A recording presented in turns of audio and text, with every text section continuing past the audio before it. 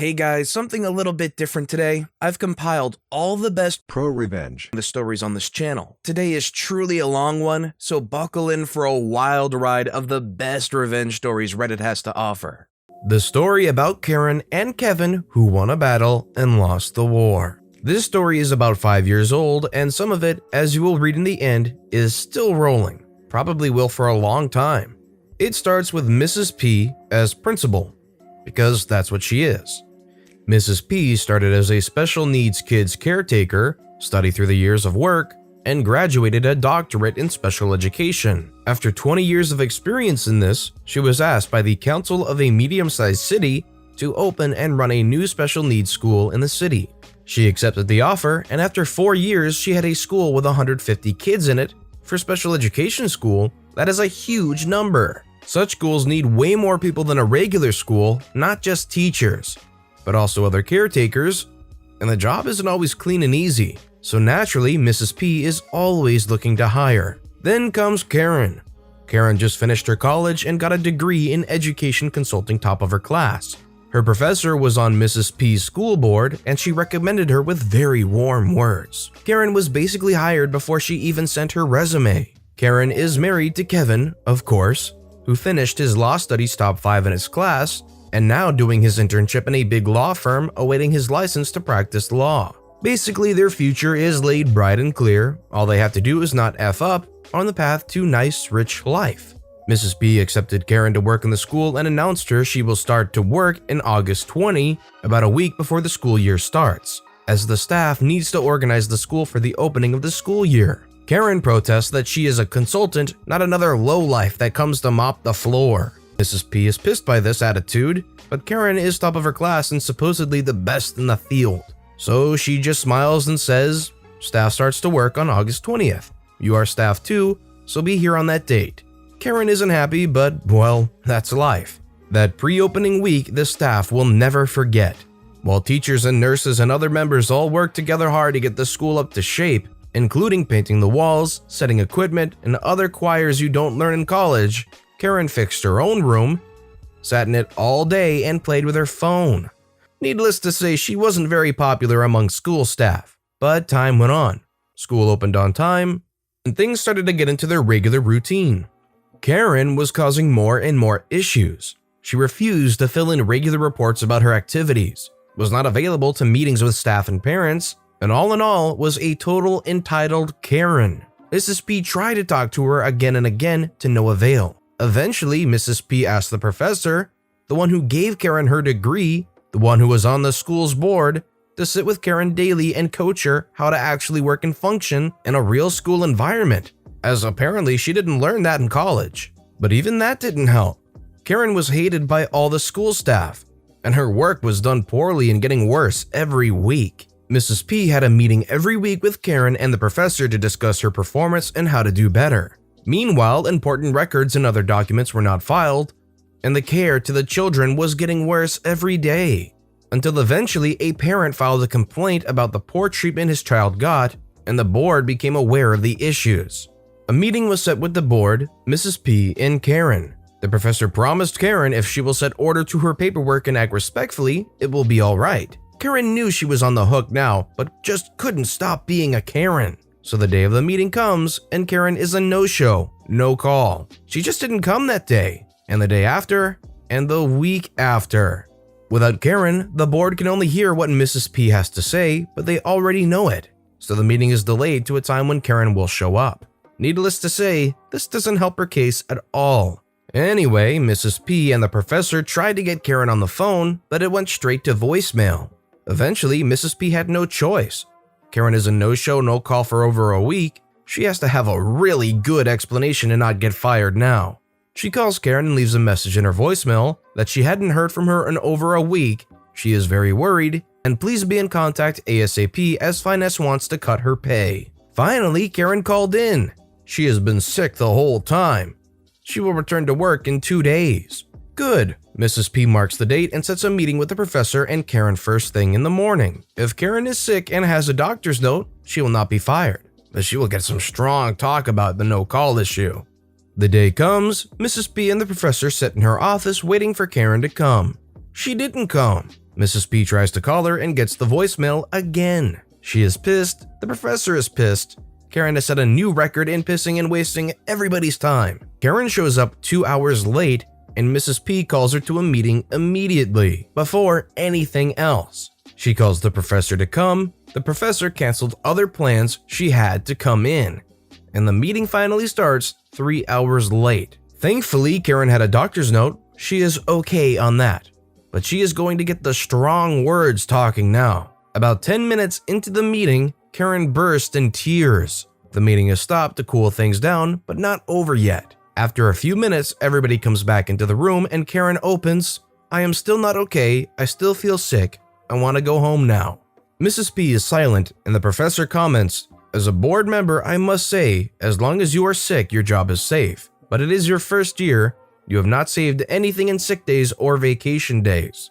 You will not be paid for this." Karen just said, "We will see about that," collected her things and left. Karen is sick for another 2 weeks, and her position is vacant. Mrs. P does what she can to fill the void, as do others, but it's clear a man is missing and the position needs to be filled. Eventually, Mrs. P calls Karen again to ask her how she is and when she will be back. When Karen says she can't handle the pressure and wants to quit, Mrs. P is stunned by this.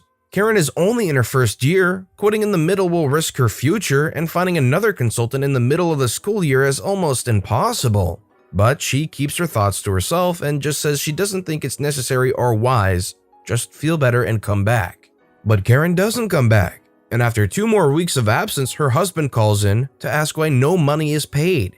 He gets the obvious answer, Karen has no right to paid sick leave. He gets angry and promises to check his options, which in lawyers' terms is, "I want to sue you." Now it's clear that the bridge was burned and Karen will not be back. Mrs. P started looking for a replacement and the options aren't great. Eventually, she convinced a retired consultant to come back from retirement just to save this year. The replacement starts working but can't get paid. The position is still officially occupied by Karen, who is still on sick leave. Board members are now calling Karen as it's clear she will not talk to Mrs. P. They ask her to come back, and when she refuses, they ask her to submit her resignation to allow them to keep the school running. Karen claims she is ready to come back only if she will be paid for all her sick leave, but nobody's willing to pay that. The mess is growing bigger and bigger. The parents start to hear rumors, and all over the climate is not very good. Until finally, Kevin, Karen's husband, calls in and says he wants to sue the school for the payment. He gets to talk to the city lawyers that explain to him that Karen cannot sue the school or the city while she is still sick or still registered as an employee. She has to stop one of those conditions. The day after, Karen is at the school with a standard resignation letter stating her mental and health issues caused by the toxic environment as her reasons. Finally, after more than 2 months, the position is clear and filled right away. Which was just rumors by now has become fact. Parents were aware that something went on. Finally, in a group chat of parents with Mrs. P, they ask her what it was all about. Mrs. P replies that Karen has resigned due to her mental issues. Kevin did try to sue the city. It went to mediation before court hearing. The mediator saw the material and strongly advised Kevin to withdraw. Kevin listened and the whole thing was forgotten for a while. 3 months passed. School was doing okay when an email from Karen landed in Mrs. P's inbox. In short, dry, legal language, Karen informs Mrs. P that she knows she was slandering her in public. She has screenshots as evidence that she claimed she had mental issues, and that is all not true at all. Karen demanded Mrs. P to apologize in public and clarify that Karen did not have any mental issues, and her resignation was due to professional disputes. Mrs. P was shocked. She knew for a fact that Karen was, let's just say, not 100% okay up there, and she had a resignation letter to prove it. Going this way from Karen was beyond stupid. Mrs. P, however, did the right thing and sent the letter to the school board, asking them what they think should be done. School board just heard the words legal actions and freaked out. They didn't want any of this. They demanded Mrs. P to just apologize and let it all be gone. But Mrs. P was not willing to admit wrongdoing of anything, as she knew she did everything right. The board kept his opinion, claimed Mrs. P is being pointlessly stubborn, and they will not cover any legal matters in that issues, which is against Mrs. P's contract.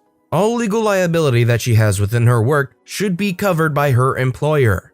That meant her job was on the line now, and Mrs. P was determined to fight back and win. But without city resources, fighting a slander lawsuit is expensive, and with her job at risk, it will not be easy. Mrs. P went again to the parents' forum, let them know that she had some personal legal issues, and asked if they know who could help. One of the parents, a lawyer, agreed to help without pay. Note, it is highly unprofessional to ask parents to help in personal issues, but it wasn't really a personal issue.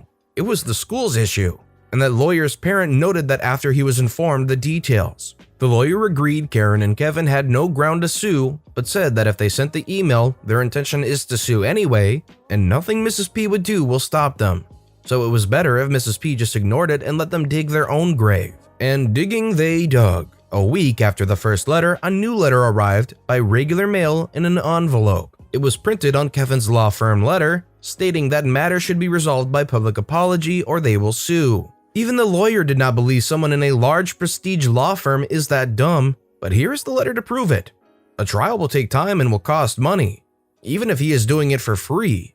Not to mention that Mrs. P will be fired no matter the result. They had to find another solution. The lawyer figured out that stupid people need stupid solutions. He thought about it for a while, and then remembered he had a classmate in college who went working for that firm. He called that classmate and asked him how he is, now that they are both well after their college years.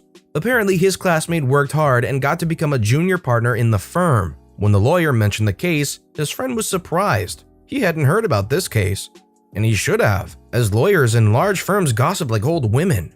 And a slander suit against a special education school? It's the most raunchy gossip in town, but also a PR nightmare. He and other partners would never take a case like this.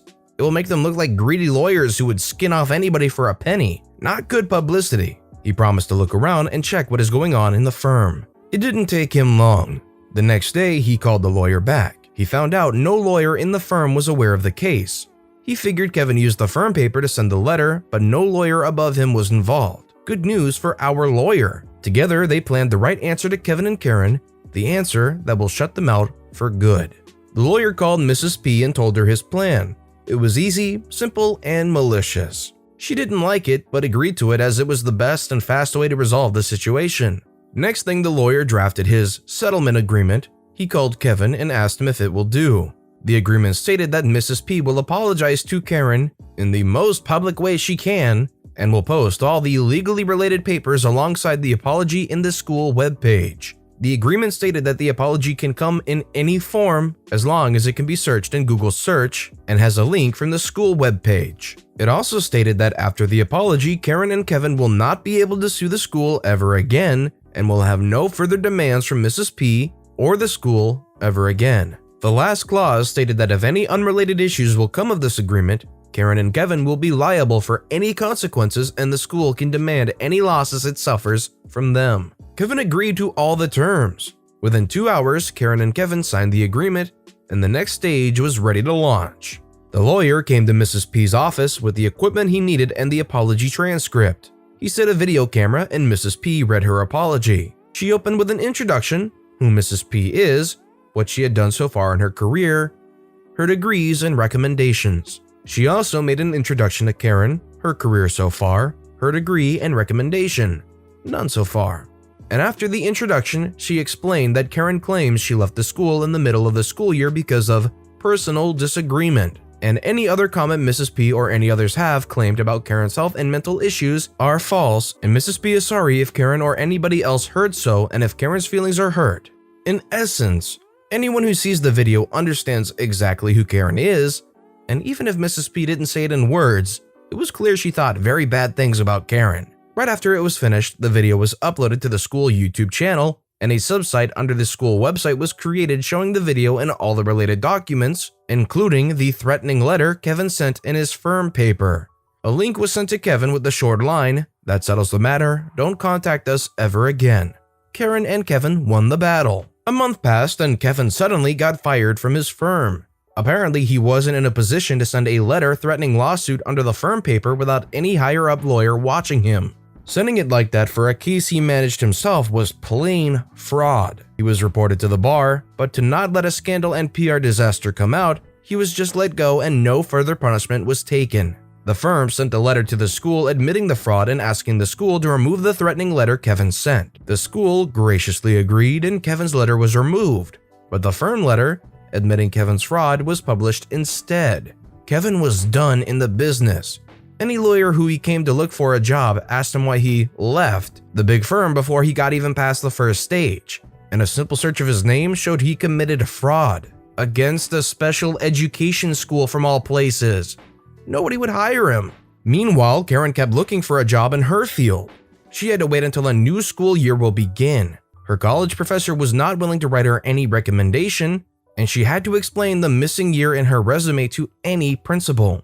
Few school principals heard she was working with Mrs. P and called her to ask about Karen, which Mrs. P only said that due to legal issues, she can't talk about Karen, and it is all explained in the legal section of the school website. That was enough. Any principal who knows Karen sued her former school will not dare to hire her. Karen lost that school year, and to support herself, began looking for other jobs. She found a job as a secretary in an office that didn't Google search her name and worked there for a couple of months, until the manager got bored one day and decided to search Karen's name. She was fired the next day for a minor freak-up. It is more than 5 years since it happened. Kevin is a lawyer in a sleazy firm hired mostly by low-life criminals. He loses most of his court cases and is known as the low-life lawyer for the low-life criminal. Karen is still looking for a job. She can't hold a job for more than 6 months before she gets fired for petty things. They both know very well why they are doing so poorly in life. Kevin sent another threatening letter demanding to remove all mentions of his name and Karen's name from the school website. He also asked to remove the video. The lawyer just told him that it is what he agreed on, and if he wants to renegotiate, he will demand Kevin to pay for damages. He didn't specify what damages, and Kevin didn't ask. He gave up. Karen and Kevin admitted defeat. They lost the war. Mrs. P eventually removed the video from the school site and set it as private on YouTube, but all the legal letters are still posted there and will be there until, well, maybe forever. Not wanting to work early to help set up the school. Okay, sure, whatever. Being very unproductive and then missing work for a while. Okay, sure. Being a no-show for weeks and then demanding to be paid for it? Okay, sure. Suing because you took weeks and months off with unpaid coverage? Okay, sure. It's really no surprise what happened to Karen and Kevin in this story. Steal my design and get all the credits? Enjoy getting kicked off. So my friend over in Korea studies fashion design. She sometimes sends me over the sketches of the designs and they all look amazing. Then again, I'm not into fashion. She is particularly interested in designing handbags and purses. She told me a story about how she shut down one of the most entitled, self-centered, lazy students on campus. Cast: Grace, our main character girl; Jane, the evil one; Professor, the instructor of the course. Story: At first, Grace and Jane got along just fine. They were both interested in similar stuff and quickly became BFFs. Grace decided to show Jane her sketches and designs for handbags and purses, and Jane was so impressed by it. Because the sketches were in incredible detail, including all the patterns and sew lines, coupled with figurative measurements, even Professor was impressed by it. And it was no surprise that Grace got high marks on her first major exam. Jane didn't do so well, and practically followed Grace everywhere to get pointers on how to do better. So Grace decided to help her out. Unfortunately, Jane turned out to be one of the most entitled, lazy, and selfish people that Grace has ever met. Things that Jane did to piss Grace off included, but not limited to, not paying attention, being late on their study session, never showing appreciation, didn't pay for coffee or snacks, complaining annoyingly about how hard it was to draw something. Grace pretty much gave up on her after a week, refusing to meet Jane outside of her class. Time went by, and for their midterm, everyone in the class had to do a presentation on the stuff they had designed. When it was Jane's turn, Grace was shocked to see Jane had stolen one of her designs. Thankfully, Grace had multiple designs going on, so there were no conflicts when it was her turn to present, but she was seething with rage. Grace had a meeting with the professor afterwards, and the professor knew what was going on, but couldn't really do anything with Jane, because it turns out she was the daughter of the chairman, or one of the major investors. Grace said she can't recall. The chairman apparently blackmailed the professor into giving Jane the best grades. The revenge.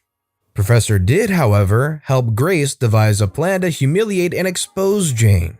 For the finals, the professor announced to the class they would do another presentation, but it would be 3 designs and advised they had to bring their A games because professionals from industries would be grading their work, and the head of the department and the chairman would be there as well.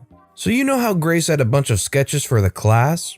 Well, Grace also had a separate sketchbook that had designs from major brands. MK, Coach, you name it. She never used these directly for class assignments, but rather as inspirations for her designs. Grace pretended to be all friendly with Jane again and brought the other sketchbook on their meetings, still putting up with all the problems mentioned above. Grace secretly worked tirelessly on her new design and did her best to keep it a secret from Jane. So the day of the final presentation arrives, and Grace and Professor are grinning because they know what is about to happen. Grace went first and she got a lot of praise from the judges. After a few more presentations, the last one to go was Jane. Jane's presentation turned out to be another copycat, copying designs of not 1, not 2, but 3 different companies. This is how it went all down, at least according to Grace. Judge 1 says, "So are you saying you designed all these by yourself, right?" Jane says that's right. "And you swear that it was really your design and didn't copy off anything else, right?" Jane says, "I swear." "You are aware your designs are from insert 3 brands here." Jane says, "Huh? Are you aware that these are on the market right now and some of the most popular designs?" Jane says, "Wait, hold on." Judge 2 then says, "Yeah, I was going to bring this up. If you had worked for any brands, you would probably have been fired or, worst case, sued." Jane says, "But..." Judge 2 continues, "Please, I'm not done yet. Did you honestly think this would work? We, the judges, have been in the industry for over 10 years. We know a copycat when we see it." Jane says, "But these aren't even my designs, they are from Grace." Judge 3 to Grace, "Is this true?" Grace says, "Yes, but I'd never use them for major projects nor call them my work. I just use sketches of them as inspirations for my own designs." Judge 3 says, "Well, that was clear from your presentation." Turning back to Jane, "Now, Miss Jane, this is a clear case of plagiarism, and I do hope your school is merciful on this matter." After the presentation was over, the chairman screamed at the professor in front of everyone, not realizing he just revealed all the blackmailing in the secret grade deal. Jane tried to call out Grace on how "you screwed me over," but it really didn't matter. No one listened to Jane's attempt and slander and was kicked out of the school. Chairman pretty much lost all support and had to resign, and was replaced by a far more honorable and competent one. That was a smooth ProRevenge. If you know this person is going to copy off the work you share with them, you just plant the subtle seed they're not able to pick up on, and boom, it blows up in their face trying to copy off you. What do you think of this Jane girl and her antics? Let me know what you think in the comments below. The guy in the suit who doesn't know anything. A few years ago, I had the misfortune to work for a truly dysfunctional boss at a micro niche company that provided training for a certain group of professionals that had to do continuous training. If I mention the group, you would know the company, so I won't. I was the senior technical lead for a certain application, so I worked with every department in the company. Anyway, this company was owned by a guy that happened to be in the right place at the right time with the right product, and was successful in spite of himself. Since he thought that he was a genius, and he wasn't, of course he packed the company with a whole crew of equally mindless idiots. Think minions on steroids.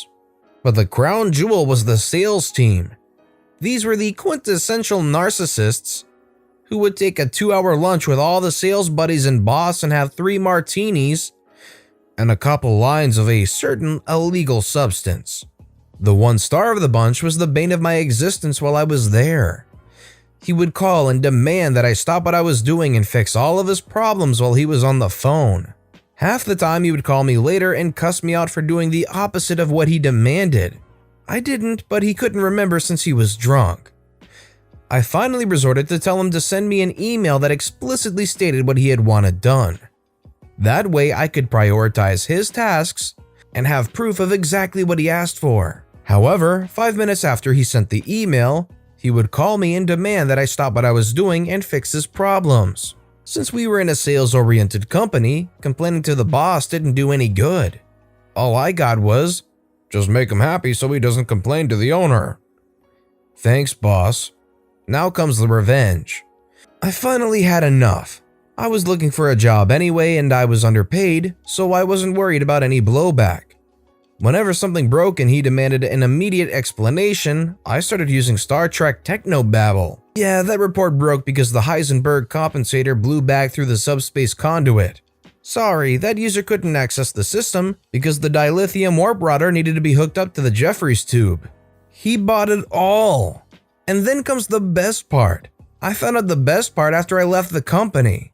He repeated everything I told him to his clients, word for word. They just thanked him for the information and he went on his way. And then they laughed after he hung up the phone. It didn't change anything because even before this, their nickname for him was the guy in the suit who doesn't know anything. I wouldn't exactly call it a hardcore revenge, but making this quintessential narcissist make a fool of himself openly repeatedly to people without him ever knowing, that's still pretty good, I would think. The old switcheroo.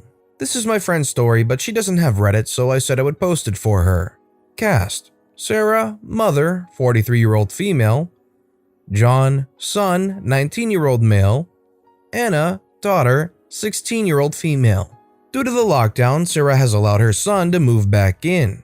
He moved out after a family argument, but with everything going on, Sarah decided to give him another chance. A few weeks into lockdown, Sarah was cleaning the house when she found a tin of travel sweets in her son's room. She loves this particular type and opened the tin to pinch one. The contents of the tin was not lemon drops, however. It was her son's pot stash. When he returned from work, she sat him down and told him that she did not want that stuff in the house and he was to get rid of it.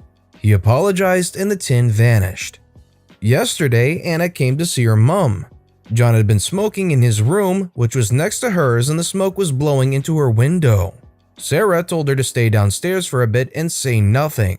When John left for work, Sarah went into his room and began to search. The idiot was still using the same tin and had hid it under his pillow. Sarah disposed of the contents and replaced it with some fresh dog poo from the family pet. He hasn't said a word to her today and has been very sheepish. Her only regret is not seeing his face when he opened his tin.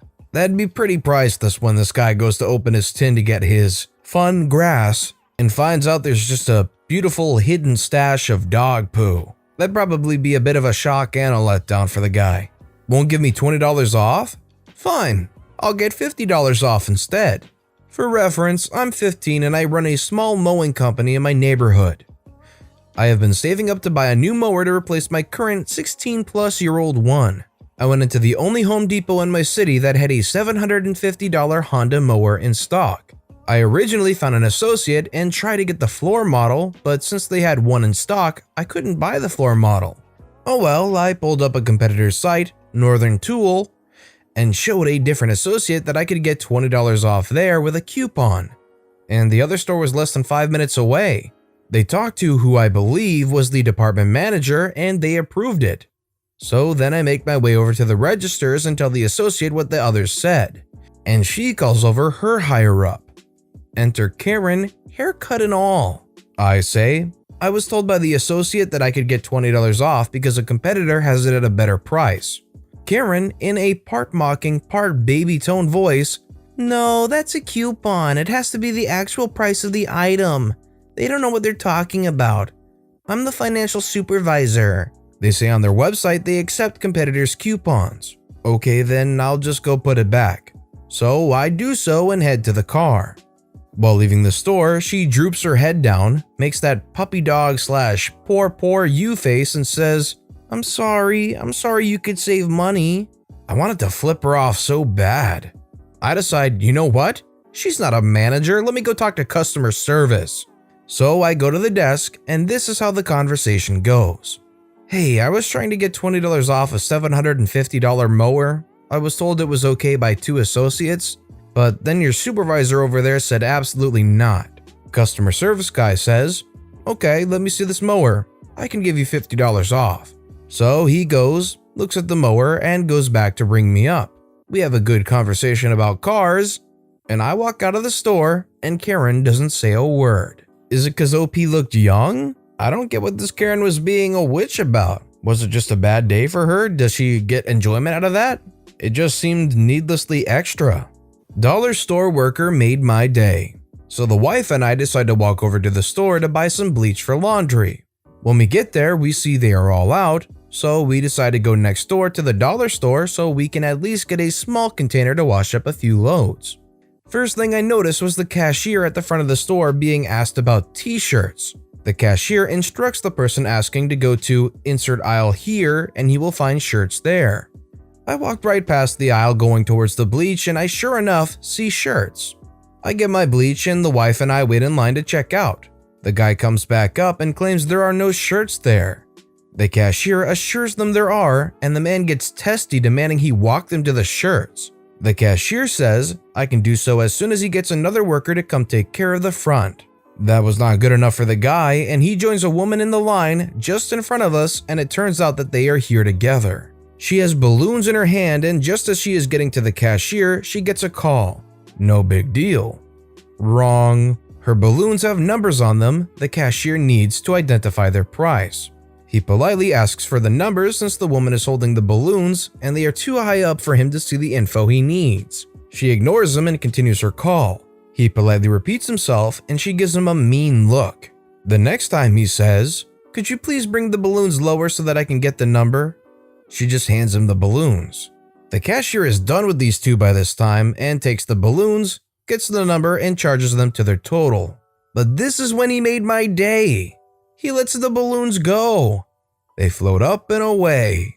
The guy with the lady is paying and the lady with him is too invested into her call to notice. So they grab their bag and then she puts her hand out hoping the cashier will hand her the balloons. He gestures to the balloons now floating several feet away. The guy tells the cashier to retrieve the balloons for them and the cashier gave the most half-butt attempt to reach a few feet away and then says I can't reach them. I can do so as soon as he gets another worker to come take care of the front. I burst out in laughter and the woman and the guy are now embarrassed. They go jump and get their stray balloons and rush out.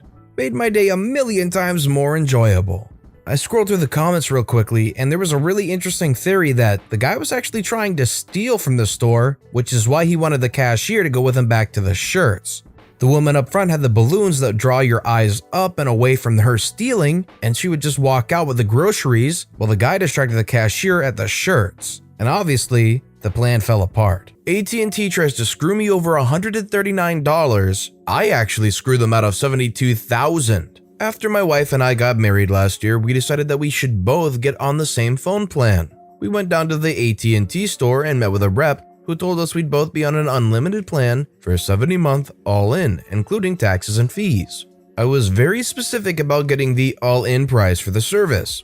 It seemed like a decent deal, so we signed up. 2 days later, I log into the website and see that there's already a bill for $139. I call up a rep to see what's up and they tell me that between the activation fees, taxes, and surcharges, the bill was correct. I told them what the salesperson told me and they basically told me to pound sand. I promptly told them that I wanted to cancel the service and wanted the $139 waived. They said they could cancel the service but could not and would not waive the bill. They also told me if I canceled immediately, my wife and I would lose our phone numbers, which is true.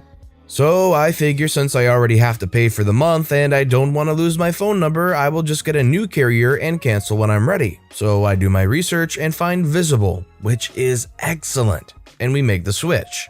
I call back to AT&T and inform them that we have switched carriers and want to cancel the service. I again ask for a refund.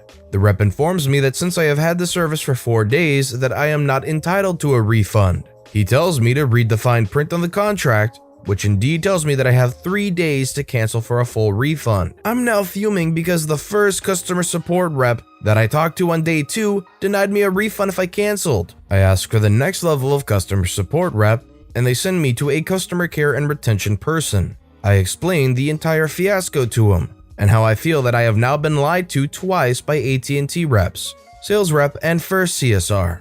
He is a really cool guy and apologizes and says he'll take care of it and will completely waive the bill. I am very thankful and hang up thinking that this is finally resolved. Fast forward a month and I get an AT&T bill in the mail saying my payment was not received and is now late. I again pick up the phone and call AT&T. I eventually make my way through 2 customer support reps until I get back to the customer care and retention department. This time, I did not have the chill dude. Instead, I got a very smarmy woman who said that the bill was due and I'd owe the entire amount. I asked her to please check the CSR notes and that the last guy told me he would waive the amount. She put me on a 10-minute silent hold and came back and said she'd escalate the matter to her supervisor. She said I should receive an email by the end of the week with a resolution. 2 weeks go by, no response.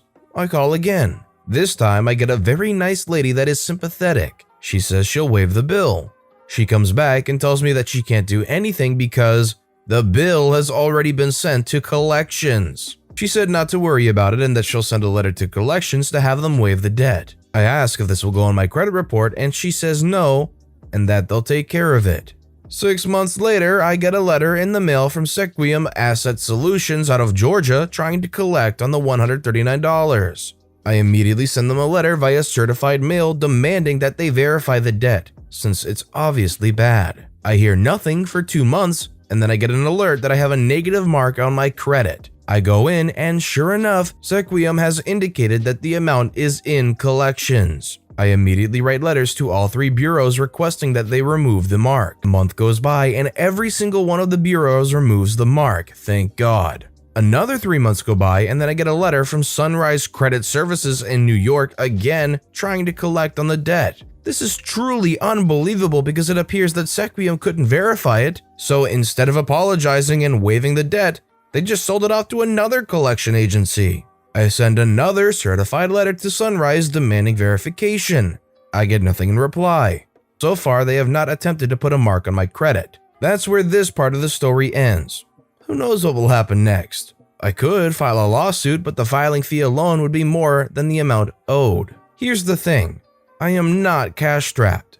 I am blessed enough that I could easily pay the $139 without making a dent in my budget. I have lost 5 times that amount in hours spent on the phone and writing letters, but I am determined to go to the mat with AT&T on principle alone. This brings us to the revenge stage. You see, in addition to my day job as an attorney, I am an elected city councilman in my town, and when I was going over our monthly expenses, I noticed that we were paying AT&T close to $6,000 a month for our phones, internet, and TV services. We're a fairly small town, so it was pretty obvious that we were being bent over by these clowns and that we could save a ton of money by switching. I started working with our city manager and IT director on finding other solutions. We discovered that by switching to various carriers and providers that we could save half. I never would have looked that closely into our telecom expense had AT&T not jerked me around. 2 weeks ago, the resolution to switch was put on our meeting agenda and the council voted to pass it. We decided to completely cut ties with AT&T. Our city is saving a ton of money, getting better service, and with the money we saved from switching, we were able to hire another part-time animal shelter employee, which we desperately needed. I highly doubt our city would have considered switching if I didn't make such a stink about it. AT&T will end up losing hundreds of thousands over the coming years because of this. I hope it was worth it, AT&T. In the US, internet and telecom providers are incredibly frustrating, to put it nicely. Have you ever had a bad experience with an internet or telecom provider? Let me know your story in the comments below. Mother lies, takes money from me, then gets screwed over financially. Backstory. So I'm a 19-year-old female and had only been living with my mother for a good 3.5 years. Was put into foster care at a young age and don't remember living with my mother at all. Before moving in with her, she would tell me how great it would be for me to live there and how I would be treated with respect and yada yada yada. Well, since I started college, things went to poop. My whole life, I wanted to go to college for art, but my mother convinced me that it was stupid and so I chose to go for a business degree. I got into my state's Business and Marketing Honor Society during my last year of high school for having a 98 average in all 5 of my business classes. My first semester of college, everything started out fine. Then the end of September hit and I got a reimbursement from financial aid. Let me add, my mother is on supplemental security income for minor disabilities and hasn't worked in the past 18 years. She has arthritis and fibromyalgia, so apparently she can't work. I got public assistance that I never knew about since I was never allowed to do paperwork for anything. I thought we only got food stamps, but apparently she lied and said I was paying a couple $100s for rent so she could get more money. So she was getting nearly $500 a month for my needs. I never got anything unless it was Christmas, and $350 a month for food stamps. My boyfriend had to buy me food because I was never allowed to eat at home and didn't want to get a $3,000 meal plan on campus. Anyways, I got a healthy $2,000 back from financial aid, which I originally planned on spending on clothes. I hadn't had a pair of fitting jeans since I lived with my mother, a laptop for school, and food. Well, apparently every time I get money, it belongs to my mother. She demanded I give her most of the money.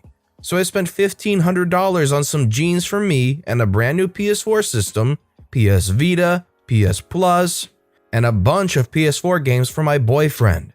I know that sounds reckless of me, but he's paid me back for it. She was pissed and belittled me till I gave her the rest of the money for rent and bills and food. She went off and bought her boyfriend drugs. I was mad because obviously that's just not okay. I just pushed through the semester and kinda sucked it up like I usually do. February came along and pretty much the same thing happened. She demanded my $3,000. I got more this past semester because I only had to pay for one textbook. To pay for rent, electricity, the Wi-Fi, food, and everything under the sun.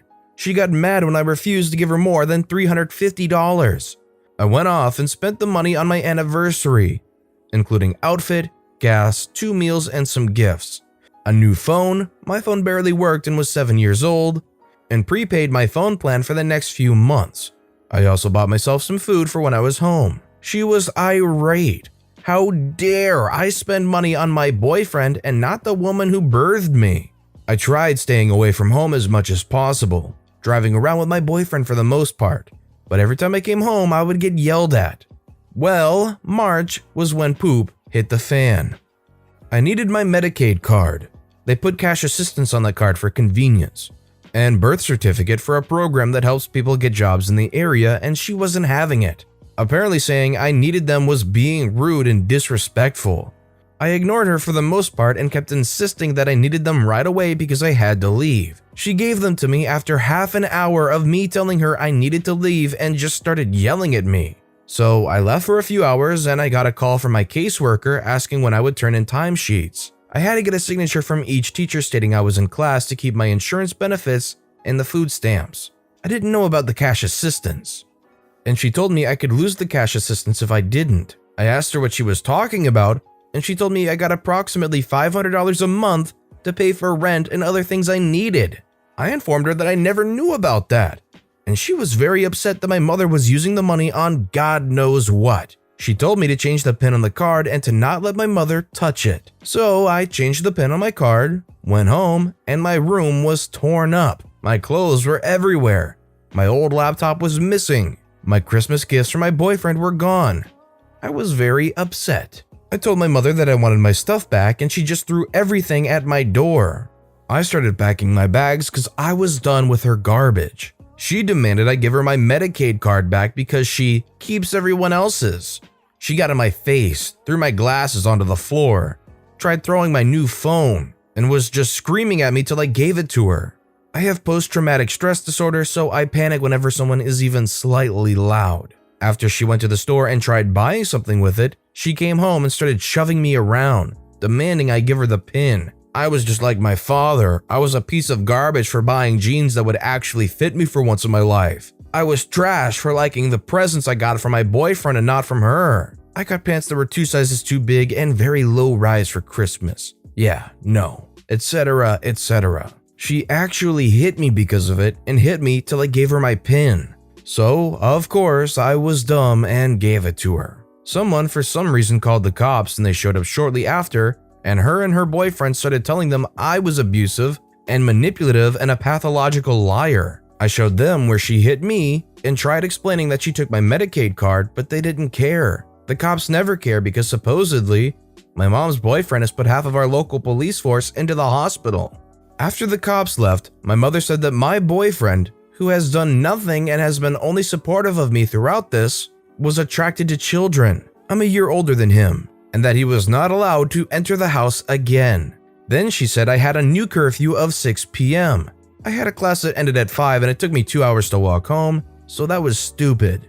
And if I left the house, I was never to return. So I left. My boyfriend took me to a homeless shelter specifically for teens and young adults that were in abusive situations and had nowhere else to go. I got my own apartment with the potential of getting a roommate at some point, and I honestly have never felt better in my life. The following day, I go to get a new card and my mother had taken out $260 at 5 a.m. with the help of my oldest sister. I had $4 to buy food for 2 weeks before I could apply for my own food stamps and cash assistance case. Most of the time I only had water and I would eat every 3 days at my boyfriend's house. When the virus hit, his dad refused to let me over even though he knew what was going on to a certain extent. I didn't eat anything for a week before being able to get food stamps. I wish I had gotten a job, but having 8 classes, one of which was 6 hours a week for a measly 1 credit, took up the majority of my time. The college suggested I withdraw to focus on my mental health. I was afraid of leaving my new place because I didn't want to be attacked by my family or my mom's BF's drug addict friends. I went from seeing my therapist for half an hour every other week to seeing her for an hour every week. She suggested that I cut contact with my mother permanently, even though it meant losing a good $3,000 worth of stuff I bought myself over the past 12 years. I got paid to babysit and take care of the farm while in foster care. I was so upset about losing all 40 of my stuffed animals. They really meant a lot to me and they kinda were the only things there that helped me calm down from a panic attack. I know it sounds immature, but I've had most of them since I was about 8 years old. Then something popped in my head while I was applying for my own food stamps and cash assistance case. The revenge. I realized that I could easily report my mother for welfare fraud. Not only had she been taking my $500 a month, but she had lied and said her BF and her didn't share food and were roommates. She paid to use other people's food stamps, and she has sold her food stamps for cash to buy fast food or drugs. So I did just that. I went to our state's website and reported her fraud, adding when she took the money from my card at 5 a.m. that one day. I went into detail, gave the exact location of where she did it and everything. I said she uses other people's cards all the time, which was very true, and how she demanded my card whenever I had it. A couple weeks later, I get a letter from the Department of Social Services, DSS. They accidentally sent it to my address instead of my mom's, thinking she moved along with me. I open it and I read that she was denied public assistance, denied medical insurance, and denied food stamps. She met the requirements for getting them, but because of my report, she lost everything but supplemental security income, as far as I know. What probably helped was that I told the Department of Social Services she stole my card and requested a new one, and the lady at the front desk was mortified. I found out she took the money out later when I set the card up online and saw all previous transactions for the past year. She's out $850 a month, more than her SSI, and out of health insurance, which was paid for by the state, all because of me, and I boasted about it to my therapist. My therapist actually congratulated me because I'm very shy with people, so to report something like that was very unlikely of me unless you got me very angry. Not sure if this was appropriate here, but it took a lot out of me to be able to even do it. Thanks, anxiety. This is a pretty incredible story from start to finish. It's terrible to hear what OP had to go through, but it pays off because you feel so justified by the end when OP's mother has to deal with the consequences of her actions. Fire me before I quit? I ruin your life. Since I'm still in school, I took a job at a bakery of types which I won't name. The place has bread in the name but also sells overpriced salads and sandwiches. I worked there for close to a year where I had this boss named Betty. Not a real name, of course. Betty and I didn't get along whatsoever. She had gotten the previous general manager to quit because she had an affair with him, and she threatened to tell his wife if he didn't leave. He quickly left the job and she was promoted to the position. I didn't like her, but I have to respect the dedication to be the general manager of a small butt store. When I first started working there, I was respectful, but she would do things that would get on my nerves. For instance, I would clean all the places I would be hired to do, and once I was done and relaxed for maybe 5 minutes, she would run out of the manager's office screeching, "Why aren't you working?" I would tell her, of course, I did my job, and as a cashier, if nobody is there to help, then I didn't have anything to do. She would glare at me, then I would see her accidentally drop an entire pot of brewed coffee onto my freshly mopped floor for me to clean. So I learned quickly to always look busy. Once she realized I was going to kneel and kiss the ground she walked on, she started dropping my hours. The store ran on a Game of Thrones type politics for who got promotions and raises. Somehow all her friends were managers and would bully the rest of us. She would drive to my job clock just in case corporate decided to check her hours. So she was essentially stealing hours. When you clocked in, it printed out a small piece of paper telling you when you clocked in. She would just drop them on the floor for me to clean up. I would usually pick them up and stick them into a pocket. So this led to me finding Betty's clock in and out stubs in my pocket at my house. This will be important for later. Did I mention she was super racist? She was white and the most of the staff were my fellow high school peers, who were all mostly people of color. One day at work she walked out and told us, "When you're on the clock, I own you." When we all reacted to look at her, she backpedaled and was like, "I didn't mean it like that." This will be important for later. So after a while, I got sick of practically begging for hours, so I went to my current job, but decided I merely wanted to drop my hours, which were already barely a day a week. But suddenly when I got my new job, she scheduled me every single day of an entire week. She never did that even when we were on semi-good terms. So I obviously told her I had a new job and couldn't do this. After that, I went home and called my friend who was still working there to tell him I was going to quit tomorrow. He has a bad habit of putting his phone on speaker while he's cleaning at work, so Betty obviously overheard this. The next day, I walk in and go through the respectful motions of saying, "Thank you for the opportunity," and blah blah blah.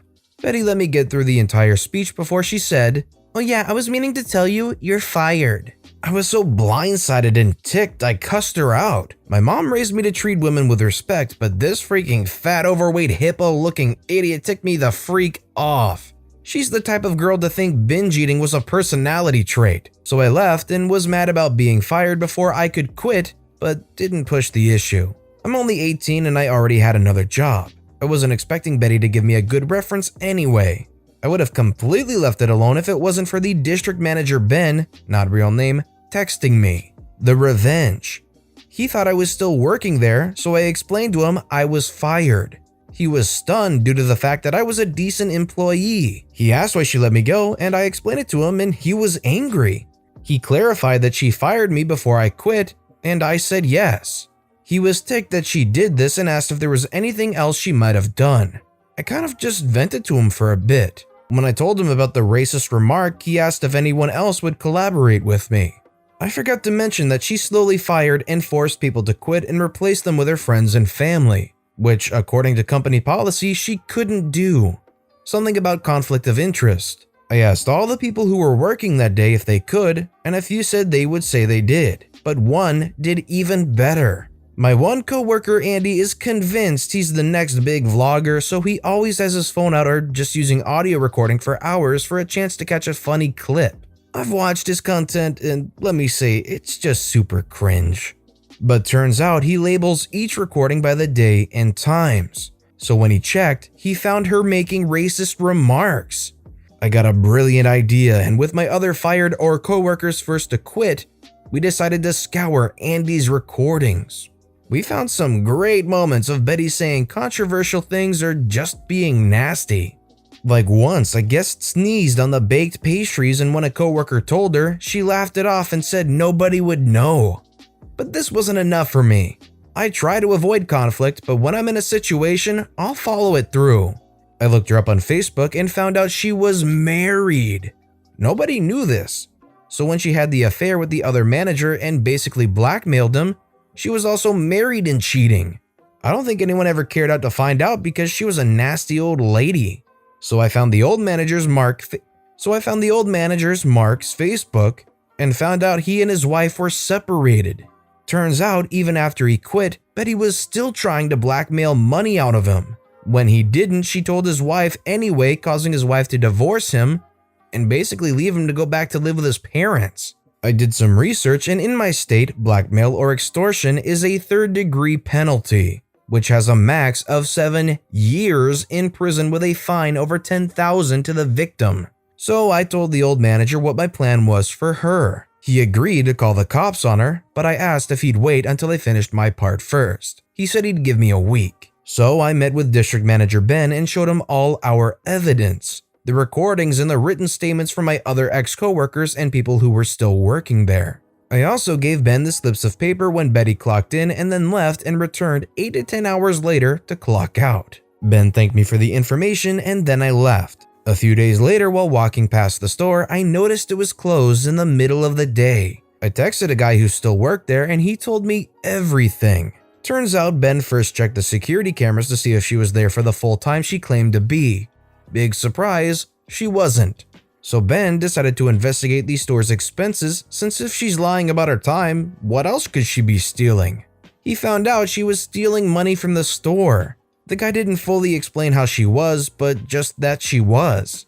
Turns out she was breaking a lot of health and safety codes and used the money for repairs and etc. for herself. So she was fired immediately along with all of her minions, and that left barely anybody to run the store. They shut down to clean up the store and fix things she didn't make. So she's out of a job, and Mark told her husband with photo proof, granny nudes, I know, ew, that she cheated on him. But Mark phrased it so it seemed like she still was. So Betty's husband flips out and decides to divorce her, and Betty is the type to post everything on Facebook. So she's begging someone to let her stay, but all of her friends and family totally bailed on her. So she was living in her car looking for a job. That's when Mark decides to sue her for extortion. So she scrambles to find a lawyer, and to make it even worse, the company decided to sue her for all the money she stole, and plus all the repairs and lost revenue while the store is closed. Betty's life is crap. She had to sell her car for drastically under what it's worth to pay for all the legal trouble. Mark told me bits and pieces of her crying in the courtroom, but not too much. I was never super close with him. Last I heard of Betty is she was living with her sister who definitely hates her. To think she would have avoided all of this if she just let me quit. With the way she was acting, I feel like it was inevitable that it would come back to bite her in the butt pretty hard. But with that being said, if you were in OP's shoes here and you had all this evidence, the clock stubs, the racist remarks, firing you just before you could quit, what would you have done or said? Let me know in the comments below. Destroy our tree? We'll destroy your driveway. Full disclosure, this happened almost 5 years ago, so my memory of this is a little fuzzy at times. However, the major player here confirmed that it's accurate enough to get the story across, so I'm going with it. Background. Our house is old. It is really old. It's older than the town. Heck, it's older than Confederation. The house was originally built by a merchant from the area like 200 years ago. It's old. With its age comes a very big property line, and apart from a couple adjustments here and there to account for infrastructure and housing development, it's basically unchanged from 100 years ago. It rarely ever comes up here, but in any dispute relating to property lines, the official town plan takes precedent, and our property line crosses over into our neighbor's property. This will be important later. And now for the two major players in this tale. Our jerk neighbor, who we will call Lumpy. He's just the worst. He ran an illegal chop shop in his backyard and seemed to be deathly afraid of trees. He also always took a 2-week-long vacation in the summer, and it was always at the end of July. This part is also important later. The other one is my dad. At the time, he was in government oversight, but before that, he was in the Department of Justice. And his major responsibilities included training Crown attorneys. This included the attorneys general. In the pecking order, Dad was actually pretty low, but the Crown knew and respected him, and they were keenly aware that Dad knew the law inside and out. If there was anything even remotely resembling a legal dispute, Dad was almost always in the right with his argument. Now we begin our tale. The slight. The line between our yard and Lumpy's was pretty clear. Our side was grass, Protestant lilies, shrubs, and trees. His was a gravel driveway. Before the incident, there was a large Manitoba maple tree growing there. It was very old, but grew in such a way that it blocked just enough sunlight to have a pleasant level of light going through the window. We had no intentions of ever removing it. Maybe trim it a little if it got too close to the windows. However, some lower branches were sagging onto Lumpy's driveway, so he asked if he could cut down some of the lower branches so that his car wouldn't get damaged when he drove in and out.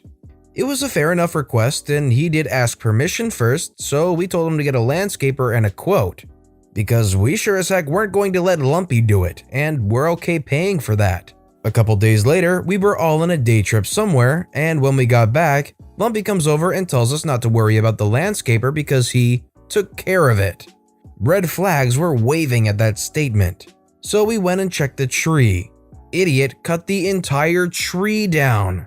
Then, to add insult to injury, he painted the stump with some sort of weird gray stuff. Don't know what it was, but it had to have been toxic as freak, because nothing ever grew on that stump again. Not even fungi. So we're understandably ticked off, but unfortunately there's nothing we can do about it because there's no proof.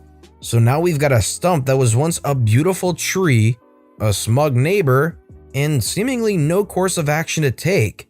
Dad didn't accept that scenario, and he had a plan. The plan. As I said earlier, Dad knew the law inside and out, so he began to plan things out. He made a few phone calls to the town civil architect, a couple inspectors, the local landscaper Lumpy was going to get that quote from, and a contractor. He visited City Hall and got a copy of the official town plan, which, remember, is the final word on property lines. He had everything arranged, and now he began to wait. The revenge. Like clockwork, Lumpy went on vacation and the plan was enacted. Over the course of 2 weeks, we expanded. We rebuilt our fence to new dimensions, rearranged the shrubs, dug up the gravel driveway and put fresh dirt and grass over it, and planted a weeping willow in a spot where, as it grew, would always hang and shred into Lumpy's yard. With the expanded fence and shrubbery, Lumpy's driveway was a small strip of pavement, maybe half a meter wide. The fence placed an old, dying maple and a hawthorn on our side, but because of how the two trees grew, most of it was on Lumpy's side. The key point is that the placement of the truck dictates whose property it's on, so it's our tree that he can't touch, no matter how annoying or destructive it is. With the new dimensions, the chop shop he was running was now on our side of the fence. But because it was illegal, it was just scrap metal as far as the law was concerned, so we sold it to a local scrap yard. By the time Lumpy came back, our yard had expanded almost 3 meters into his yard, and waiting for him was Dad, the civil architect, and a lawyer with a stack of documents outlining, in full detail, that what they did was 100% legal and there wasn't a thing he could do about it. Edit. Not sure how it happened, but it was supposed to say that we told Lumpy to get the quote and that we'd pay for the landscaper, because we didn't want Lumpy to do it himself. Second edit. Aftermath. Lumpy apparently tried to press charges, something along the lines of trespassing, or destruction of property, or something ridiculous like that. I had moved out of town at the time, so I don't know for sure what happened, but I like to think the judge just threw the case out. Like I said, everything was above board and completely legal. What I do know he did was tear up part of his lawn and put in a new driveway. He still had room for it, but it also cut his lawn in half, and he had to pay to have the sidewalk adjusted into a ramp. Also, because the town was paying attention now, he had to have it done properly, with like asphalt and stuff, instead of gravel like before. He's also apparently planning to move out and rent the property to others. I have to admit, if a neighbor did that to my tree, I would have hate going straight down to my core for that person, so I totally understand what they did here. It felt like a lot, but the neighbor probably deserved it, and it sounds like they're paying pretty heavily for what they did to the tree. Roommate blackmailed us and almost lost us our apartment, so we played dirty. So my friend and I were in our second year of college together and were roommates. We were both transfers and going into senior year and had been renting an apartment for the past year. The two of us had lived with 3 other people the first year, but they graduated and moved out. The apartment had 2 rooms and a den with double doors that could be used for 1 person. We had 2 people in each room and 1 in the den. We needed to find people to replace our old housemates, and my friend knew a couple people who were living together and wanted to move to a new place together. She talked to them and set everything up before summer, so that way during the fall we would already have everything figured out. We signed the lease before summer vacation and everything seemed fine. One girl wanted to rent out the big room to herself and would pay full price for it. Let's call her Sharon. The other one would live in the den, who I will call Carrie. There would only be 4 of us instead of 5 the coming year, which we were looking forward to. However, over the summer, Sharon started having second thoughts about living with Carrie. Apparently, while living together, they'd had some issues. Sharon called my friend and I and told us that apparently Carrie had pushed her down the stairs while they lived together, and she bought pepper spray and a taser just in case. According to Sharon, one night they thought they heard someone trying to break into their apartment and were standing at the top of the stairs listening, when Carrie told Sharon to go check it out. Sharon didn't want to go, so Carrie pushed her and Sharon fell down the stairs. We asked Carrie about this, but she said that while they heard suspicious activity and called the police, she never pushed Sharon down the stairs. My friend and I didn't know what to believe and ultimately told Sharon they'd have to work it out since she was the one having doubts. We also told her that if she changed her mind, we'd need at least a month's notice. Sharon decided she still wanted to live with us and was okay living with the other girl, so we thought it was fine. Summer passes and fall arrives. Sharon is moving in. Carrie is planning on moving in a few days later. However, Sharon brings someone over to the apartment and starts showing her around. She apparently wanted a roommate and wanted us to sign the new person onto our lease with an addendum, but she hadn't talked to us about it before. Apparently, she didn't feel safe with Carrie around and said she'd feel safer with a roommate. She told her potential roommate she hadn't known she'd be living with Carrie, even though the 4 of us had signed addendum to put both of them on the lease at the same time. My friend and I thought things were getting weird at this point and started feeling concerned. Unfortunately, our lease was going to expire soon and we needed to sign the lease renewal in a few days, and we couldn't get an addendum to sign the new person on until we signed the lease renewal. My friend and I had let the Sharon and Carrie know this in advance and they had agreed beforehand to sign it. If we didn't sign it in time, we would have to start an entirely new lease and the price would go up a lot, which we couldn't afford. So if we didn't sign our new lease agreement in time, we would all have to find another place to live. Since school was about to start, it would have been hard to find another place to live so quickly. This wouldn't have been an issue, but then Sharon was afraid that Carrie wouldn't sign the new person onto the lease and said she wouldn't sign the lease renewal if we didn't add her roommate first. We got pissed because she had never even asked us if we were okay with living with one more person or let us know beforehand, and now she was risking everyone's place to stay to try and make us sign someone we'd never met onto the lease.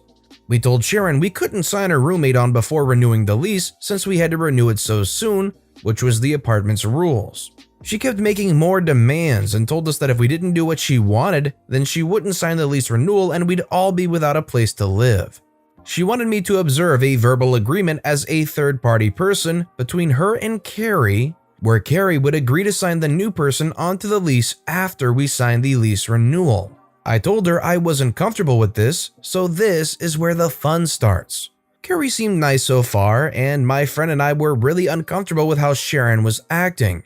She continued to move all of her stuff in while telling us her conditions. We wouldn't agree to any of them, not only because there was no way to meet them under the rules of our apartment complex, but also because we weren't going to let this girl control us like that and make us live with someone we didn't know if we wanted to live with. However, then Sharon came up with a clever idea. She said that if we could sign her off of the lease with an addendum, then sign the lease renewal with Carrie, and then sign her and her roommate back onto the lease, that way she would have no chance of getting stuck on the lease without a roommate. My friend and I told her that we agreed to this and told Carrie as well, who also agreed. My friend and I went to the office to let them know, so they wrote the addendum to take Sharon off of the lease. Everyone in the apartment had to sign it in order for it to be valid. My friend, Carrie, and I signed it and waited for Sharon to sign it after telling her it was ready. She went downstairs and signed herself off the lease. After this, she came back up, and my friend and I informed her that we would not be signing her back onto the lease. She told us that if we didn't want to live with her, she would have signed herself off anyways, but we didn't believe her.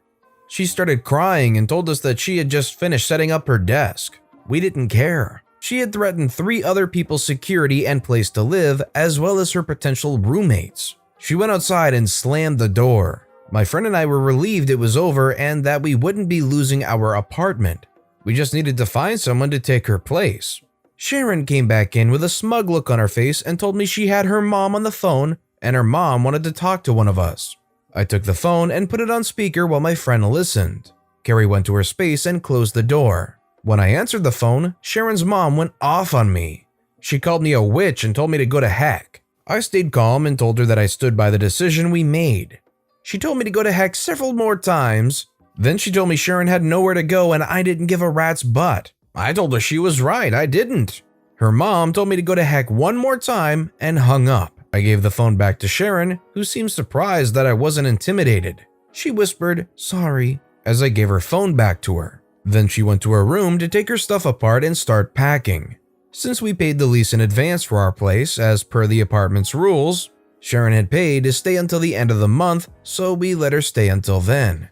This gave her about 5 days to figure something else out. She made it as difficult as possible, but eventually left. Pretty sure I didn't see her on campus or anything after that, so that was the last time I saw her. The best part is that girl who was going to be Sharon's roommate still needed a place to stay, so we signed her onto the lease and helped her find a roommate. It was actually a fairly lengthy battle, but in the end, we won our apartment back. Word of advice, don't sign people onto your lease months in advance, even if they will pay for their room while they're not there. People can make a lot of changes in a few months, and if they don't know you, they won't care about freaking you over. So let's say this was you. So this girl starts making some really weird demands and requests and starts putting your place to stay in jeopardy. What do? Let me know in the comment section down below. For everyone that yells "free bird" at concerts, you know who you are. One of you is at every god darn show. I used to tour with a band and we had around 200 concerts a year. At least 200 times a year, someone would yell "free bird" and laugh like they said something clever. I don't understand why it's funny, and hearing it every day for thousands of shows? Yup, still not funny at all. So one day we tried to find out the deal. When the free bird guy of the day yelled, we invited him on stage to answer a few questions. Why do you yell "free bird"? Because it's funny. Why is that funny? Look of confusion and shame. Okay, so we didn't get any answers, but we certainly came up with one. Nobody comes up with ridiculous ideas like a group of 20-somethings who spends 15 hours a day in a van together. First thing we had to do was buy a sampler. This is a small piece of equipment that you can pre-program with any sounds you want and press buttons to trigger them. They are pretty expensive, so the one we bought for the prank was $1,200. Side note, we were staying all 5 members to a single hotel room every night and eating nothing but dollar menu garbage and ramen. Because even if your band is doing good, you're still broke. I just want you to understand how ridiculous it was for us to spend $1,000 on this. As far as I'm concerned, it was worth it 10 times over. The next thing we needed was a folding table with chairs for all of us, some teacups, and a newspaper or 2. We would set these up next to the stage and no one would even notice it was there. So we found a 16-minute long version of Freebird and loaded it onto the sampler. The trap was set. Sure enough, someone yelled "Freebird" at the next show.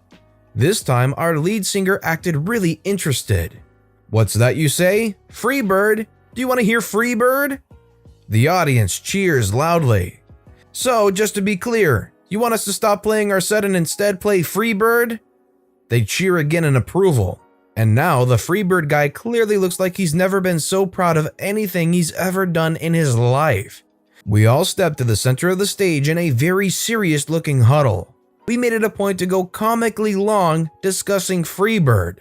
And sometimes we would just talk about movies we liked for a while or make fun of each other's sisters.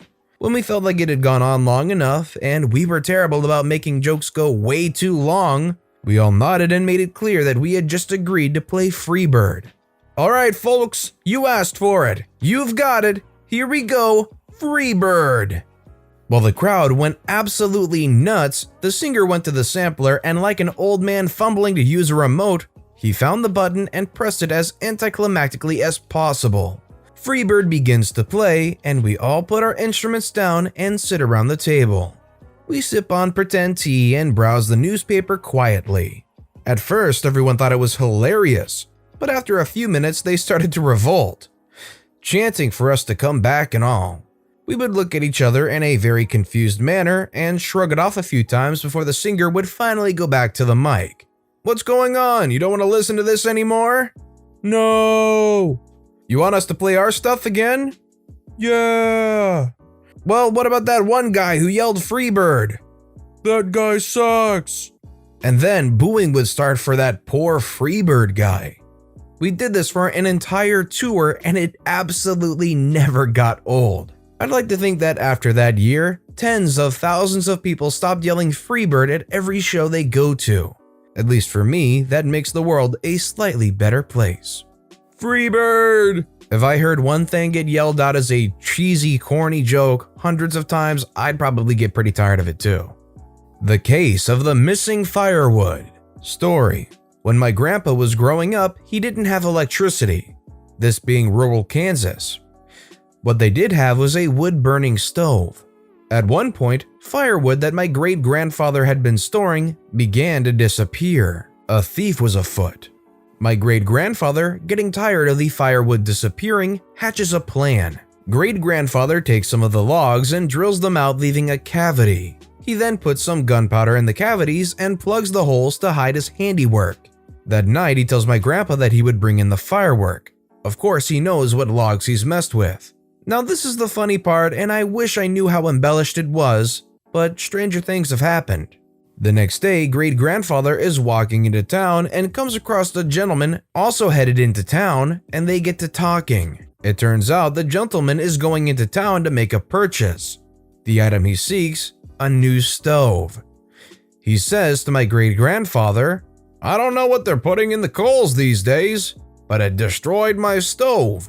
No wood ever went missing again. Well, that's what they get for being a thief, honestly. That was a pretty crafty plan by the great-grandfather. Got a bully suspended by getting him to fight another kid. Now, this title might not seem petty, but my involvement in this situation was so minor I hardly consider it anything more. If I'm wrong though, please feel free to redirect me. Anyway, this took place in junior high. I'm nearing my 30s now and this story still tickles me. So I had this guy in a couple of my classes who was just a douche, a real cowboy boot-wearing dingleberry.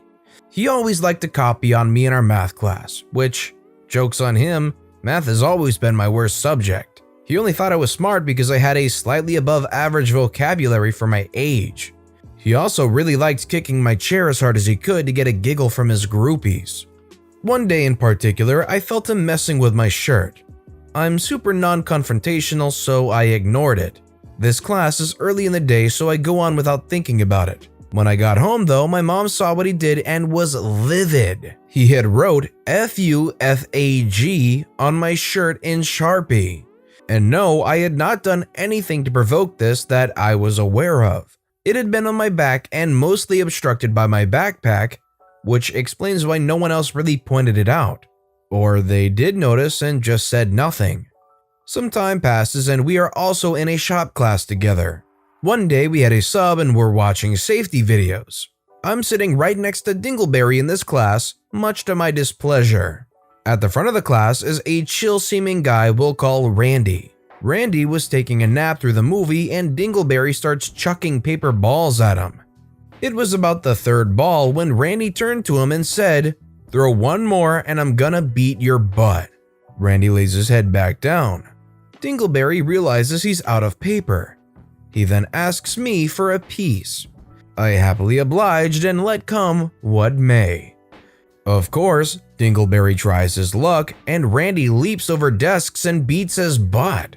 The sub broke it up pretty fast and they were both sent to the office. I then got a wonderful break from Dingleberry for a week or so. And all I did was hand him a piece of paper that he should have used to just take notes. Dingleberry was absolutely asking for it. Literally asking for it. Asking for the ammunition that he was warned not to use. Cheat on me and no one goes on vacation. My ex and I used to go to a Cancun resort every year with a bunch of our mutual friends. I found out my ex was cheating on me when I accidentally got a flight confirmation email that he booked tickets for himself and the other girl. It was rough. Tried to have a civil breakup, but he refused to pay me for the Cancun vacation that I had already prepaid. I tried to get my money back, but he refused. After our breakup, it took me several weeks to find a new place to live and move my things out of his house. On the last trip to the house, I asked him one last time for the money and he again refused.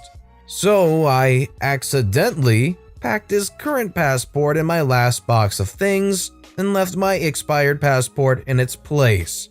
Since he has already booked the tickets, he apparently didn't check the passport until he was at the airport and was denied the international flight because he didn't have a current passport. I never did get my money, but I did get immense satisfaction that he didn't get to go on vacation. Short, sweet, and effective. If you were in OP's shoes, would you feel pretty happy ruining this vacation for him? Let me know in the comments below. The old Uno reverse card. One day I came home from work and someone else's car was parked out front of my house. No matter. I park outside my neighbor's house. When I wake up the next day and go out to my car to leave for work, there's a note tucked on my windshield. I unfold it and it reads, "Do not park here ever again or else," in a font so large it takes up the whole page of the paper. I folded it up, placed it in my glove box, and there it sat for nearly a year, until the day he parked out front of my house. I tucked the note he left me on his window and went to bed. The next day, as I was enjoying my morning coffee, I watched his wife go to get in the car and noticed the note. She read it with a puzzled look that quickly turned to rage. I thought she would storm over to ask me about it, but apparently she recognized her husband's handwriting and went to ask him. He had to sheepishly explain to her that he left it on my car, and she brought him over, tail between his legs, to apologize. We had a beer. He stared at the floor the whole time. It was cool. Well, I guess you can see who runs the show at the neighbor's house. I'm glad that neighbor had to enjoy some awkward pain for being so hypocritical and petty. Buried and gone. I was about 9 or 10 in primary school. There was one kid who was the bane of everyone's existence.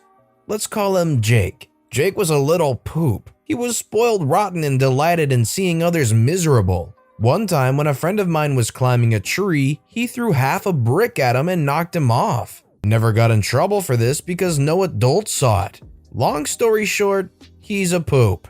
On one Friday, he was being particularly crappy, basically pulling hair, telling me I'm a sissy for reading books, telling others they were worthless and generally being a little crap. So while he was running around causing mischief, I quietly put down my book and went to the storage room.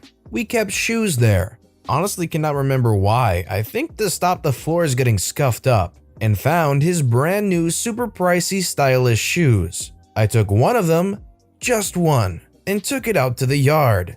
I dug a hole as deep as I could in the sand pit and dumped the shoe in. After burying it, I went back to my book. When my mother picked me up, Jake was frantically looking for his shoe. His own mother hot on his heels berating him for losing something so expensive. I left. As far as I know, they never found it.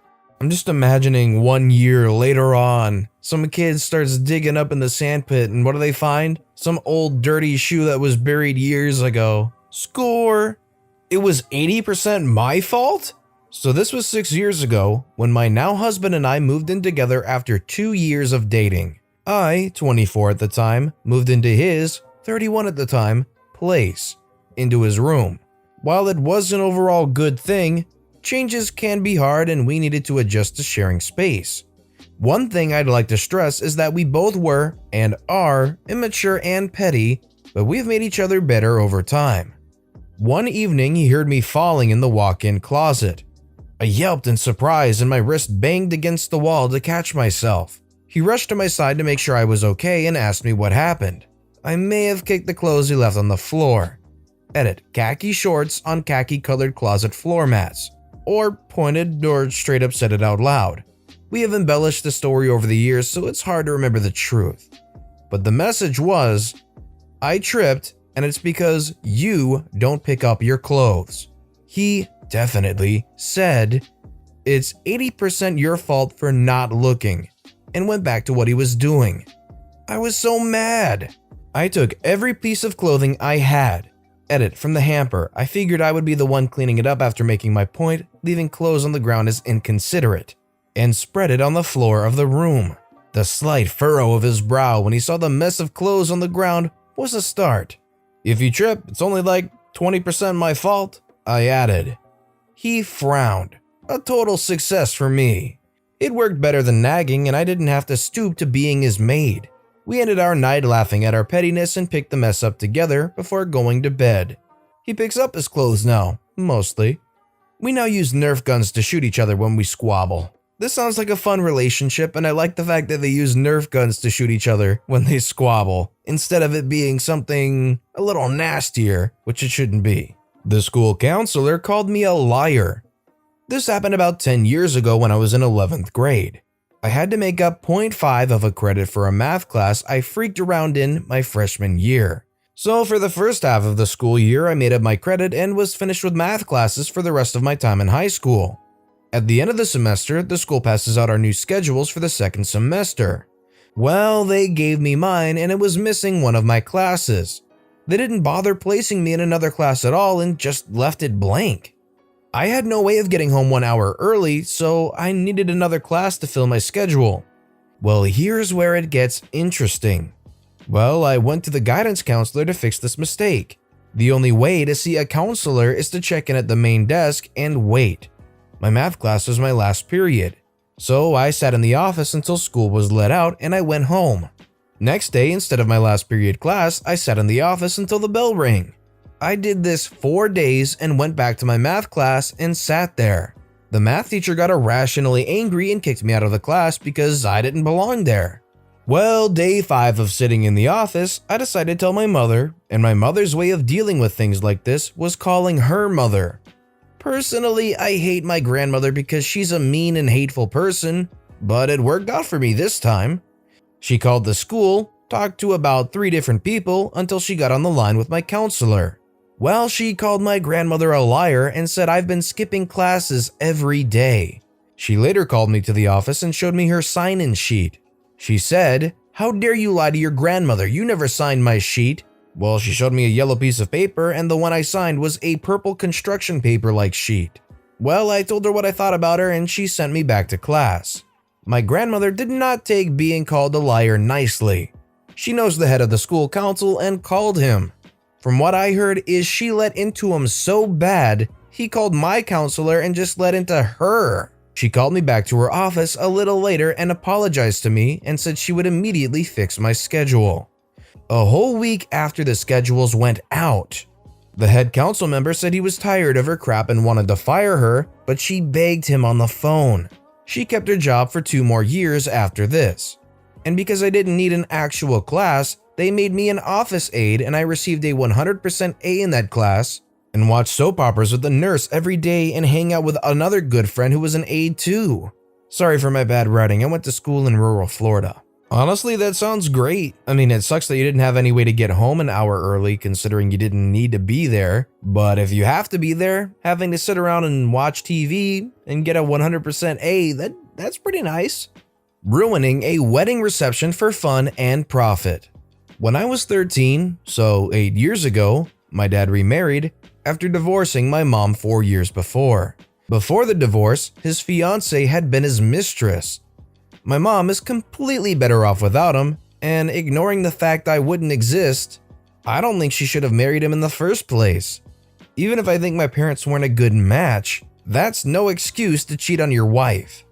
This woman was freaking vile in all sorts of ways. She constantly belittled me, made fun of the fact I needed to take pills for my mental illness. Despite being a freaking pharmacist, I don't get it either. And was generally awful to me and my siblings. But she was a decade younger than my dad and reasonably hot, so he didn't give a crap how she treated us. The one time he actually listened to us about her is when they were thinking of having a baby, and my brother said he'd ask our mom to sue for full custody of us if they did. So anyway, they got married. I was a bridesmaid, cause that idiot had no real friends. The other two bridesmaids were her sister and my sister. My brother was the best man, cause she didn't like my dad's best friend. He and my dad still don't talk to this day, even though the guy was like an uncle to me as a little kid. It was a wedding, everything went normally. But at the beginning of the reception, before the first dance, we were taking pictures in front of a chocolate fountain, looking like the happy family we never were and would never be. I'm on the autism spectrum and have a problem maintaining eye contact. This extends to looking at a camera. So when we had to retake a photo because I wasn't looking, she leans down and whispers something in my ear. I'm not going to repeat it, but it involved the R word. I don't like saying it. Anyway, I kinda snapped and decided she was gonna pay for this. No one noticed, or at least no one called me out, when I started slowly moving the chocolate fountain towards the edge of the table. When it got to the edge, it makes contact with the back of that pure white wedding dress and slowly drips down. By the time she notices, it looks like she crapped herself. But for all anyone else knows, this was an accident. She has no spare dress and that stain is not coming out. So first dance, cutting the cake, speeches, everything. This woman has what looks like a crap stain on the back of her dress. It was a small revenge, but it was so worth it. What's supposed to be the happiest day of this stupid woman's life, and she's gonna remember that stain every time she thinks about it. They never did get the stain out, and nobody knew it was me. Until now, I guess. Hi family, if you're reading this. Susie, you're an expletive and you deserve that chocolate stain. Subtle, but effective, and it will forever tarnish what was supposed to be her special moment when she was being a special, let's not say the word. Try to elbow your way to the front at a gig? I'll guess I'll just sing to every song. This was a few years ago in Spain. I just happened to find out that one of my favorite bands were playing a gig on the other side of the country from where I was living. As the gig was on my birthday weekend, I figured why not? So I found someone else who wanted to go. We organized it all and planned for a fun weekend of sightseeing and music. Fast forward to the gig itself, we got there at a good time so we could grab a drink and find a good spot to watch the stage. Just as the band came on, two Spanish girls started elbowing their way towards the stage, deciding to stop just in front of me, which was pretty infuriating, as they were also holding up their phones to video the band, blocking my view. Now, I know every song of the band, and I have a singing voice like a cat being washed. So I hit upon a perfect revenge. Every time this girl tried to film, I'd sing along at the top of my voice. Every dang song, as well as singing along into her ears just for fun. I ended up having a great time when avoiding her elbows, and she has zero video without my voice in it. I'm definitely standing with OP in this situation. You get there early, you get that good comfy spot, you got the great view, and then right before it happens, somebody gets aggressive and elbows their way in front of you and takes that spot up and then starts filming and blocking your view even more. Time to break out that singing voice. He ruined my sister's only birth experience, so I made sure he'd never forget her. My sister, we'll call her Sarah for the story, sister's ex-BF Paul, ex-BF's new wife Jane, ex-BF's parents Mr. and Mrs. Doe, oldest brother Zeke, our parents and me. When I was 14 and my oldest sister Sarah was 22, we found out she was pregnant with Paul, her boyfriend of 4 years. They immediately got engaged and they were really happy. For a time, Sarah had a horrible pregnancy. About 16 to 18 weeks and the wonder of creating a human life evaporated within her. She developed hyperemesis, which if you don't know is a really bad morning sickness. She was constantly in pain, she developed gestational diabetes, and just all around hated the experience. Around this time, Paul, the then fiancé, started getting sick of the complaining. I believe the argument was, "Your body is built to do this, it can't be that bad." Sarah was due around Valentine's Day, and Paul's parents, Mr. and Mrs. Doe, were very excited, both about the grandkid and the fact that he could be born on a holiday. She was very against that and really hoped that her son wouldn't be born on a holiday, even one as small as Valentine's Day. Her birthday sometimes falls on Easter and she hates it, because it might make him feel that his day isn't very much about him. Well, Mrs. Doe says something like, "Well, if you name him Valentine or Valentino, then that'll make the day even more special to him." Again, sister hated that idea. She thought it was tacky, he'd be bullied for it, and just really didn't like the name Valentino. Paul loved it, but agreed to go with a more average name like Daniel or Jared. Fast forward to February, and she was ready to get this over with. Sarah had officially been put on bed rest because while standing or walking, her blood pressure took unexpected spikes and dips. I look back now and goodness do I feel bad for her. She was doing her best to avoid giving birth on Valentine's Day because, again, she didn't want him born on a holiday. Unfortunately, births happen when they happen, and that baby was going to come on Valentine's Day, whether she wanted him to or not. I remember waiting out in the waiting room with my dad, brothers, and Paul, who couldn't stand to be in the delivery room because it was gross. I was so mad that he could have gone in but wouldn't because he thought my sister was gross while giving birth. Whereas I had to stay outside because I was too young to go in with my mom and older sister. Dad went home with the youngest two brothers while the oldest, Zeke, stayed to watch me because I refused to leave. 16 hours after Sarah went into labor, my little nephew was officially part of the family on the evening of Valentine's Day. Unfortunately, Sarah was not okay. She had to have an emergency cesarean section, and while doing the operation, discovered that the back of her uterus, facing her spinal cord, had a very large and very severe, thankfully non-cancerous, tumor. When I say large, I mean it was twice the size of a standard uterus.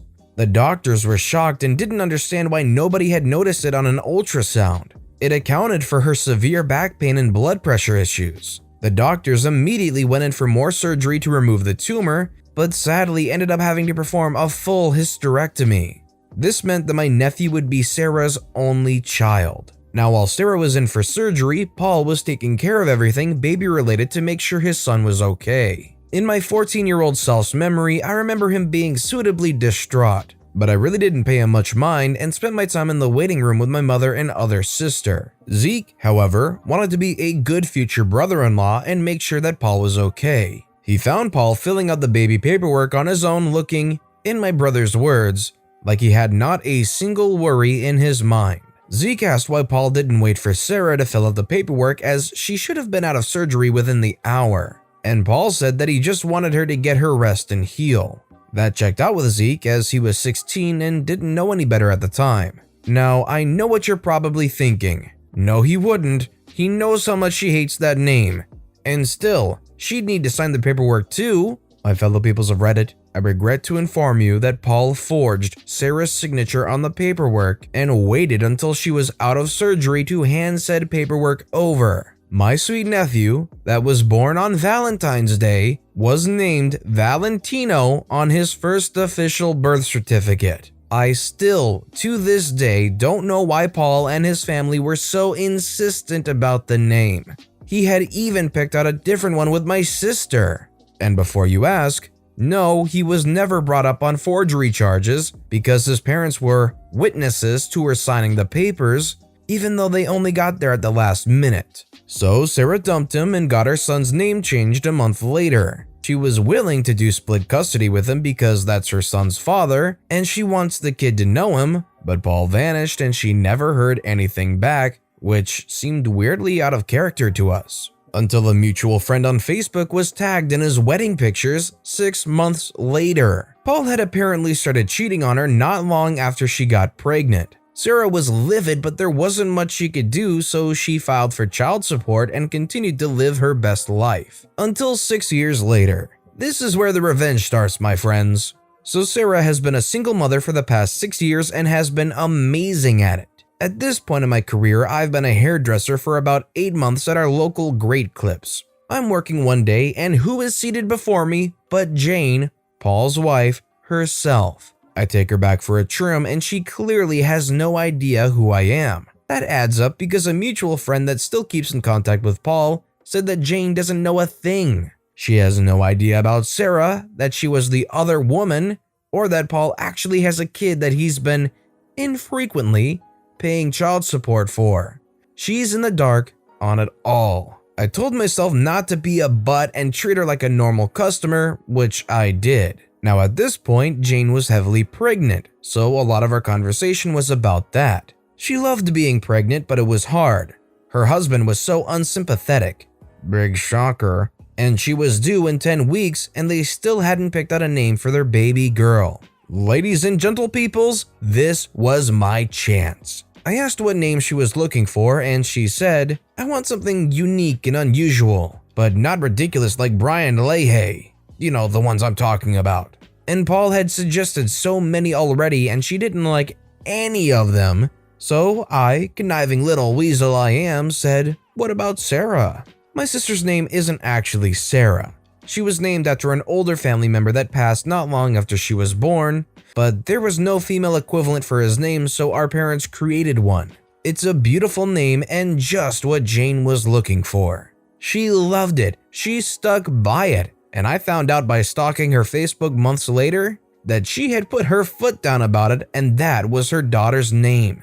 Now Paul has a daughter with his ex's name to remind him every day about her and also to remind him to pay his freaking child support. Little nephew is 10 years old now with a new name and no contact with his biological father, though we do still sometimes call him Val as a family nickname. He likes it but doesn't want to bring it to school, so it's staying a family nickname. Sarah pretends to hate it when we call him that in a joking way. As long as he likes it, she doesn't have a problem with it. And she's seeing a new guy who's really great and like a father to Val. I don't think it's the revenge that I'm fully satisfied with, as I would like to see something come to the surface about the dynamic between Paul and his former life basically, but having to be reminded of it every single day is also still a pretty good revenge. If you had the opportunity to do whatever or say whatever to Jane at that barbershop, what would you have done? Let me know in the comment section down below. Good luck paying for the car. So this isn't my story, it happened to a friend of a friend, so exact details are difficult to get, but this is what I was told. For ease of story and to hide identities, the names I will use are Jack and Jill. Bit of backstory. Jack and Jill have been going out for nearly 5 years by the point of this story. A year prior, Jill lost her job due to the company she works for being liquidated. Money got tight for Jill, so Jack offered to help by covering her car payments, monthly installment, road tax, insurance, and fuel, so she could put the money she got to rent and utilities until she got a new job and was financially stable. Jack had a fairly decent job, so it wasn't a strain on his income. A year goes by and Jill is still unemployed, but not through rejections. She got lazy and just spent all day doing nothing around her house whilst Jack is at work. One day, Jack gets off work early and decides to surprise Jill on the way back home, but as he is approaching her house, he sees another car in her driveway. He parks on the street and sneaks up to the house and looks through the window to see Jill with another man. Jack was pissed, but he didn't burst in there. He walked away, got into his car, and drove off. When Jack got home, he did a little digging and found out who the guy was through Facebook and found she had been having an affair for half a year with this guy. He was now really pissed off and wanted revenge, and he knew the best way to do it. This is where the revenge comes in. Jill loved her car even though she barely used it. So what Jack did was stop all the payments that were going out of his bank account and put them onto her account. As the car was in her name, it was easy to do. As the payments had only just gone out, he had to wait for the end of the month for his revenge to unfold. The end of the month comes and Jill's bank card is declined at the shops. She calls the bank up to find out what is going on, and they tell her she has gone overdrawn because of the car payments going out of her account. Jill phoned Jack and asked why the payment is coming out of her accounts and not his. Jack coldly replied, "'Cause I know you cheated on me and I'm not gonna pay for my ex-girlfriend's car," and hung up. Followed of the revenge, she tried to get Jack to pay for the car, even got lawsuits involved, but as she was the sole owner of the car, it was declared he had not legal responsibility to pay for her car. As she couldn't afford her road tax or insurance, She couldn't drive the car, and eventually she got so far behind in the payments the car was repossessed.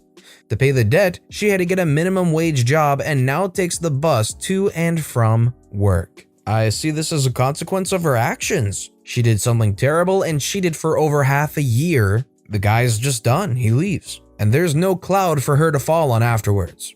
You want to steal my mail? I'll give you some mail to steal. This happened a few years back. I was going through a nasty divorce. Custody fights, crazy legal bills, having my reputation dragged through the mud, etc. I'll spare you the usual details, but my wife was really into making my life heck for no reason other than not putting up with her abuse anymore. Anyway, I noticed my mail started disappearing.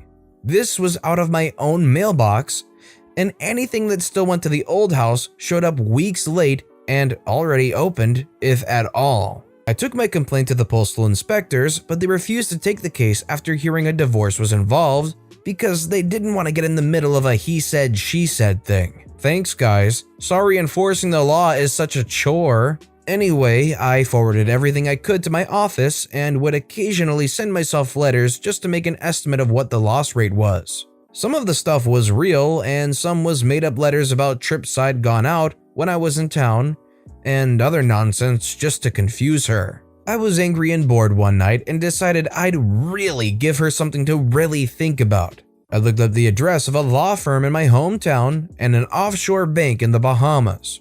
I cooked up a nice letterhead in Word and wrote myself a letter confirming that a six-figure sum had been forwarded from my parents' estate to an offshore bank, giving details. The next time I was in that town, I dropped it in the local post box.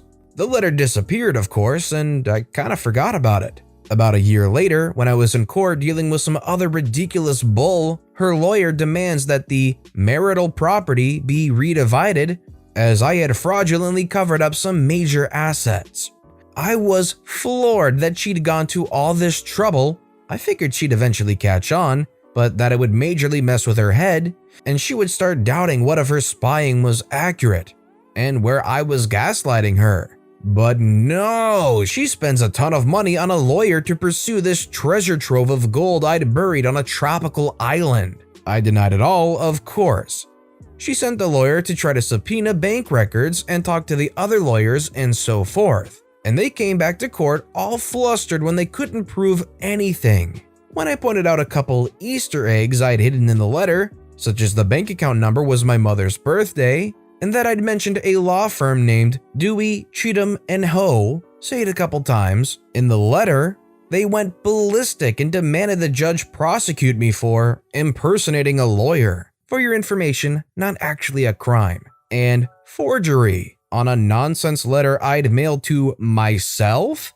I pointed out that while neither of these accusations would work, they in fact had submitted evidence of a crime, namely theft of US mail, which is a felony, and things got very quiet. The judge actually laughed in their faces and told them they had gotten made fools of and deserved it for stealing mail. That lawyer, her fourth for God's sake, quit soon after, and she's now toothless, as she owed money to all her different lawyers when word started to get around town. This is incredible thinking that went beyond what OP was even thinking it would do. They thought it would just mess with their heads and make them think, oh, was any of this real mail that I was spying on? But no, they took it as fact and tried to get money out of it, and it blew up in their faces. The story on how I got promoted to Director of Sales and Sales Recruitment. I've been with my current employer for many, many years now. Even though I've quit, I've come back to them. My company also has an incentive. If an employee comes up with a way to do business better or changes something that has a net benefit to the company, they get a percentage of the increased revenue and profit. Over the years with this company, I have had several major impacts. Well, about a year ago, I was talking to a senior level manager, let's call him Bob. And Bob was telling me about how the company's been having an issue in recruitment and hiring of new talent for our sales division. Now, I had been in sales before and knew of the pitfalls our structure created and why senior reps would excel and junior reps would get crushed, and had a really good idea on our turnover challenges. Then one night, I had an idea on how to change the sales structure of our company almost entirely, which would still retain our senior reps, but also make it easier for younger, more junior reps to find success and stability, and by result, reducing turnover. I spent a good amount of time designing this plan before I ever presented it to anyone, since this was Bob's area of expertise. After many revisions and bouncing it around in my head, I called Bob and I presented my idea to Bob. Bob liked it a lot. However, he had a few minor tweaks, and he brought up concerns company executives would have. I tweaked the plan and came up with rebuttals to those objections and shared my plan with Bob. I did this several times. I would say though my plan stayed about 90% original. Bob had been with our company for decades at this point, and I've known him for my entire time, so I trusted Bob would be sure to credit me. Considering my name was all over my presentation I sent over to Bob, I expected Bob to share in the love with me should there be any. I felt like I needed Bob as an ally to make my idea work, which is why I brought him in on my plan. I followed up with Bob and he basically made it seem like my idea was rejected, that the company was going to keep on doing what it's always done. Okay, fine, whatever crap happens, it's not the first time my idea has been rejected. Cue a few months later and our new fiscal year is starting and our CEO calls everyone to a company-wide meeting. And as I sit down to watch, I witness our CEO praise Bob for coming up with a brilliant new sales structure, strategy, and compensation plan. It is my plan with my name removed. The CEO is gushing over how wonderful this idea is and how he thinks it will benefit us greatly. I'm freaking fuming ticked Bob stole my work, put his name on it, and took credit. He violated my trust and lied to me. He told me the company had rejected the idea. Yet here I am watching my company implement my idea. I get on the phone with my VP and let loose. Now my VP, let's call him Tim, is a really good guy and I trust him. Tim is taken aback, says that right around the time I presented my plan to Bob, Bob started presenting to senior management, and it was almost immediately considered a great idea.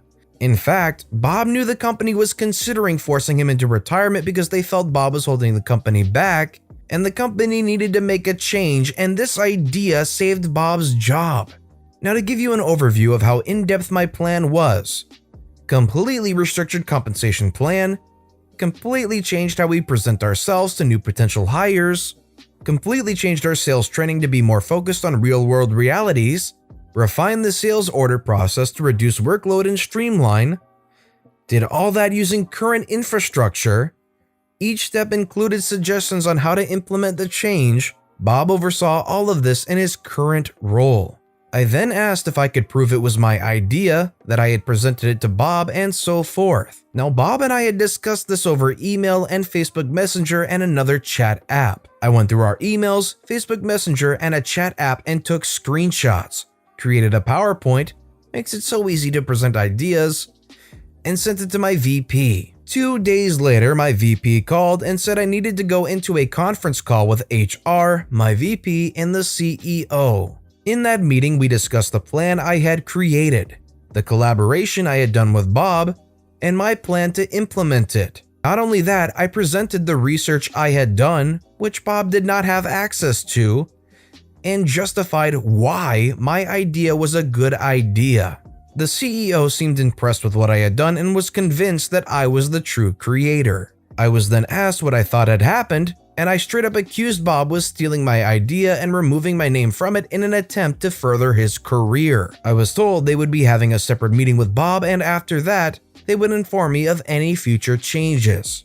A week later, my VP called me and asked me if I was offered the chance to implement my plan, would I be willing to do that? This was obviously a promotion, and I said of course. 2 weeks later, I get a call from my VP telling me he's coming to my location to visit me. He also tells me that I should make sure I look sharp and presentable. I tried to figure out why he was coming, but he wouldn't say.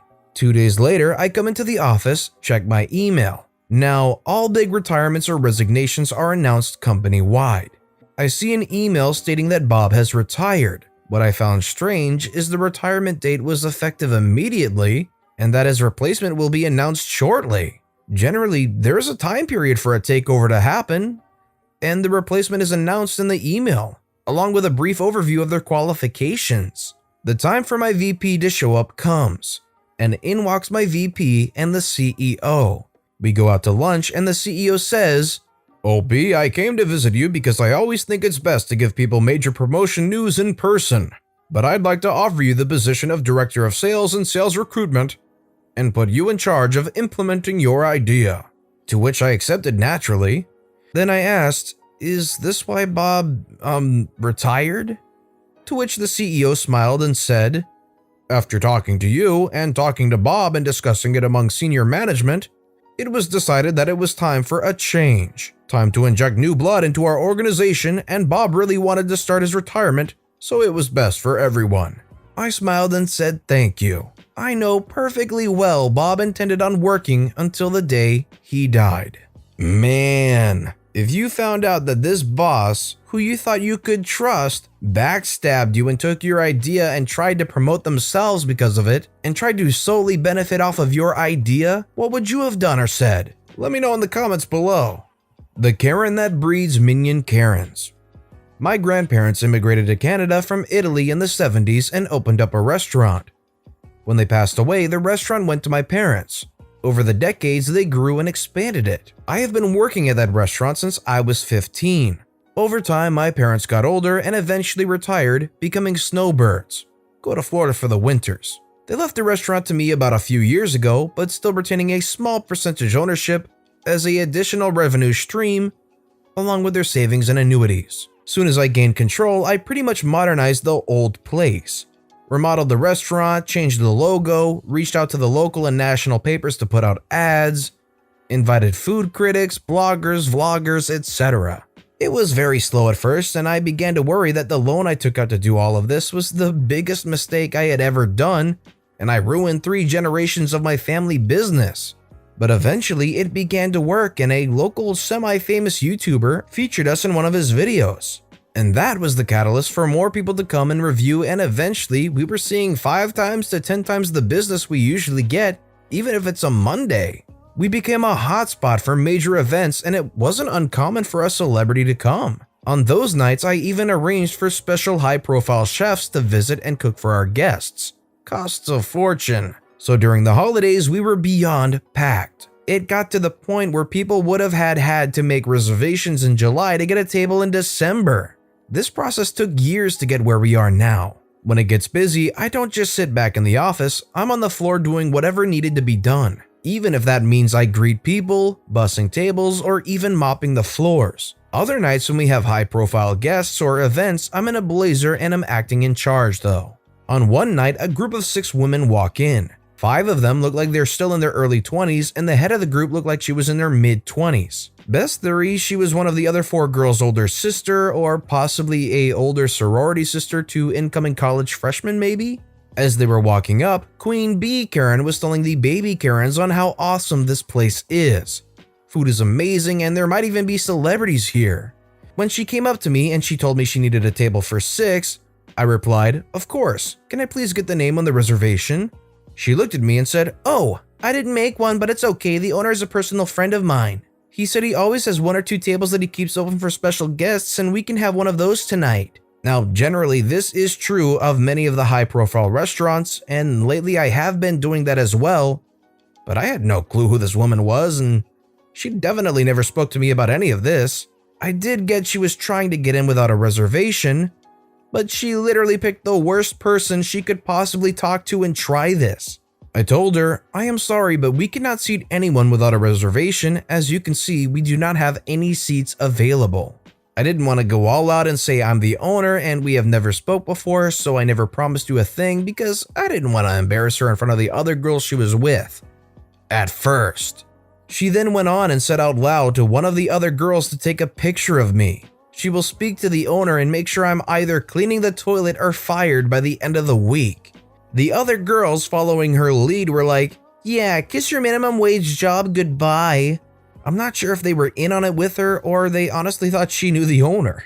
Queen Bee Karen then went on and said, "Look, can you just give us a table or I can make life very difficult for you. This is not worth losing your job." Constantly pointing, just trying to put me down, saying things like, "Obviously you aren't anyone here. Because if you were, you would know who I am, and never even try to tell me anything other than yes or of course. Constantly trying to belittle me and get that table. At this point, it was a long day for me, and the way I saw it, I had 3 options. 1. Tell her I'm the owner and just call her out on all of this. 2. Just give her the table and let it be. 3. Teach Queen Bee, Karen, and her little minions a lesson. I chose option 3 for various reasons, including some personality flaws I'm aware that I have, but I like to think it was at least 50% really wanting to teach her a lesson. I smiled at her, said of course ma'am, follow me please, and I gave her one of the 3 tables we keep open in case a celebrity comes in. Happens from time to time. I told her I apologize for everything, and she is right, it would be simpler to just give her the table. I also told her that first 3 rounds of drinks will be complimentary. I sat them down and personally served them.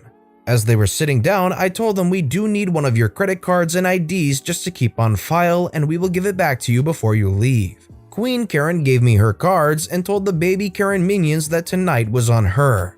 I took their orders and got them their free drinks and told them due to how busy we are tonight, there might be a delay on the food. All the girls were thinking of and cared about were their free rounds. They ordered their 3 rounds and still no food. They eventually called me and asked to check on it the whole time, giving me the world's most nasty attitude since even before they ordered. I told them I will check on it, but also asked if they would like any more drinks. They ordered 2 more rounds by the time the appetizers arrived. At this point, they are all drunk, having done nothing but drink on an empty stomach most of the night and only having had salads after. As more food arrives, the more drinks are ordered. What these girls never realized were they were at our VIP table, which alone costs a few thousand just to sit in. But I didn't charge them for that. What I did charge them for was all the super expensive cocktails they had throughout the whole night, except for the first 3 rounds. In addition, the table they were sitting in, as mentioned, was VIP, so the menus were a bit different. For one, they don't say the prices on them, trade secret, and in addition, it had certain higher-end menu options such as white truffle, black caviar dishes, and specially imported West Coast oysters, among other things. At one point in the night, I was honestly rethinking what I was doing and thought I might be going too far with these poor girls. They might not know any better, but some things reassured me throughout the night, such as one of the baby Karens asking me if I felt like my life was worthless since all I ever became was a waiter. Also, one of my other employees told me how they were discussing how to freak with me to the point that they can just do this whenever they want, and I will know to always give them a table. I also overheard them say, he's cute, but I would never date a waiter like that. He is such a pushover. There were a bunch of comments like that the whole night. So I kept on with their life lesson. By the end of the night, each girl racked up a bill in the range of $500 to $600 per girl. When I handed Queen Karen the bill of $4,232 with tax and tip included, of course, I have never seen anyone sober up so quickly. She went from laughing and giggling with her friends to nearly in tears. She called me over instantly and asked if this was some kind of joke. I took the bill, looked it over, and said, "Oh yes, I apologize, I will get you the correct bill in a moment." Again, she felt a complete sense of relief thinking she got someone else's bill, called me a freaking idiot, and went on talking to her friends. To be fair, I did make a mistake. I did forget to count our 8th order of a dozen oysters that costs about $120 per order. So I gladly just went back and added it to the order. When I went back to give her the correct bill, she flipped out again, going crazy. I just asked if there was something on this bill that she didn't order. She and the girls, in shock, go over every single line of the bill, including the first few lines that show their original 3 rounds which say complimentary. They then took out their phones and line by line went over everything, line by line for the 100th time, adding everything up. Extremely rattled, Queen Bee Karen simply said, "1 second, I need to use the washroom." Part of me thought that she might just pull a dine and dash and leave the baby Karens with the bill, but kinda low-key I did in a way remind her that we had her ID and credit card. Without making it obvious, I thought she was going to run out on the bill. 10 minutes later, she comes back with new makeup. Obviously, she has been crying, and makes up a whole story on how the food was awful, the drinks were bad, and so on. demanding that as bare minimum I should cut the bill in half with the agreement the baby Karens will chip in, even though she originally told them the night would be on her. Then, as if a light bulb went off in her head, she again mentioned her relationship with the owner as if it were to give me additional incentive to cut the bill in half. Holding back a grin at this point, I told her no. Just no, I can't change the bill. She whips out her phone and shows me a series of texts with someone called my restaurant's name owner, which pretty much I realized what she was doing in the bathroom, just probably changed one of the other Karen minions' contact name and deleted previous texts to start this new script. I read them, then clicked on contact info and told her that's not the owner's cell number. Her reply was, "He has multiple phones for business and stuff, of course you don't know all his numbers." I remember, wow, this girl thought of everything, except I'm the actual owner. I told her, how about this, if we call him and he says that it's okay to take 50% off the bill, then I'll do it. Her reply was a yelling and screaming over the time where the few remaining customers all began to start looking, and I knew, okay, time to end this. I told her already in a less accommodating voice, "Cut the crap, little girl. You don't know the owner. You have never been here before. And if you keep yelling, I will call the police." Her demeanor changed and she was trying to defend herself the best she could. My reply to her weak comebacks was, "My grandparents founded this restaurant.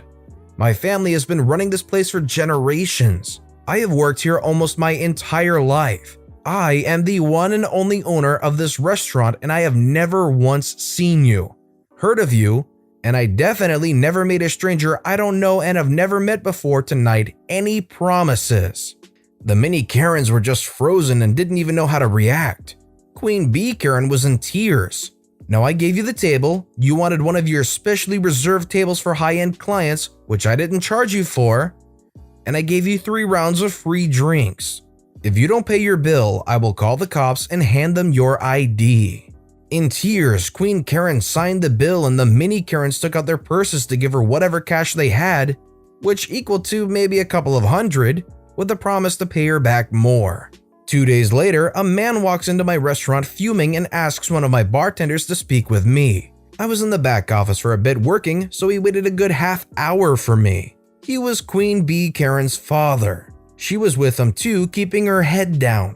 I took them both to my office, showed him highlights of the security cameras, which were especially good quality of audio because they were in VIP, which we had to keep good records of because we have had other unrelated incidents before. So I showed him most of it, their comments, their orders, their everything. When all was said and done, he stormed out with her and was screaming at her the whole time till they were walking away. Haven't seen or heard from either of them since, but the original bill I gave them, the one that didn't count the $120 oysters, is framed on my desk. Side note, I didn't lose as much overhead on the table and 3 rounds as you might think.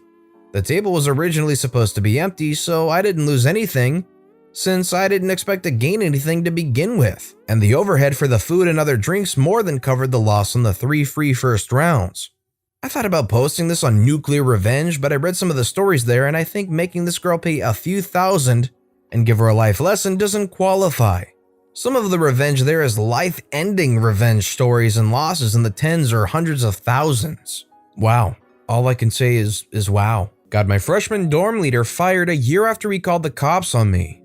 I never really posted anything before, but I have a funny revenge karma story that my friends have always enjoyed.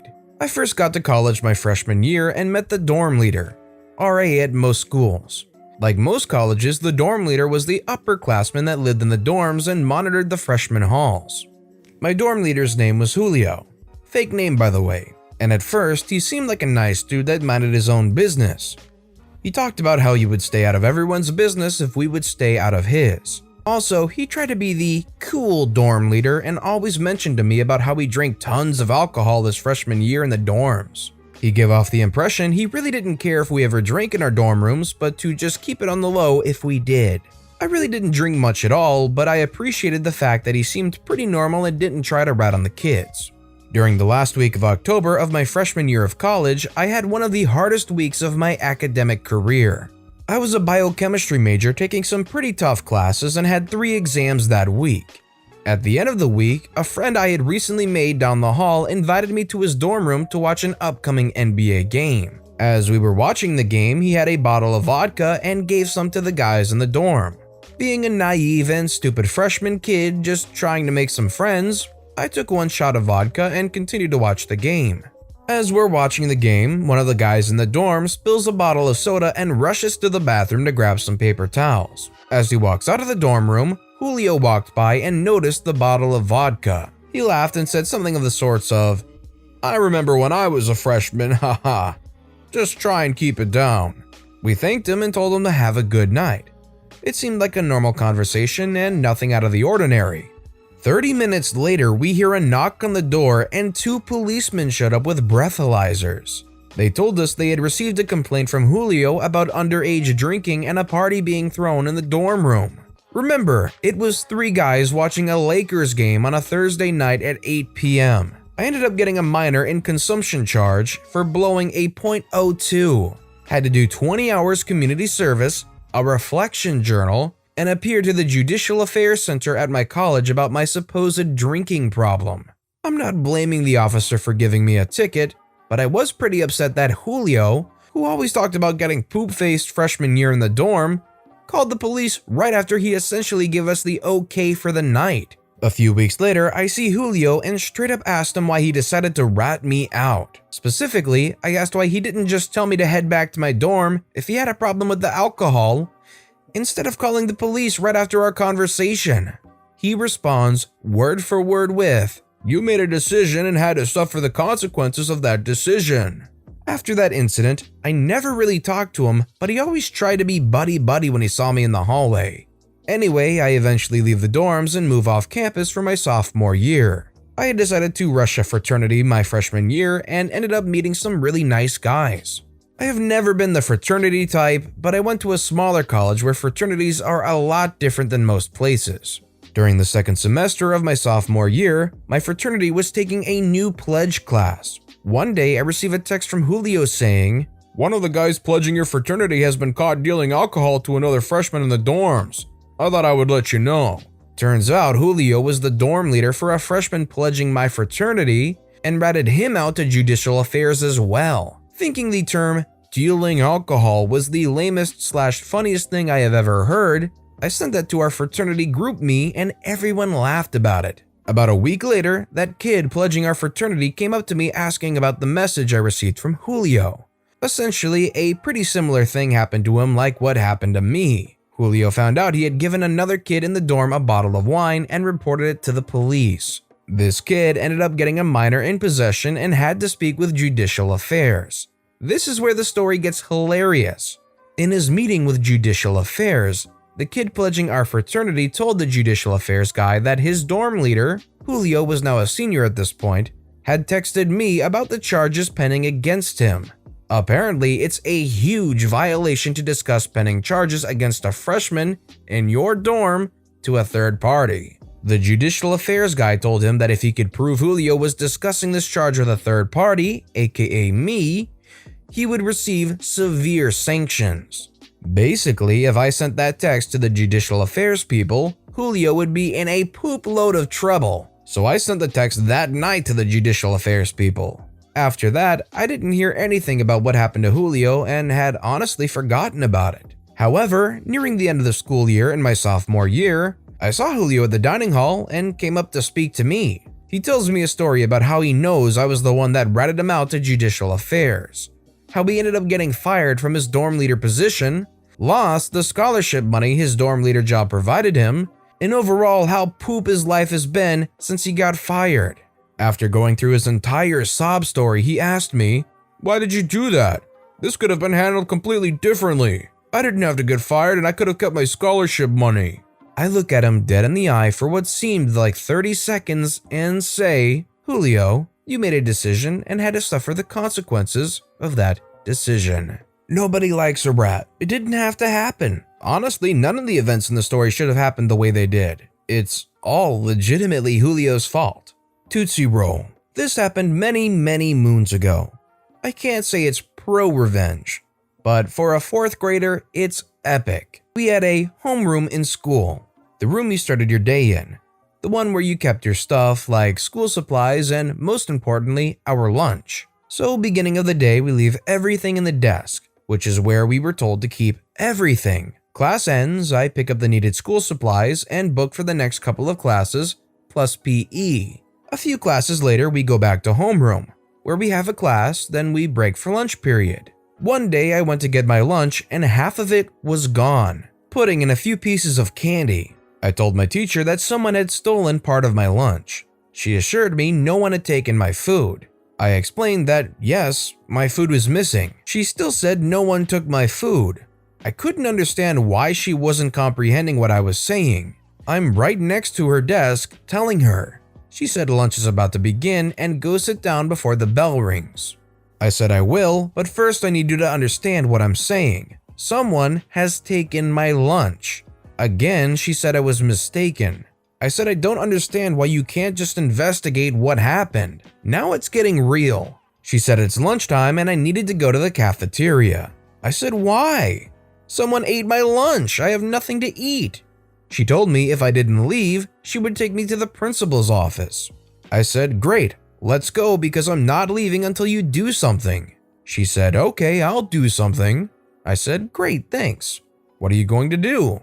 She said she didn't have time to deal with me, so I left. Next day, I was missing another treat for my lunch. Now, understand that I'm poor. That meal is all I have. My mom and dad are a piece of crap on drugs, so I make my own lunch, which tends to be a jelly sandwich if we have it, and candy from Halloween or something.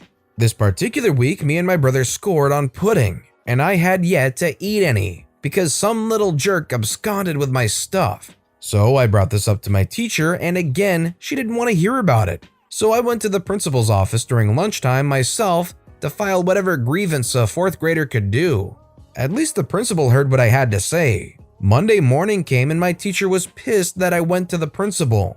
She scolds me in front of the other students saying I'm a tattletale. No one likes a narc. Not cool. I just sat there and said nothing. When I got home, I told my mom and dad. Their solution was for me to take my lunch with me. I did think about that, but I didn't because it was a hassle to carry everything, plus to put it in a safe place. One class was PE, physical education. That's just not right, so I didn't. Their idea sucked. My idea was genius. I had a big Tootsie Roll like the size of an adult's finger. They are so good, I hate to ruin it, but what a great cause. So I took my dad's drill motor, chucked up a large-sized drill, and bored out enough of the Tootsie Roll to load it up with 5W transmission fluid. I capped it with the shavings that I bored out, wrapped it back up, and my trap was set. It looked great. Tootsie Rolls are a little oily on the outside because of the heat or the makeup of the candy itself. I was so proud of myself. For the craftsmanship I used for the devious idea. This was going to work. I didn't tell anyone of my plan. Not my mom and dad or my little brother. In the back of my head I kept thinking, who is doing this? My brother? My teacher? She hated me. I was a smart kid, always did my stuff, but with an attitude. I looked like a hippie, bell-bottoms, ZZ top t-shirt. Not proper for rednecks in Oklahoma, but I just didn't know. I soon found out what period my food was being taken and by whom. It was this ginger kid, fat tub of poop, who was related to, of all people, my teacher. How? I can't remember, but they were kin. I was taken to the principal's office. I'm thinking I'm getting an award for finding a thief. Nope, I'm getting yelled at. It took me a second to comprehend I was being reprimanded. I had enough of adults pushing me around, making me feel like the bad guy. I explained to both of them that I didn't give Fat Ginger permission to eat my food. Why is he sick? Did he eat something that wasn't his? Did anyone think that stealing someone's food is wrong? But I'm the bad guy. I hate to tell you, but Ginger's going to die. I put cyanide in the food from rat poison. He had already been taken to the nurse's office. Principal and teacher started to freak out. I started laughing, said it was only transmission fluid. They were going to give me paddling. I explained that that was never going to happen. My mom and dad have to be present. So let's get them here and see if they agree with me, the victim, or you who didn't listen or do anything to protect me. My mom might be a lot of things, But when it comes to her kid being bullied, she went off on them. I was in the outer office hearing her go off on them. When she came out, I asked her if I was the winner. She said, "Yes, baby, you showed them. You're the winner." This was a very well-crafted pro-revenge. If you were in this situation and somebody kept stealing pieces of your lunch, what would you do? Let me know in the comment section down below. Delay house construction for 6 months, I'll take over your Google business. Last summer, I bought my grandparents' home from the family and started remodeling it. The septic system was absolutely wrecked and had to be replaced ASAP. Hired the engineer, got plans drawn, pulled permits, and contacted the installer that my engineer recommended. He stalled me through the fall, resulting in me having to wait until this spring and use a different, more expensive installer. It's been wet. This has caused me major headaches. Once the work was completed, I Googled his business. He hasn't claimed it. I claimed the business, switched his number and address to the competition across town. Should be an interesting few months for him. Edit. As per some of the comments, I have changed up things. I just signaled his business as closed temporarily and put a BS phone number in. As a couple of others have said, even if he goes through the process of claiming his business, it will still be a headache, in which I'm still wondering if he will be able to do anything. We share a common last name. His company is his last name Excavating, which would be my last name Septic Service, if I chose so, which is what I have changed things to. I get it. If I was in an OP situation, I would be frustrated getting stalled and having to wait and get all those major headaches. So I understand why OP went and tried to get back at them somehow. Sister didn't like the work done and had to do it all over again. Hey guys, how are you all doing? Anyway, it's quite hot where I live and our house has only got one AC, so me and my sister take mattresses from another room's bed and sleep in the AC room. Now, to avoid confusion, it was my duty to take the mattresses in the night, and it was my sister's duty to put them back the next morning. It went fine for the first few days, but then she kept sleeping till late to skip taking them. My mom is recovering from cancer and my dad is busy with work from home, so I take off the mattresses in the morning and put the bed sheet on them. When my sister woke up, she didn't like it and got annoyed and screamed at me for not doing it properly. I got up, went to the room, and took the whole thing down and told her to do it herself. Luckily, my mom supported me on this and scolded my sister and took her phone when she still hadn't set them in her way till the evening. Though we had to take them back again in a few hours, my mom made her do the whole thing and only then gave the phone back. Not a big revenge, but the satisfaction is awesome because siblings are very, very annoying sometimes. If you agree to a deal, I think both sides are expected to withhold their ends of the bargain. She was slacking, she paid the price. Half the class fails the midterm after cheaters copy me. I don't have a problem helping classmates. I really don't. I even tutored several classmates during my final semester of undergrad because they needed the help. They all ended up passing their classes with my assistance. This story comes from a particularly tough business information systems class during my undergraduate education.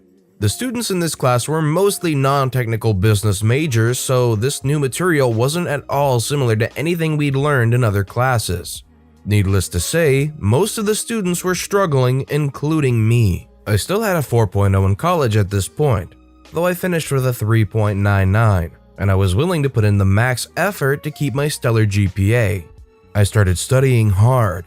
I made my own Quizlet sets, I read the book every night, I finished assignments a week early, and I did outside research.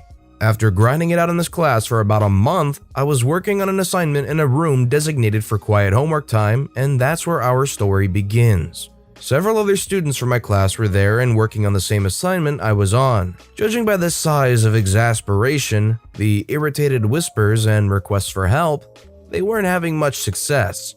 Having studied relentlessly for a month, I was having an easier time of it. As I got up to go get some water from the fountain in the hall, a classmate asked for my help. I told him I could do that and I'd be right back. I returned a few minutes later to find what I can only describe as a bunch of busy bees happily working away. This was strange since they were hopelessly stuck 2 minutes before, but whatever. My classmate tells me he figured it out without me. Now, I'm not an idiot, so I know the 5 people in this room probably copied my work off my computer when I went to get water. Scumbag move number 1. But as it turns out, No one in the class needed help the next day or the day after. Whoever in the study room had stolen my work had forwarded it to most of the class. Scumbag move number 2. I don't mind being helpful, but I hate being used. So I made a plan to get back at the people who had stolen my work. It didn't take long to organize my plan and carry it out. Here's how it went. 1. I changed an answer on the next assignment by multiplying by -1. $1,500 came, minus $1,500 on this question. 2. The next week, I left my computer in the same place as before and went to get water, just like I had done the week before. 75% of the people in my class of 40 people put -$1,500 as the answer to question 3, which was definitely incorrect. 3. I began studying relentlessly for the midterm. Our professor had said he wouldn't adjust the weight of the test. Something like your score over 50 on a test with 60 points available, so your score of 40 becomes 80% instead of 67%. If anyone scored particularly well, this class was difficult and no one was expecting anyone to score over 75%.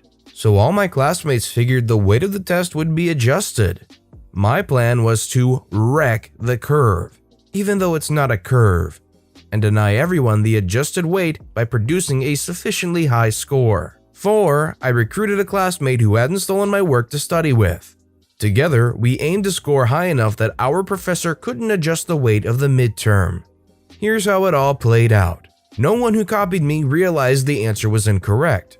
Every last one of those idiots submitted the wrong answer for question 3.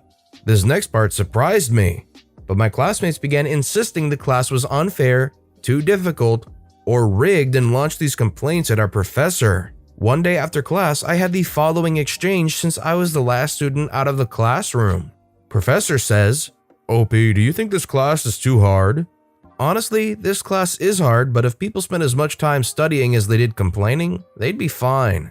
They really just need to get to work. Professor says, "I thought the same." Me deciding spur of the moment my next move. I also happen to know that most of the class incorrectly copied my work on the last assignment. Question 3 should be a net income of $1,500, not a net loss of $1,500. I put down the wrong answer initially, everyone copied me, and then I changed the answer later.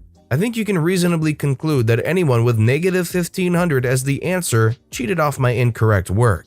I figured they all copied, but I didn't know you were the source. Anyway, thanks for your candor and your dedication to the class. I didn't cheat, so I don't know what happened to those who did, but depending on the class, they would either get a 0 for the assignment or a plagiarism citation, so they got one of those. Fast forward to test day, and I'm ready to go. I know since most of the students are business majors, they need 70% to pass the class because it's a required course. Hurting them on the midterm will go a long way in helping drop their grades. I take the test, I'm the first one done, and I leave pretty sure I've done enough to deny the class the exam weight adjustment. A week later, we get our exams back. Tests are distributed all around me with scores on top in red ink. 68, 71, 70, 66, 75, 67, and these are the smart students. Someone on the end of my row takes a test from our professor and lets out a sigh as he begins passing a test down my row. It stops at my desk. 93%. I've won. Some idiot in the front of the class. "So is there going to be a curve?"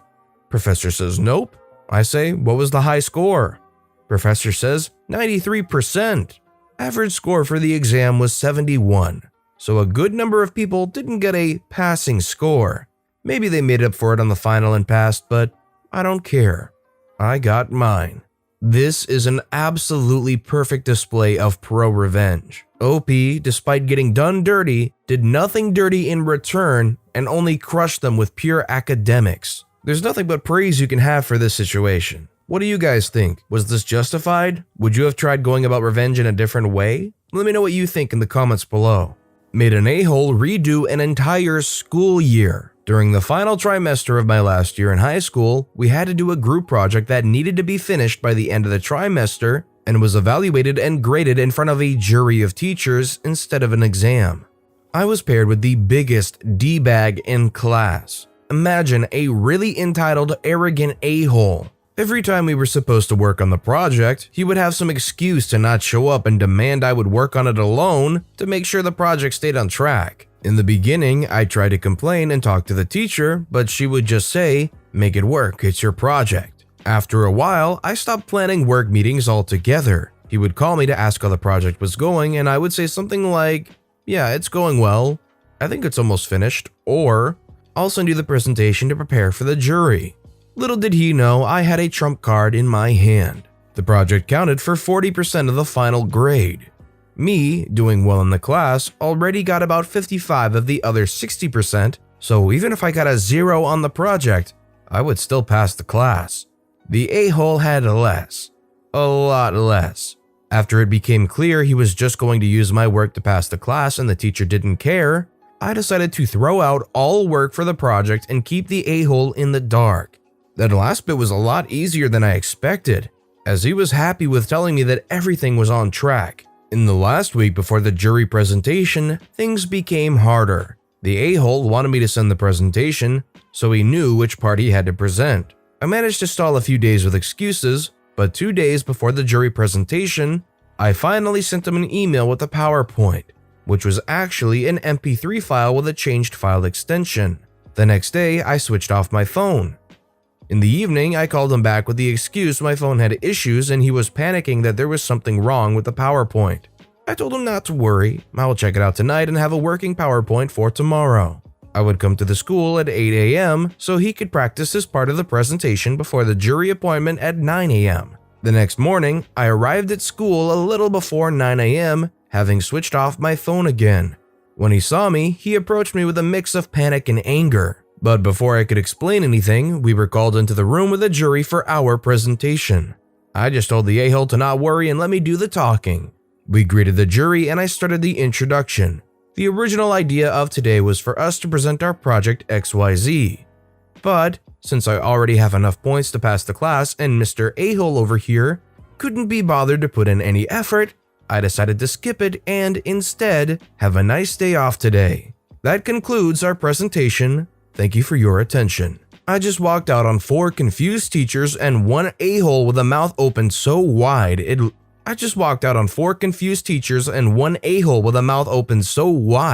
looked like he was trying to eat a club sandwich vertically. Naturally, there was some backlash in the days after that. Teacher called for an explanation, but in the end recognized I was a good student, and I indeed already passed the class without the project. A-hole was angry that he had to study over the summer for a re-exam. All in all, I was happy to have graduated and looked forward to going to college the next year.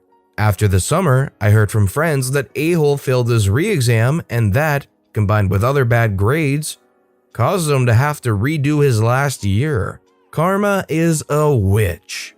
Yikes. Now, I'm not going to say it's not justified, but I do say that I would have liked to have seen at least a little bit more attempt to try and get some kind of work out of him, because it sounds like the a-hole was well aware that this was important to their overall grade, and I figure given enough pressure, they would have done something, potentially. I guess maybe not good, but it could have saved their grade if it didn't matter to OP. I want my shower lady. Landlady, boarding me and another lady, tells me that her brother and sister-in-law are temporarily moving in for a week or 2. Landlady's brother keeps taking up my parking spot. A week later, landlady's brother and sister-in-law are moving their entire house into this one. Landlady has her own separate 3rd floor loft, so I rarely see or hear her. Fast forward when routines settle. They are repeatedly disrespectful, taking others' food. Everyone but sister-in-law works, and sister-in-law expects people to entertain her. Sister-in-law would purposely stack boxes blocking the basement or in some gauntlet of haphazard, and even blocking the basement, my room in basement, using herself until she got attention. Landlady's sister-in-law cleans the house. She often flicks the basement light off from upstairs, clucking to herself in amusement. The thing that set me off, my normal routine is work, work out, shower, chill. And I was finding more and more that sister-in-law would spend days cleaning the bathroom in parts and started doing it the exact time that I would come home from my workout and tell me I have to wait, often leaving the bathroom to dry or take the shower curtain and knot them up or wash them. Okay, fine, routines clash, but I ask if there's a different time that could be done. Nope. Cool. This goes on for 2 weeks until one day I get home, I had worked on my day off, and my workout was extra that day. I get home about 4 p.m.-ish. The contents of the entire bathroom are now outside of the bathroom.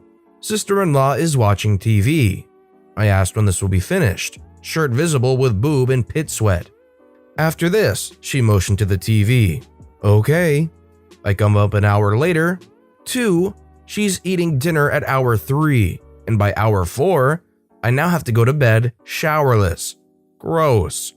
I see the light outside my room go off around 9:30 p.m. and more clucking. Then I hear the shower. Cell flashlight on, I walk 30 feet to the laundry room sink and crank the hot water for 30 seconds and hear the shower turn off. I walk into my room and sit quietly in the dark, and I can now clearly hear landlady's sister-in-law tell her husband to go down to the first floor to watch and listen to the basement. A few minutes pass and I hear the water again. I quietly slip out of my room, and since I know what I am going for, I don't bother with the light. I get to the hot water tank and shut the main valve after the tank off. I quietly slip back into my room and hear landlady's sister-in-law give it good to her husband, who swears he heard absolutely nothing. Sister-in-law marches downstairs and I can hear her against my door. I quietly wait, and after 10 minutes, she leaves to give her husband heck. He asked her to show him the problem. So I slip back out and turn the valve back on before they reach the shower. She didn't try to have another shower. And 10 minutes later, I get mine. All the issues in the house suddenly resolved. I would have been so incredibly annoyed if I was OP, so I think OP is completely justified here and did pretty good making the sister-in-law look crazy. I'm glad in the end, the revenge caused the resolution that OP was looking for. I got fired.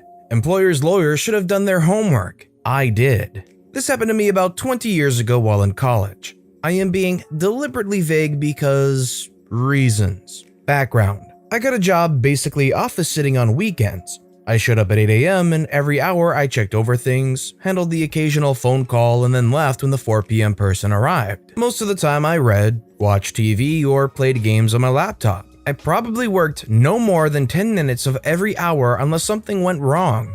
It went on like this for years. The pay was decent, holidays were double pay, and I even had opportunities to cover weekday shifts when others were sick. One day while I was covering the midday shift, my boss asked me to come into his office. He told me that the evening weekday position was going to become available that night. He offered me the position, which I accepted. I was told to punch out and return at 5 p.m. that night. The reason it went down like this should be obvious. Things went okay for a while. I showed up at 4 p.m., did the normal things, and then left at 12 a.m. when my relief arrived. It was a little more work, more call volumes, etc. Then, after 9 months, things started to go south. The daytime person developed a huge attitude problem and went from a nice person to a total Karen. She would complain about everything I did. For example, one time a system jammed up at a remote site and she called them. 5 hours later, I saw the jam was still there, so I called that site again to see if they were still working on it or if someone else was wrong because the woman on our end, who would be the one to help them, was leaving soon. They did have a problem, so I hooked them up. My reward for making sure the problem got solved and not having to bother an upper-level employee at home on a Friday, just after having left work, I got yelled at by Karen, complaining that I had apparently ignored her log entry about the issue. My defense was ignored. The boss had me highlight important things on the log to verify that I had read them. Things plodded on for a while with this new normal. I tiptoed around Karen when needed, thankful for the fact that I only had to deal with her for no more than 5 minutes. I did this stupid highlighting thing and my log entries started getting more and more detailed, even referencing Karen's calls when I had to follow up on an issue that crossed shifts. The firing. The following summer, just after I crossed year mark, I went on vacation to visit some friends out of state. When I got back, after about a week, my boss came down after everyone had left and had me describe how I did a certain task which involved certain updates. I explained to him how I did it and so forth. He then told me that I had not been doing it at all and that he was firing me. I had transposed the date of the English file for the French file, which was the previous one. The newest one had already been applied anyways, so nothing was wrong. It was just a reason to get rid of me, so I left the office. My state is an at-will employment state, which means that I can quit at any time for any reason, and my employer can terminate me at any time for any reason. The only exceptions were state and federal laws such as race, religion, etc. I thought I was screwed. So I just started applying everywhere I could. During my job search, I happened to accidentally stumble upon a link about employment law. Out of curiosity, I read it and discovered that my employer had shot themselves in the foot. In the employee handbook, there was a job security clause. What this stated was that they would never lay us off and such if our jobs were eliminated. We would simply be retained and sent to fill an opening elsewhere in the company. It sounds good, but it resulted in them cooking up reasons to fire people to get around it. But their fancy, high-priced lawyers had missed something. In my state's laws, the ones passed by the legislature, I was screwed because of the at will. What they neglected was case law, the ones determined by courts. This site cited a case from the state Supreme Court that ruled that a job security clause waived at will on the employer's side, turning it into a just cause relationship. This means that they had to have a real reason to fire me. The revenge. With that in hand, I sought out a lawyer. After my conversation with her, I set about collecting my evidence. My former boss did not realize that I knew more about this program than he did, seeing as I ran the same software on my own computer and laptop. I experimented. The date of the file, which they tried to use against me, is baked into the version. I was able to demonstrate to my lawyer that if I applied the same update over and over, which my former employer stated would change the date every day, would, in reality, display the date of the file.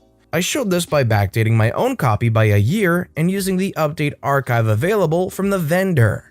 Next, I showed her how the task used to be automated. A script would snag the file and process it every day on its own. A change on the vendor site broke the script. It was an easy fix, but no one bothered to do it because the guy who had wrote it retired. The fix involved deleting 3 characters on 1 line in the script. The task was also marked as only being a weekday task. In my firing, I was told how important this update was and so forth. If it was so important, why was it not done on weekdays or holidays? The vendor pushed out updates on those days too, as I showed my lawyer the one from Christmas morning.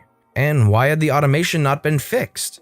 With all that in hand, she contacted them. After presenting them with the law they broke and all the evidence I had collected, they were forced to settle with me. So in the end, their fancy high-priced lawyers did not do their homework. I did. Thank you to all the wonderful librarians I have known in my life who taught me my information literacy skills. They pay dividends in this case. Edit. Obviously, the terms of settlement are confidential and, as far as I know, still in effect. It was a good portion of my salary, though. I did also get unemployment during this time as well. I never found out how the reaction went down, as the main corporate office that would have dealt with it was in another state, and I never had any contact with those people. I imagine a new handbook was issued before they cut my check though, so I feel bad for those who remained. Karen's fate was sealed about a year later. I saw a Facebook post by a former coworker mentioning that his job with them had ended, so I asked for details. The company experienced a huge loss in revenue. As a result, Karen lost her job as the site I had worked in was closed. Of about the 50 of us that worked in that office, only 10 or so were moved to another location. Thankfully, most of the ones I liked were old enough to retire. It did not take a genius to realize that my termination was simply a layoff disguised as a firing. They really tried to do OP dirty, but OP was smart enough to read the fine print and find that loophole that shut them down. My roommate stopped paying me utilities, so this happened back in my college days. I moved in with a friend from university. She was nice enough, but she definitely had financial issues which I didn't know about before moving in together.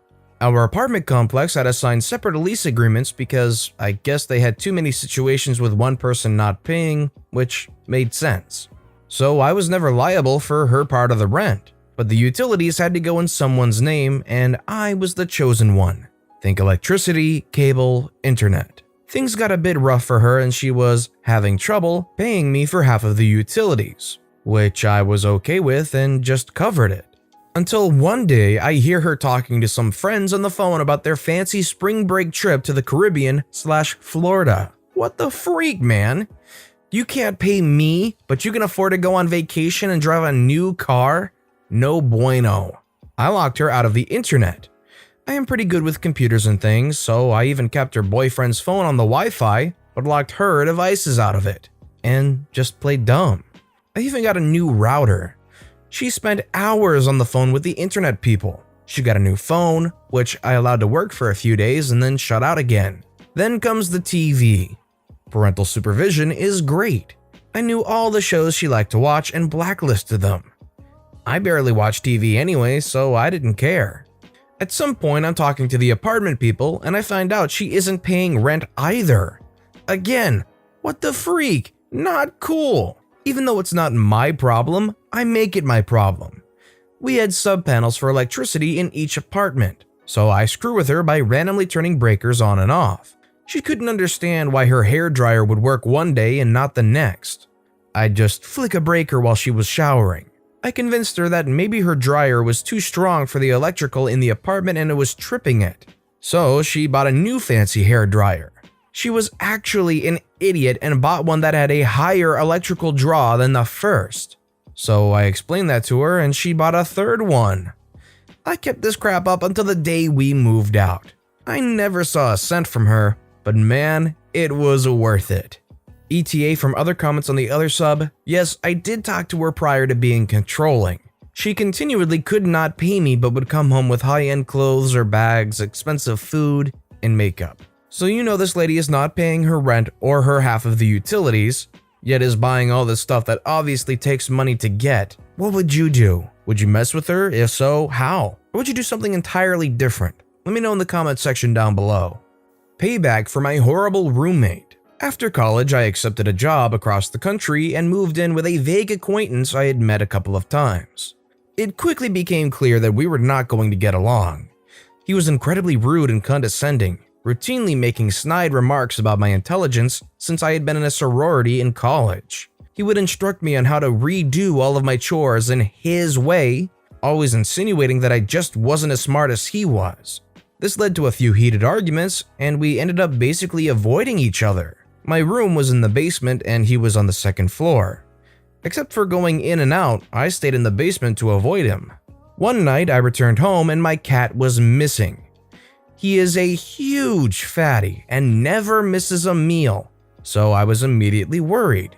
I texted the roommate to see if he had let him out by mistake. He ignored me. I looked everywhere in my room and in the common areas. No cat. I could hear that he was home, so I texted again, asking if he could please check his room or just let me know if the cat got out by mistake. Again, no response. I couldn't search the neighborhood much after dark since we were in a pretty rough area, so I stayed up all night making flyers and online posts. I called animal control and my parents, and broadly had a massive mental breakdown. I figured the most likely scenario was that he had escaped and wandered into the road. Early the next morning, Saturday, I looked all over our neighborhood. Losing hope, I returned back home. Right before I went back down to my half of the house, I heard a faint, distressed yowl. I followed the noise upstairs and realized it was coming from horrible roommate's locked bedroom. I phoned him repeatedly and waited several hours for him to come home, unlock his door, and let my poor cat out of his closet. No explanation was given, and this cat being an OG fatty and also a jerk, there was no way he silently slept all night. Simply put, there was no way this could have been an accident. At this point, we had 1 month left on the lease, and I was able to make arrangements to stay with my family for that final month. Interestingly enough, our internet service was in my name. I paid the final month in full and loaded my stuff into a U-Haul. I gleefully unplugged and returned our rented router, and OG Fatty Cat and I left town a month early.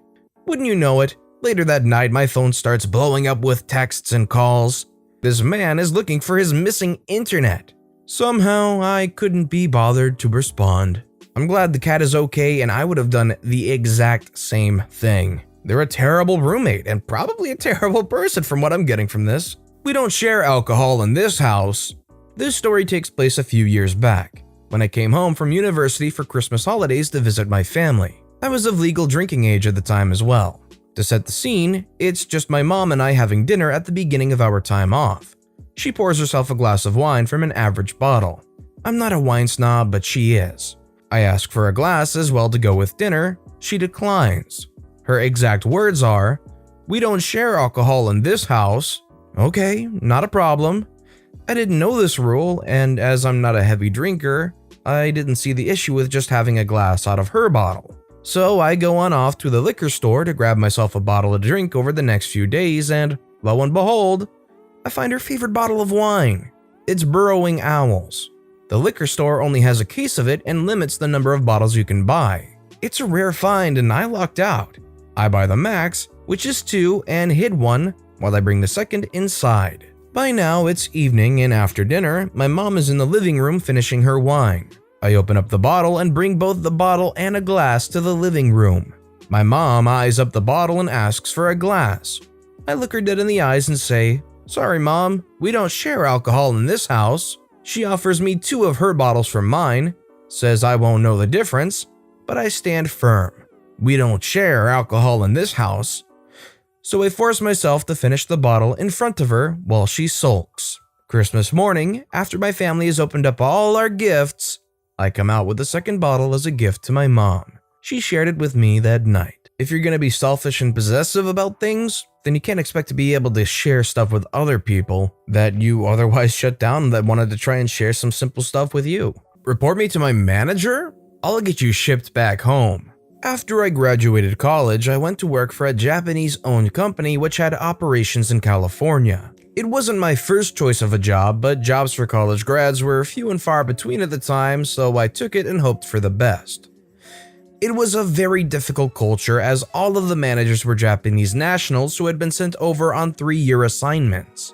It was a pretty prestigious assignment for the Japanese nationals as they all had large houses, company cars, and expense accounts where they could have a much nicer lifestyle than the typical high-rise subway commute they were used to in Japan.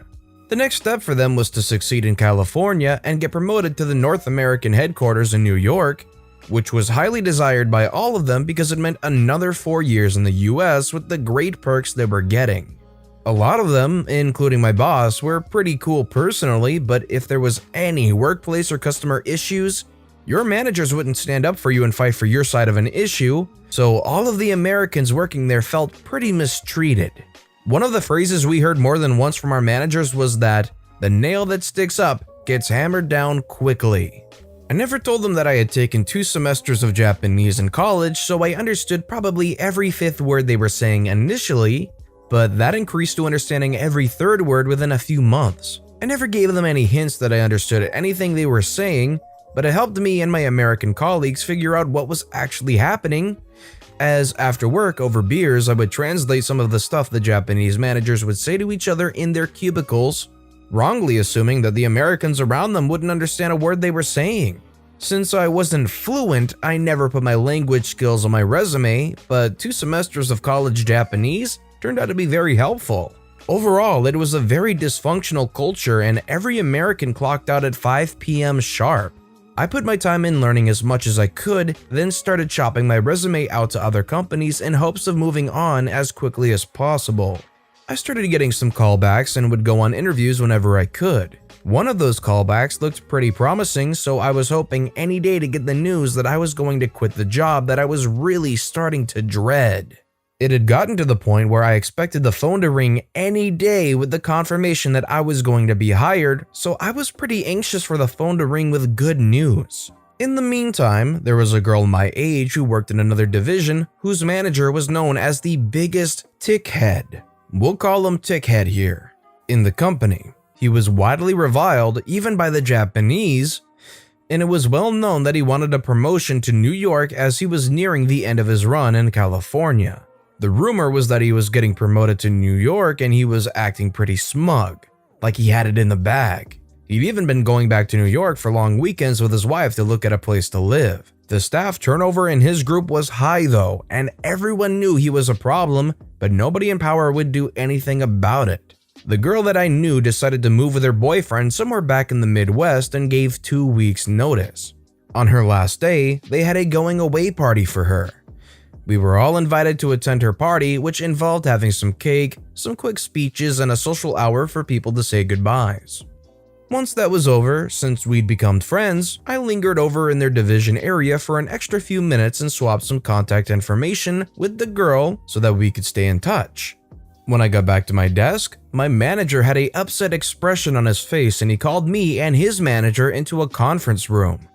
We sat down and they told me that Tickhead had just lodged a formal complaint against me for interfering with the operation of his group. I explained that I was just saying goodbye to the girl who was leaving and spent 5 extra minutes getting her new contact information. They waved off my excuse and told me I was going to be formally written up and I would have to sign the HR form stating that I had violated the workplace rules and take some training classes to curb my poor behavior. I was pretty upset that they hadn't told Tickhead off, but I remembered they were never fighting for their employees, so it wasn't a surprise. When I got back to my desk 5 minutes later, there was a message on my work phone from the HR department of the firm I had interviewed with asking me to call them back as soon as possible. I called them back and got the good news on the job offer. I told them I would start in 2 weeks as soon as I signed the offer. They sent it over and 10 minutes later, I had a new job. This new job created leverage, allowing me to create a situation at the company I was leaving, so I took it. I printed out a resignation letter and printed it. Then I called my manager and his manager back into the conference room that we had left 20 minutes before and handed them my resignation letter. I told them that I was quitting immediately because of the loss of face that they had created for me at the company, but that I also wanted to file a complaint against Tickhead for verbal and emotional abuse in the workplace.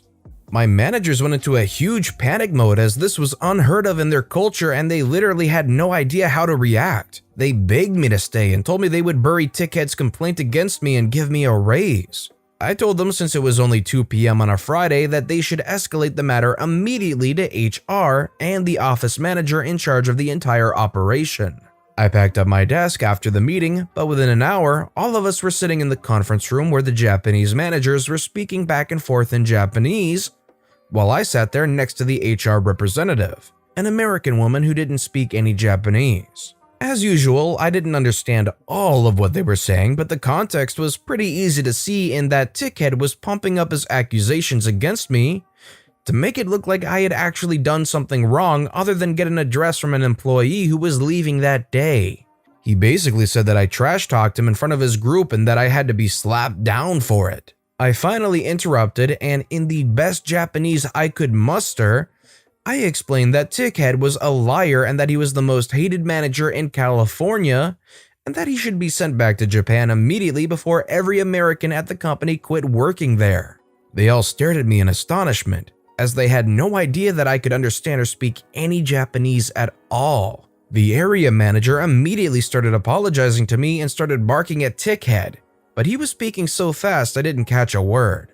I told them the apology was too late, but that one thing they should learn from the situation was that Tickhead was a liar, was reviled, and that promoting him to New York would be a big mistake. With that, I literally got up from my chair, walked out the door, grabbed the box from my desk, and left the office. The Americans applauded me as I walked out. I took 2 weeks of vacation between jobs, then settled into my new job. A month later, I reached out to my best friend at my old company to catch up. As I'd hoped, the manner in which I had quit, coupled with the fact that the Japanese suddenly realized it was possible for an American to understand them, had changed things for the better. The biggest news was that all of the Americans had been interviewed about the problems in the office and everyone pointed their finger at Tickhead. As a result, Tickhead had been denied the promotion to New York and was even being sent home early. One of the Japanese managers took my old group out for beers one night once everything had been resolved and told them that Tickhead would be given a window office in Tokyo with no responsibilities for the rest of his life, which is like being in a corporate prison for 8 hours a day for those losers. They are called window watchers, as they literally do nothing but collect a salary for sitting in their offices 8 hours a day. So apparently in Japan, a window watcher is a person that's been given a menial job, and the idea is that you would surf the web, you would read a book, you'd play video games or whatever, and then you would have to report your activities of the day to your superiors on a daily basis. So the idea is that you would feel all super unproductive or something and then quit on your own, but in America, that would be praised as the best job in the world. It would never work here. Don't bully the teacher's pet, they will bite back. Since I was born, I was the target of abuse from my fellow peers. This story takes place back in grade school. It was so bad I kept to myself and stuck by the teachers in attempts so the bullies would not approach me. But it would not work most days because they still persisted to bully me, often calling me names and making fun of how I acted due to my nature of trying to follow the rules and keep to myself. Teacher's pet was my name, and it was bestowed by my own personal Hades, which was a boy we will call Isaac, because I can't remember his name due to this being back so long ago. Anyway, due to the nature of life being a cruel mistress, he sat next to me. Well, I had enough one day and saw an opportunity to get my revenge on him. We were practicing our writing in class, and a big point they stressed was to remember the period. So much to the point they will mark the sentence you copy as wrong if a period is not present. We had to grade one another's papers, and him being next to me made it obvious we had to swap papers. So I started to erase his periods. He got zeros on all these papers and frustrated the teachers. He did catch on eventually and went to the teachers, who brushed him off as he was known for being a bully. Great teachers, right? He was so mad he started to erase my periods, and as soon as he did, I called the teacher over and showed them.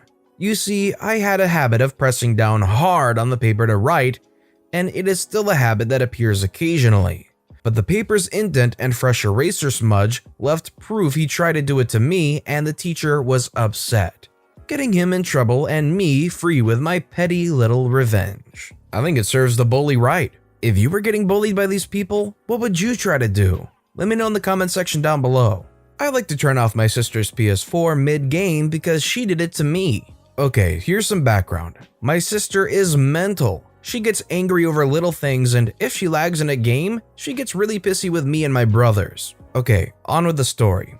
One day, I'm playing a ranked game of Rainbow Six Siege, and it's 1v4 and my team's losing, so I needed to win so we would tie. But my sister was playing Fortnite and she was lagging. She died and got angry and came into my room and turned off my Xbox, screaming, "Stop playing your Xbox, I'm lagging." She ran back to her room, and I'm just shocked and pissed. I would wait until she's in the final circle of Fortnite or anytime she's in a battle, and I would walk in, turn off her PS4, and in a really childish voice say, "Stop playing, I'm lagging." And I would walk off, and she would just scream and lie to our mom and say I'm being annoying and turning her PS4 off for no reason.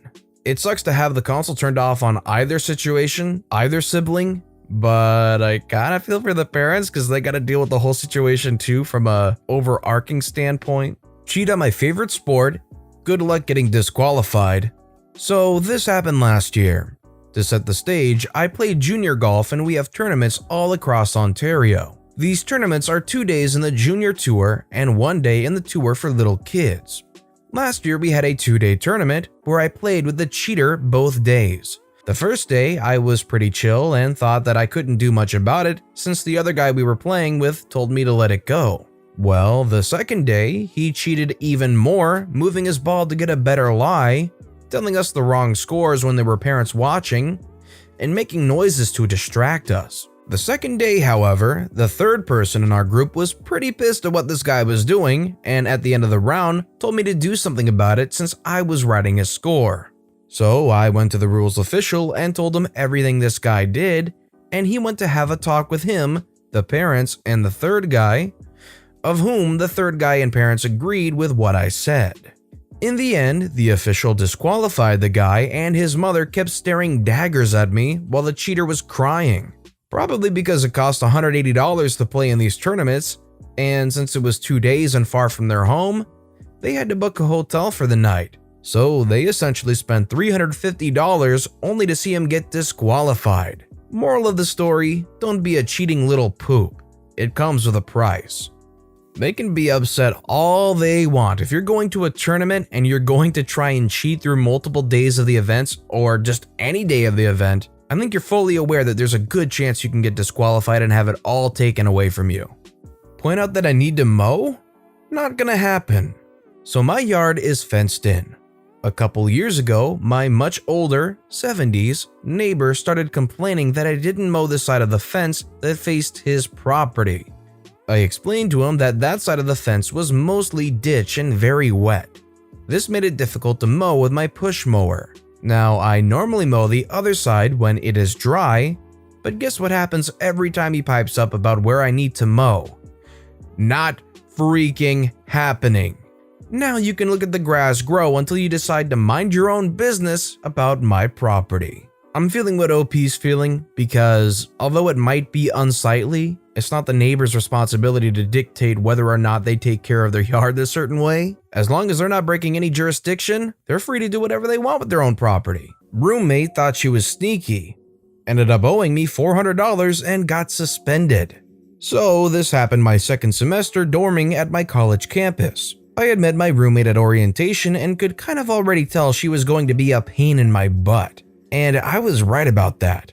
I had planned on moving rooms to be closer to some friends the next semester. But let me get to the story that led to my revenge. On our campus, you had to pay for meals using your student ID, which had a certain amount of money on it each semester. You could also use an app that you put your name and ID info into, and it makes it easier to pay. But the name and ID must match for it to work, which will be important later. Any funds from the fall semester would roll over into the spring. But then at the end of spring, it would just expire. Because of this, and because I only ate once or twice a day, I had a ton saved up on my card. My roommate, on the other hand, did not. So I offered to pay for some of her meals from time to time in trade of her picking up the food for us, which involved her using my card twice in person and then she'd return it. Then, one day, I noticed on my app that my card was being charged even when I was not ordering food. And not just a meal, like a meal for several people. This meant that whoever was ordering, I wonder who, either had to have stolen my ID card, which I had in my pocket when I got the charge, or was impersonating my info in the app, which are both big no-nos on my campus.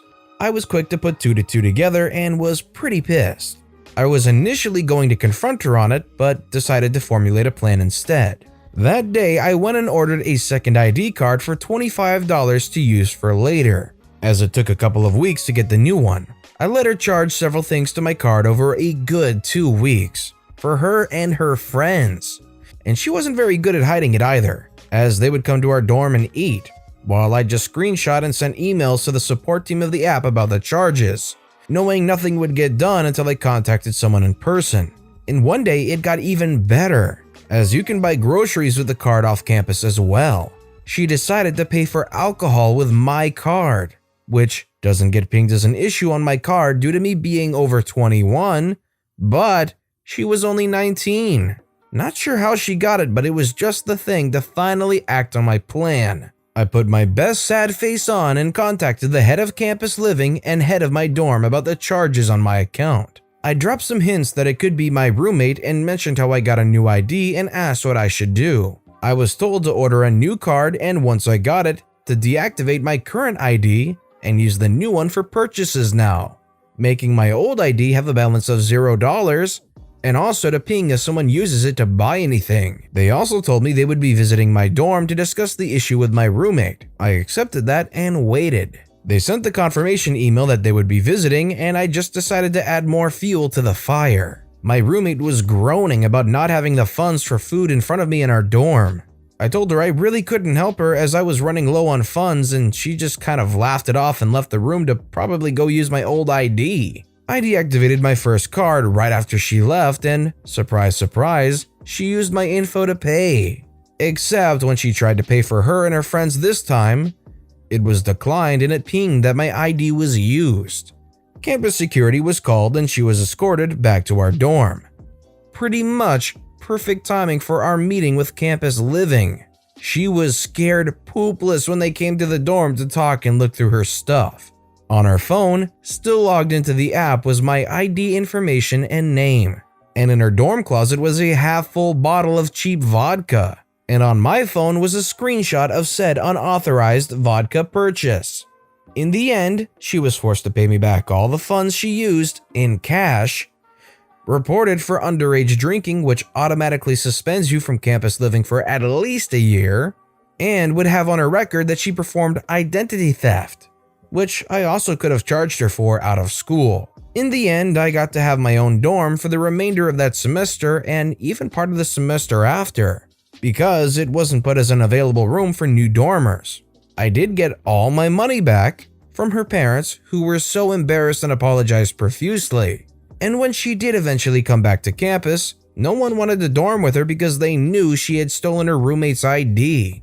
I think in the end she rented off campus. Man, if you found out that your roommate had stolen your ID and was using your money to buy food for her and her friends, what would you have done? Let me know in the comment section down below. Redneck thinks it's funny to yank out mailboxes. My dad makes him pay. Disclaimer, this happened a long time ago, but still makes me giggle to this day. So way back in the day, mid-90s or so, my family lived in a log cabin on 10 acres of land in a rural area 10 or so minutes out of town. It wasn't totally the sticks, but you could definitely hear banjo music in the background sometimes. At the end of our nearly 1/4 of a mile long driveway was one of those roads that was also technically a state highway. In the AM, I'd trudge down to wait for the bus. When I got home, I'd grab the mail and carry it back. Until one Monday morning when I went out and noticed the mailbox was gone. On closer inspection, looked like it had been just ripped out of the ground. Dad was obviously not pleased. He went to talk with the county sheriff, who happened to live a mile down the road. Turns out it had been happening up and down the road for months. Someone was tossing a chain over mailboxes and yanking them out with their vehicle. He suspected a guy down the road with his great big lifted 4-wheel drive truck, but couldn't prove anything. Usually happened on Saturday and Sunday nights, with people finding out in the morning. Also seems the nicer the mailbox, the bigger a target. And many had been hit multiple times. People had tried digging deeper, using more durable wood, etc. The guy just took it as a challenge and ripped them out again. Soft, sandy ground, and his truck was a monster. Well, Dad said, challenge freaking accepted. A bit about my father. He's a steel worker with an engineering background and a graduate degree. Built like a bear with forearms the size of my freaking legs. Most people looking at him would never think this monster of a man is also brilliant, but he is. The calm, cool type that almost never loses his temper. But wrong him and God help you. So Dad goes to Lowe's and buys the fanciest, prettiest mailbox they sell. He then proceeds to install it on top of an 8-foot long cylinder of 3-inch diameter, hardened tool steel. But he wasn't done there. After digging down with post holders and dropping it in, he then filled it in with quick-set concrete. To really sell it, he then used some strips of 1/2-inch wood to cover the steel core of his now indestructible mailbox of doom. Primed and painted them so it looked like a standard 4-inch post, and even had my mom decorated with flowers and such. He wanted it to be as tempting of a target as possible. Didn't even take a week. I went out for school in the morning and found the mailbox right where it should be. Attached to it was a 30-foot chain and an entire hitch assembly. Ripped right off the truck's frame, sheared the bolts. It was marvelous to behold. Sheriff gets called over, dies laughing when he sees it. He went to the house of the guy that was suspected and sure enough, verified the damage to his truck matched. Fun fact, freaking with a mailbox is a federal crime, as in, you go to federal prison, not those cushy state places. Dad was unofficially rewarded by the sheriff's department with a few cases of beer and some venison. And after that, every deputy in town would flash him a thumbs up whenever they saw him. Man, all it takes is messing with that one engineer to end up getting some serious payback. Can't drive through that. Back in 2004, we had those big plastic round garbage bins in our back alley. About 6 of them down every alley in my neighborhood. They were huge, about 4 foot tall, 4 foot wide at the top. They got emptied every Thursday around 8 in the morning. I lived half a block down the alley from the local bar, and every few weeks I'd go out in the morning to see all the bins knocked down. Some drunk idiot was driving his beater home around the time the bar closed at 2 a.m. I figured he was hitting them on purpose just for laughs.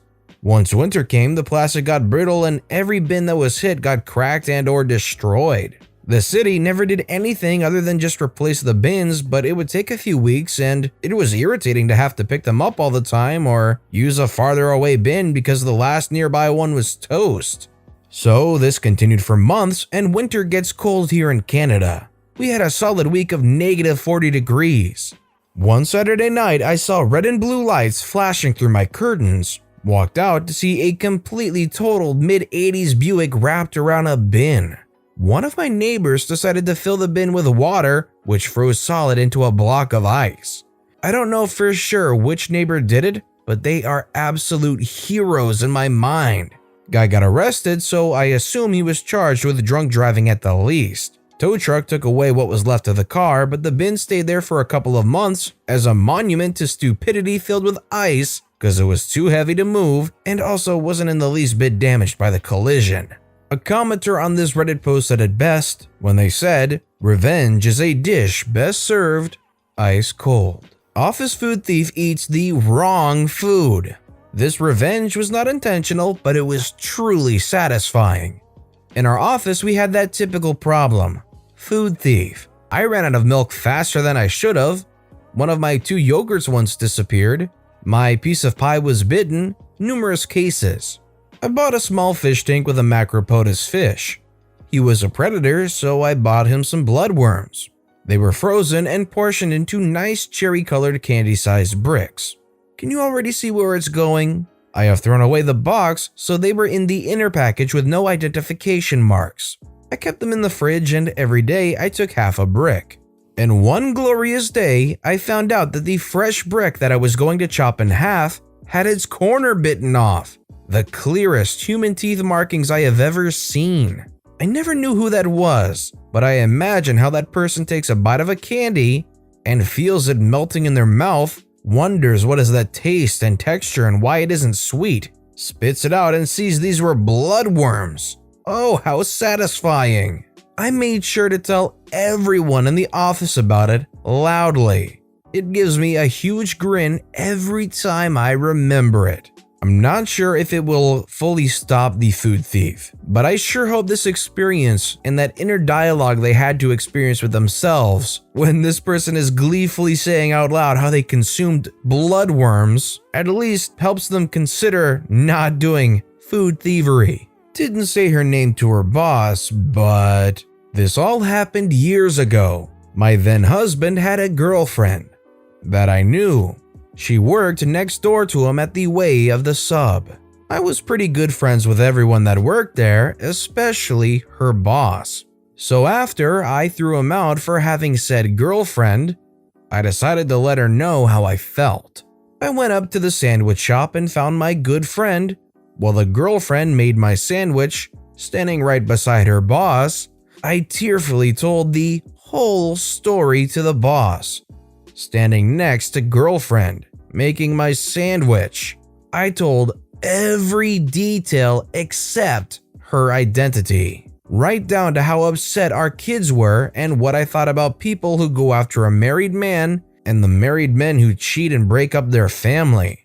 Boss lady said all the right things.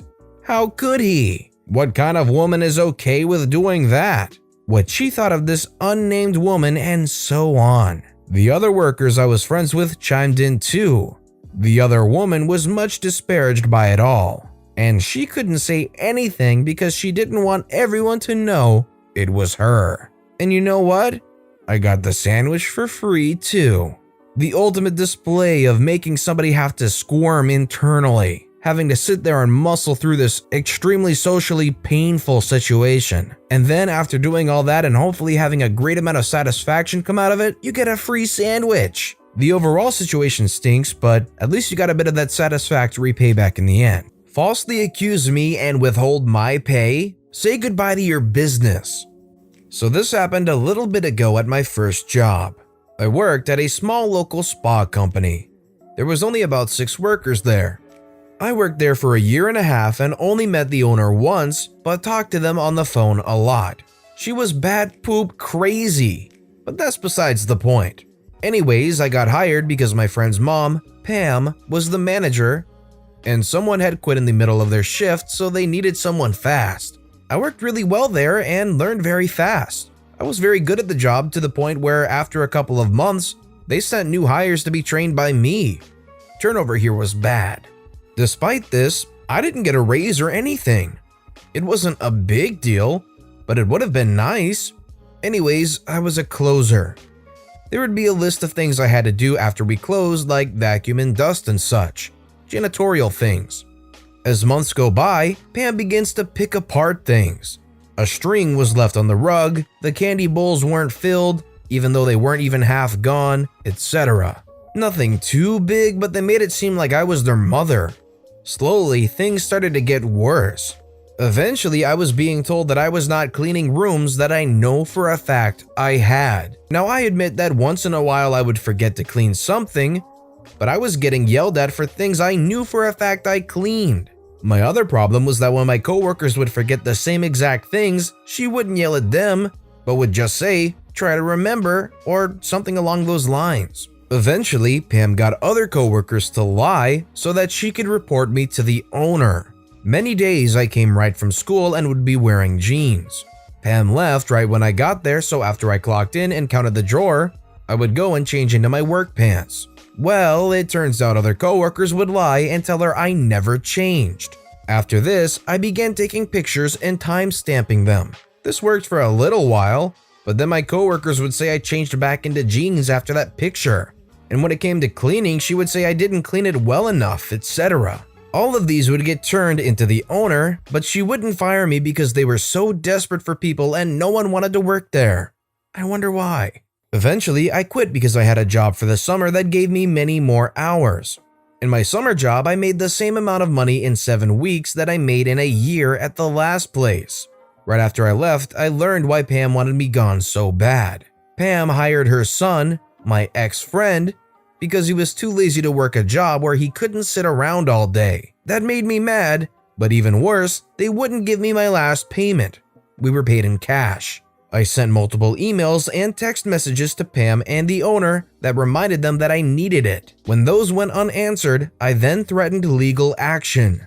Being a high schooler, I don't believe they thought I would do anything. How wrong they were. Well, there were many reasons I was mad about this, and so I decided I'd document every single thing about it at that place. These include 8+ hour workday with no breaks or a lunch, both of which are required in my state, rats in the basement, ant infestation, fake security cameras, allowing underage drinking, Pam faking the amount of money we had to pay her son and daughter for under-the-table work, child labor, Pam's daughter was not old enough to work, not fixing things like building framework, mold, etc., allowing temperatures to go above and below the legal limit. On bad days, it was above 100 or below 50 inside. Drug use, Pam giving themselves a raise, even though they already made more than everyone else there. Selling client information, Pam compiling clients for another worker to take with them to a new company, usually not illegal, but the way they went about it was. I don't remember the exact details. Not doing anything about harassment, not paying workers. There'd be days where we didn't have enough money in the drawer and the owner and or Pam would be too lazy to go to the bank, so they would just straight up not pay us. Not only this, but prior to me leaving, I recorded some of the verbal abuse from Pam. Believe it or not, I even got them to admit to making false write-ups on me. There was more, but I can't remember what else right now. Anyways, I compiled all of this and sent it in an email to OSHA. Poop went down. In the end, both Pam and the owner were served with some hefty fines, and Pam is even facing jail time right now for fraud. The owner had to shut down their business and sell it. I don't know if the owner is facing any jail time. I also emailed every spa within 50 miles, so the owner, Pam, and some coworkers have been blacklisted from working within an hour of where we're located. I never did receive my last payment. It wasn't worth going to court over, but what came out of it was so much better. So if you were OP, they treat you like this, and on the way out they don't pay your last paycheck. What do? Do you follow OP's footsteps? Let me know in the comments below how and why. Spaghetti girl, sell a broken laptop to my kid? Lie to me? Threaten me? As you wish. This happened a few years ago on Facebook Marketplace to my dad.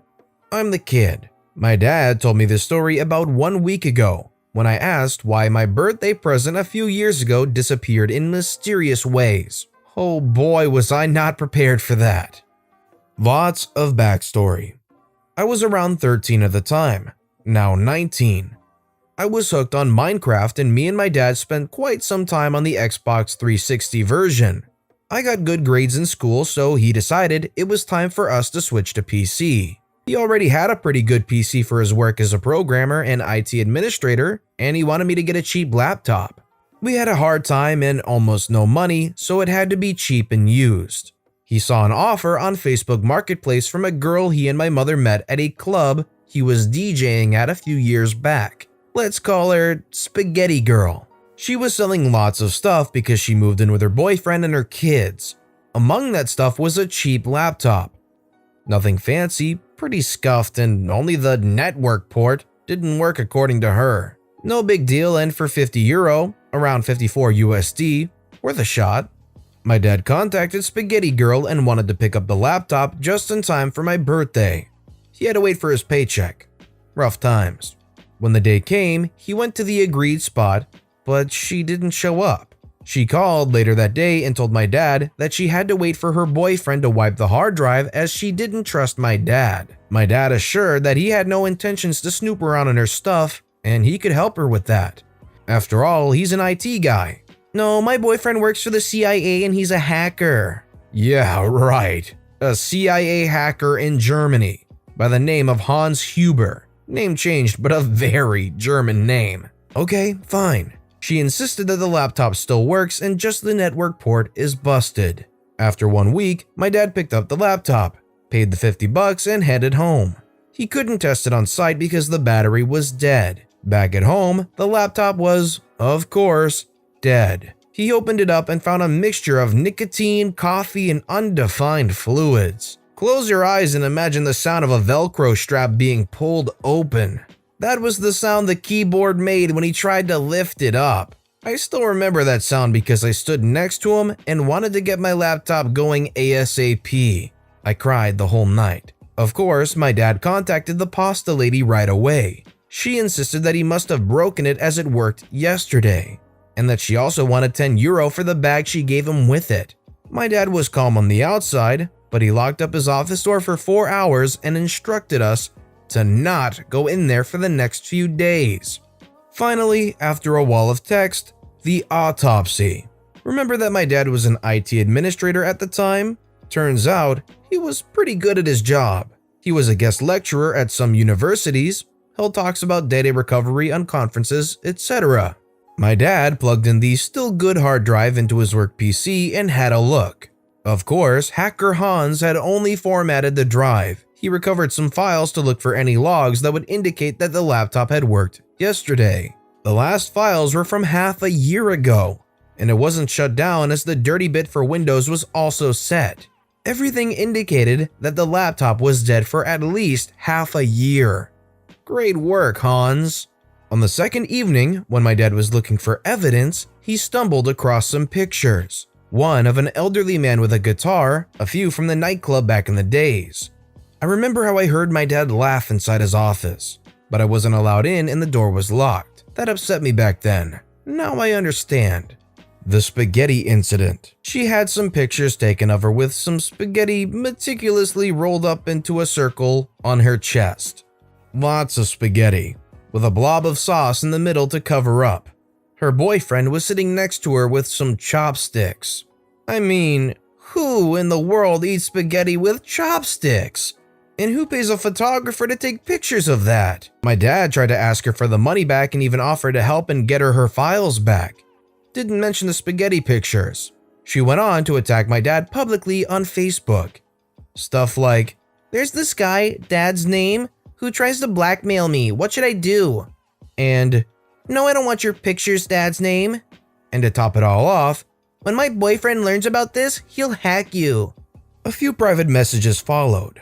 "Shut up about that stupid laptop and give me the €10 for the bag. Or else I'll tell everyone you wanted to force yourself on me." Also, a few insults. My dad had enough of that. He suspended his Facebook account and went silent.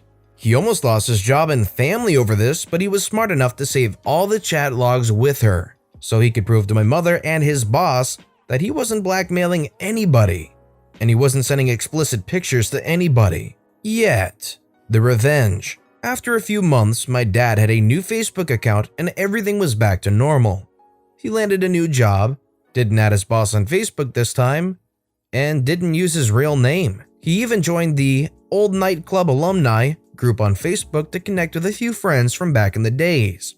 One beautiful day, he finds a new post in the group by Spaghetti Girl, asking everyone for pictures of the good old days, as a thief stole her laptop and tried to blackmail her with deleting the pictures. My dad kindly responded. He had this evil grin on his face when he told me a few days ago. "Oh, hey Spaghetti Girl, long time no see. I have quite a lot of pictures from the time. Found them on an old hard drive. Even some of you and your boyfriend at a nice pasta dinner. And a few screenshots with old chat logs. Do you want me to send them to you via PM or should I just share them here?" "Nah, just share them here." "As you wish." Hey, there's also good news for her. She also got the pictures of her recently deceased father back, the nice gentleman with the guitar, in 160 by 160 pixels. The fallout. Facebook blew up that day and the weeks after. At least in our little slice of the world. A few things happened. She was dropped by her friends. They all cut ties with her. Turned out she pulled off similar things with a bouncer of that nightclub, got him fired and expelled from their group of friends. He was the creator of said Facebook group. Noodle Witch and Chopstick Jerk were quickly both tagged in all of the pictures by their former friends. Even her cat was tagged on one of the pictures. Her boyfriend, Hans of 12 years, recognized one of her tattoos that he paid for. So the picture had to be taken recently. He recognized the bed she was on, but he wasn't the chopstick-wielding dude in the picture. He was now Han Solo. My dad never really looked that much at the pictures, so he didn't see that Spaghetti Queen had laid out quite a bunch of drugs, weed, pills in a Ziploc bag, in the background of her pictures. This minor detail was discovered by the Chopstick Master's current girlfriend, who of course told the police, CPS, Jugendamt in Germany, and both of their parents. Police couldn't do much. Their kids were taken away for a while. I don't know what happened afterwards. A few colleagues of hers saw that post. She quit her dream job of being a cashier at Aldi soon after that. She had to move out of Hans's flat. She moved across the country if her new Facebook account is to be believed. She used the name of her cat. I know I'm being very spiteful over this, but I think she got what she deserved. And $50. Today, we sold the hard drive and the RAM from the laptop for €30 each afterwards. With the money, my dad bought a used HP desktop for me. Minecraft at 30 FPS. Coming from the Xbox 360, this felt right at home. For my 17th birthday, I got a, back then, brand new computer. Ryzen 1600X, GTX 1060, 16 gigs of RAM and a brand new SSD. With no spaghetti pictures on it. My dad and I still play Minecraft together.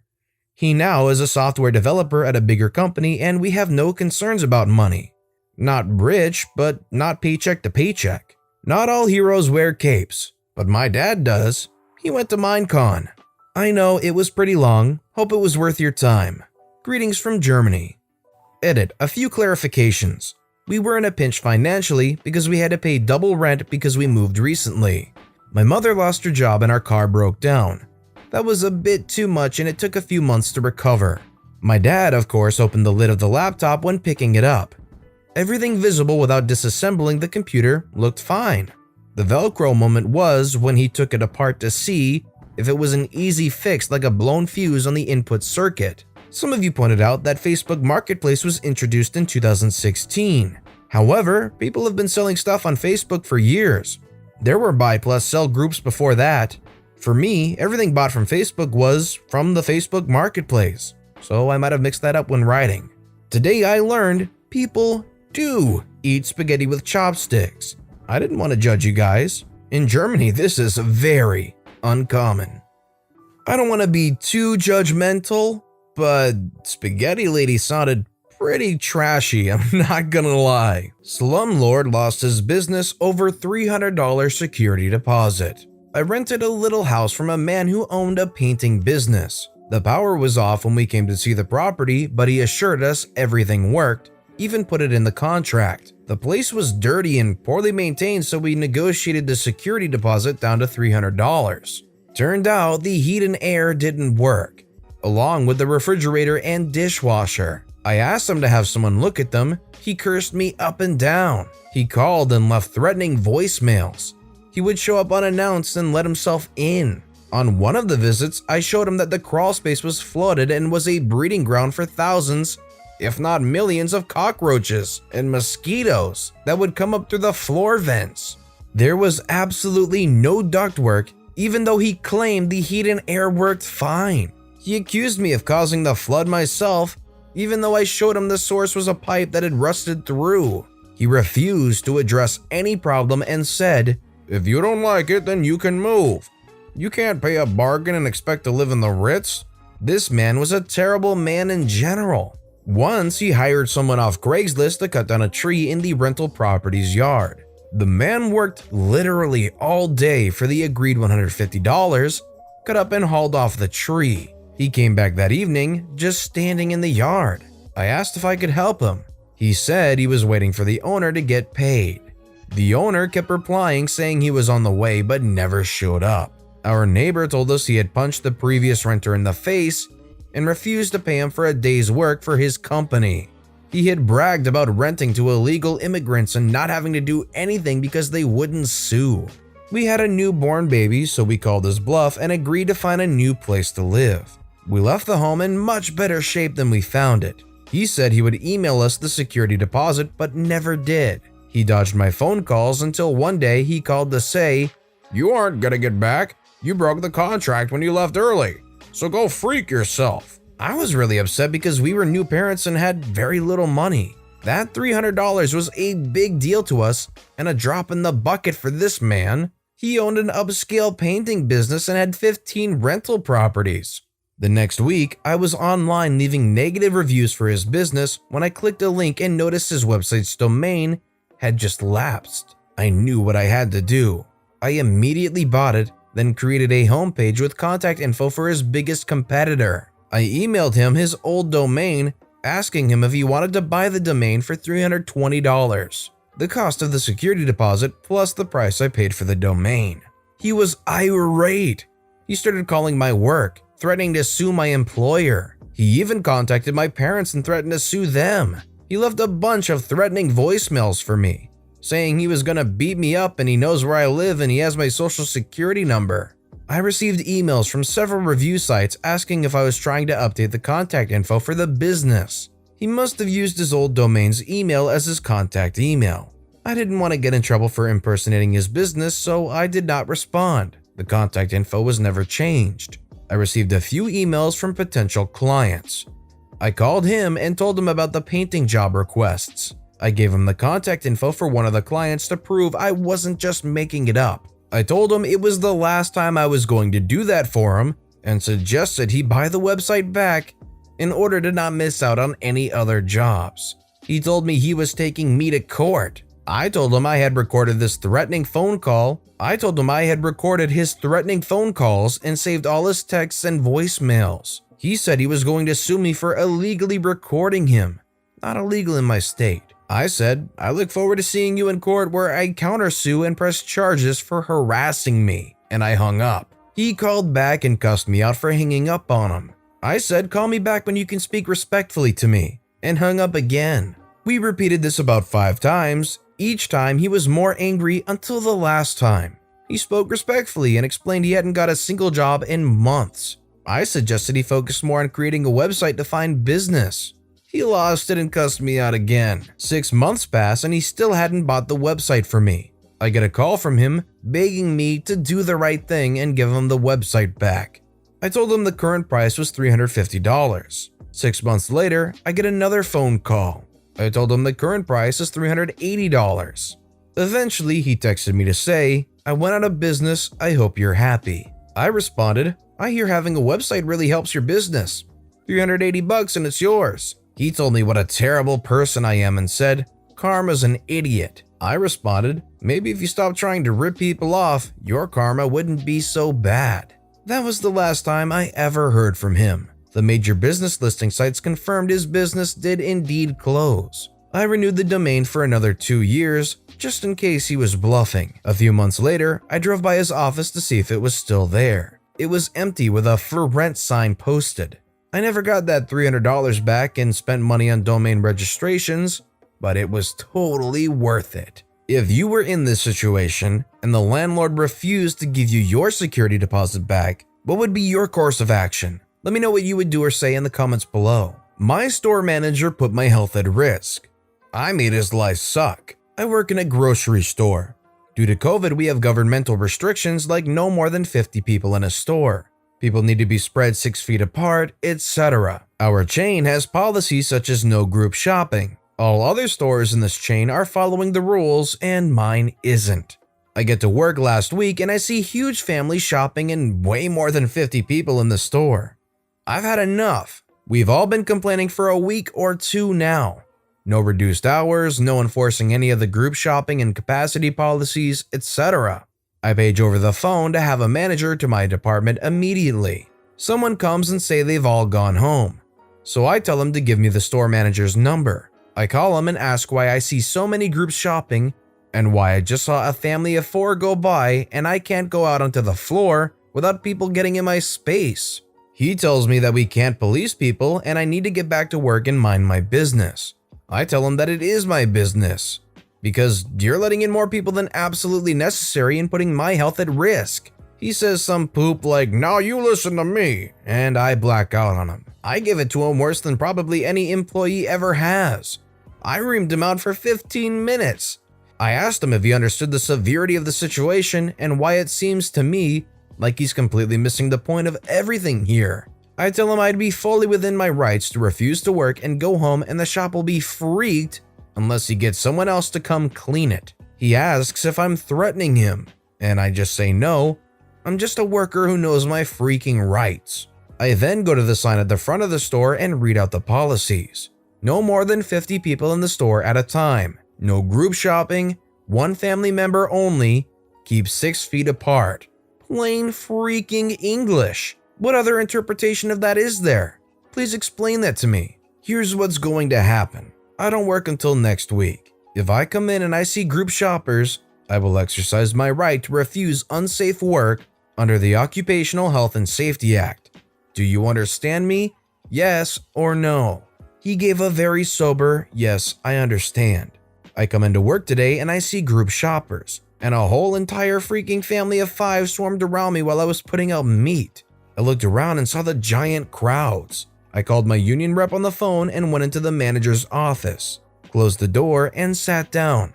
I said, "I spoke to you last week and I said if I saw group shoppers, I'd go home. I'm exercising my right to refuse unsafe work under the Occupational Health and Safety Act. Unless you have questions, I'm going home now." He gives me a poop-eating grin and says, "Great, how long are you off for then?" And I smiled back and said, "What do you mean? That's your job. You really don't know how any of this works, do you?" My union rep on speaker explains, "What happens now is the complaint goes to the labor board. They'll send OH&S people to investigate the complaint, and due to the nature of the complaint, other people will probably investigate too for compliance with COVID restrictions. After they investigate, they'll determine if the complaint is valid. If it is, you're required to do what it takes to make it safe for the employee to return to work. Human Resources will probably have a meeting with you. I'm emailing them right now. There will likely be a union meeting too. The chain itself will probably also want to know why somebody actually went through with refusing to work and why the guidelines weren't being followed. And all employees in the chain will have to be notified of what all just happened." I got up and punched out and went home. I have a doctor's note for stress leave for 12 weeks.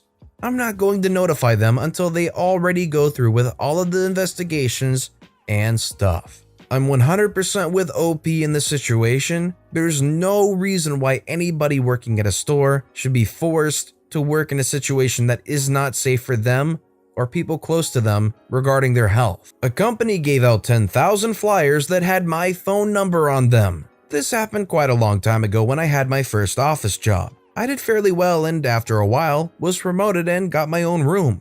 With it came my own phone line. The day after it was installed, I arrived at work to find the message light blinking. I checked and the mailbox was full, with 20 messages. Odd, I thought. There must be some mistake. There sure was. Message after message from people wanting to book a chalet. While I was still checking the messages, calls started coming in. Hello? Yes, I want to book a chalet. Do you have one available for this weekend? You have the wrong number. Customer pauses for a moment. But this is XXX, right? No, this is an office in town. Customer pauses again. But the number is XXX. Yes, that is my number, but this is an office. We don't have anything to do with chalets. But I want to book a chalet. We don't do chalets. You have the wrong number. But your number is XXX, right?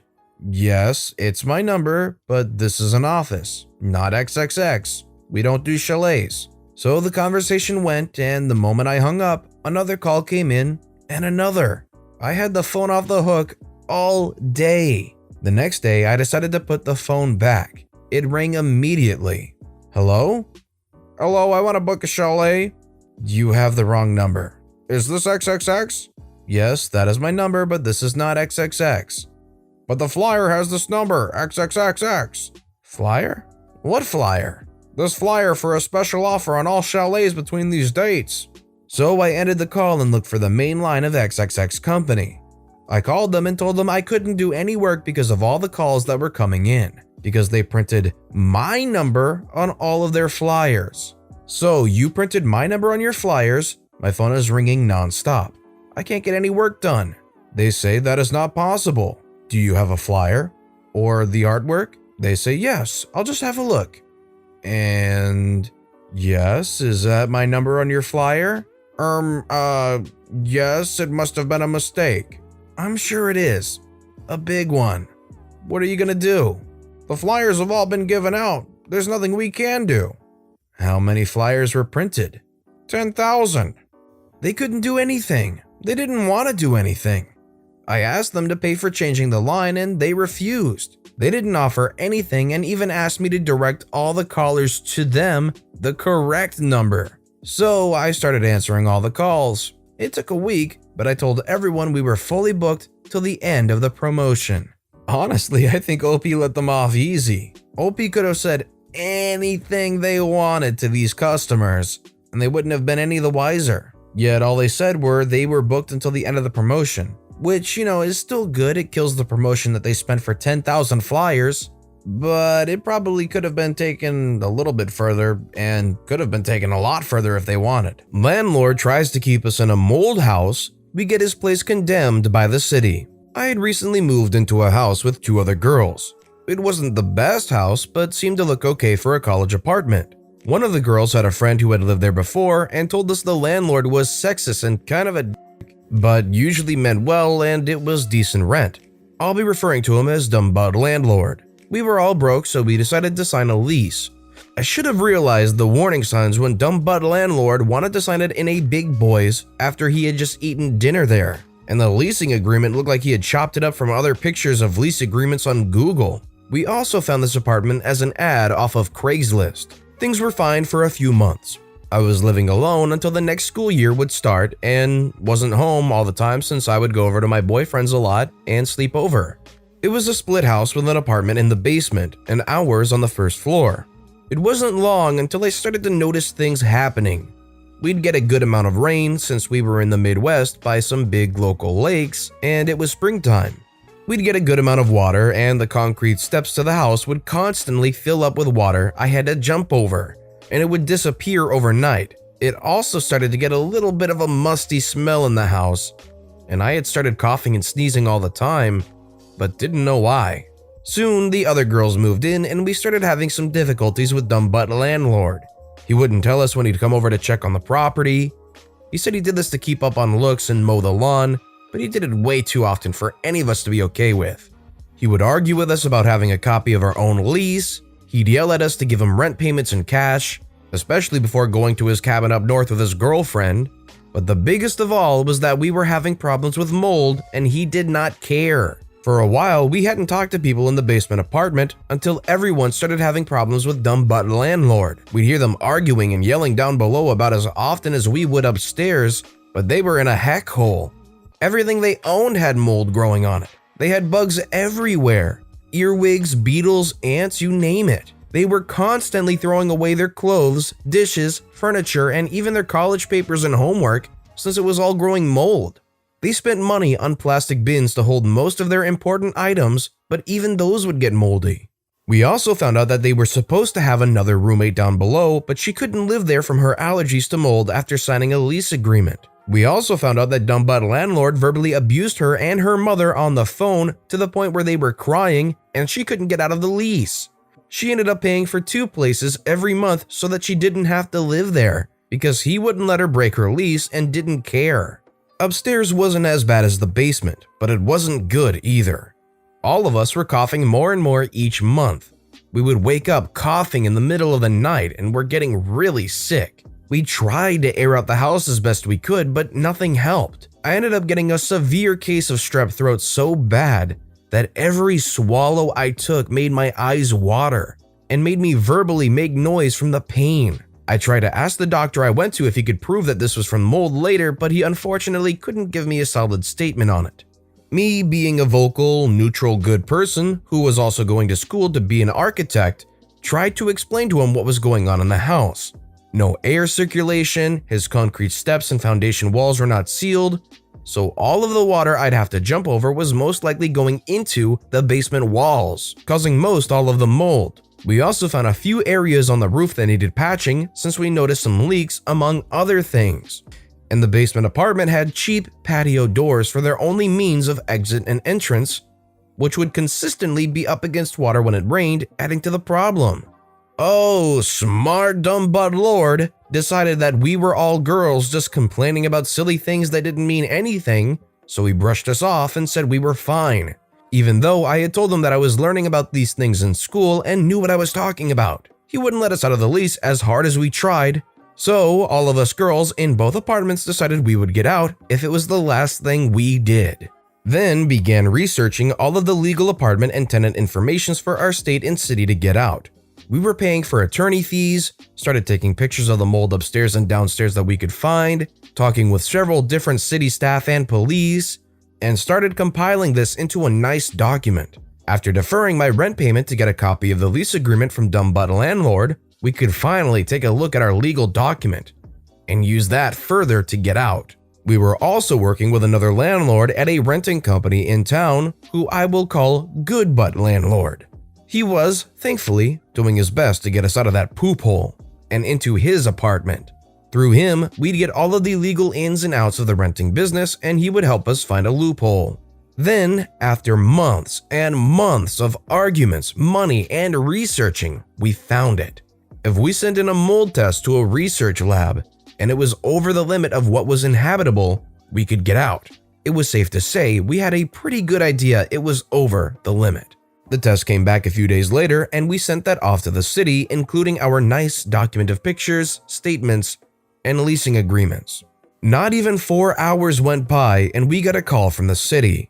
Our house was so full of mold that we were to move out of the apartment within 24 hours and it was to be condemned. We were ecstatic. All of that hard work had finally paid off, although it was horrifying to know that the mold count was so high. The mold researcher who had been in the business for more than 30 years had not once seen a place with higher mold count than this house. Yes, this included black mold. Fast forward to us happily packing up in our house, all of our parents getting us out together, us moving into the apartment that Good Butt Landlord kept open for us to move into, and poor old dumb butt landlord sobbing in our driveway as we happily stacked boxes into cars, complaining that he should have paid more attention and listened to us, that this was his girlfriend's property, and she's going to dump him. We all took a picture the next day smiling in front of the condemned signs. It's still one of my favorite pictures to this day. Serves him right for not listening to his tenants. I think that place getting condemned and then moving out is probably going very easy on this landlord. I could have very well have seen a really decent argument for a lawsuit going on here. What do you guys think? Let me know your thoughts on this story in the comments below. Take the money I give for bills and squander it? Hope you like the court system. The background. I lived with a group of people who I thought were my friends. They were two couples and we all lived in the same house for almost 2 years until I recently moved out. There was David and Tina and Brittany and AJ. I was the only single person there. There was a debate on how we should pay the bills, but we all decided to give the money to the person whose name was on the bill. David paid the mortgage, Tina paid the water and electric/gas, and I paid the internet. It came to the point where I was paying close to 80% of the mortgage by myself, the entire water bill, about 75% of the gas and electric, and I was paying the internet bill by myself. I was giving the money still to the person in charge of the bill, but came to find out about 10 days before I moved out that the mortgage was defaulted on and the house was in foreclosure.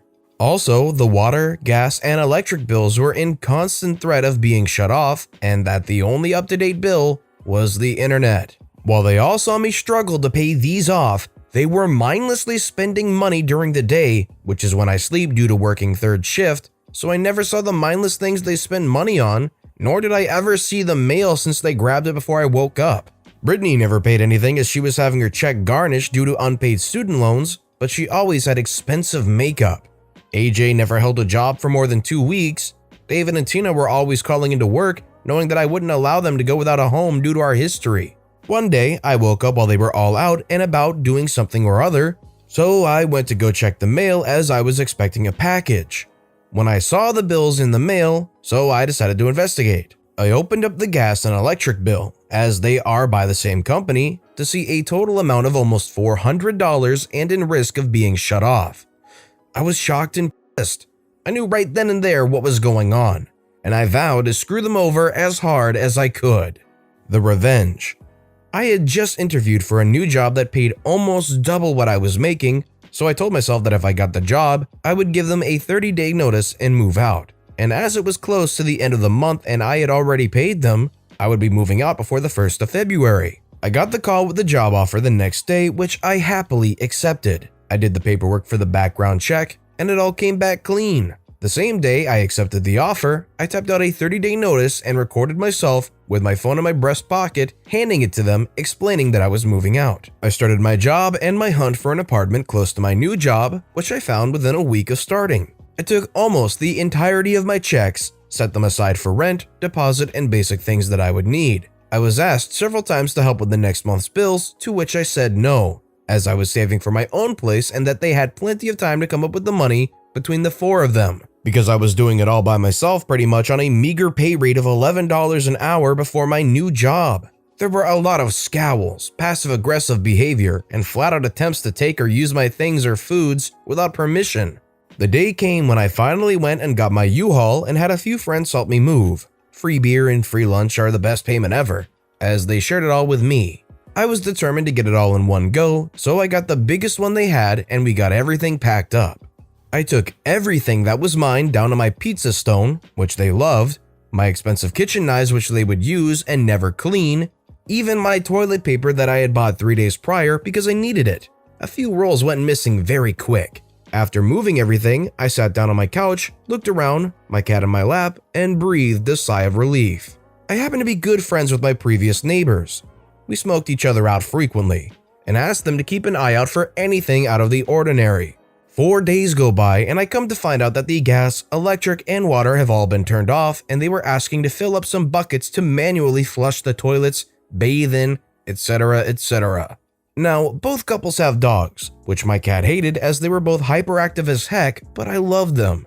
So I decided that those dogs were in a dangerous situation as they had no water, no heat in the middle of winter, and probably no food as I had bought the last bag about 2 weeks prior. I hate to see an animal hungry. So I called the local humane society and left an anonymous tip about the dogs and how I was worried about them. The next day, my neighbor, Todd, texted me telling me that there were dogs removed from the home, that my previous housemates were being charged with neglect, and because of the lack of utilities, that these were not civil but criminal charges. This was enough for me to smile, but I wanted more. I knew that David was divorced and had a child. I also knew that he wasn't paying child support. I then contacted the local courts and made them aware of the flagrant non-support, and that maybe they could help the agency looking for him. I provided the address that we lived at and that the homeowner was the one who was being looked for. From there, it came to light that he was almost $25,000 behind, which is a felony in the state where I live.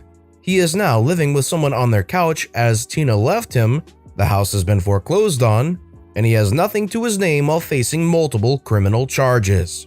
Moral of the story: don't take advantage of a friend who knows all your dirty secrets. I'm glad OP cares so much for those dogs because I'm a big dog lover too, and I wouldn't want to see these dogs get harmed because people are neglecting even themselves, their livelihoods, for no relative reason. Track me? Sure, I will comply, but not easy. So my former workplace is trying to get a hold of me about 1.5 years after I quit. They gave me a job offer that turned out to be a whole other job. Bad for them. It seems that they have a problem with the Skatteverket, the Swedish IRS. It all started one day when the company told me they were installing GNSS tracking in our vehicles. They blame Skatteverket wanting to know that we did not use them when off the clock. Well, that's kinda true, but in fact, Skatteverket only wanted to know if we did, and if so, how much. When I pointed this out to my boss, he went off on an angry monologue, stating that us low-level workers couldn't be trusted, and finishing with that all we did was trifle away our work hours. So the statement from the company was that they had no intent to follow us in real time was BS. The problem for the company was that our union had already banned the practice of following us in real time, with a few exceptions.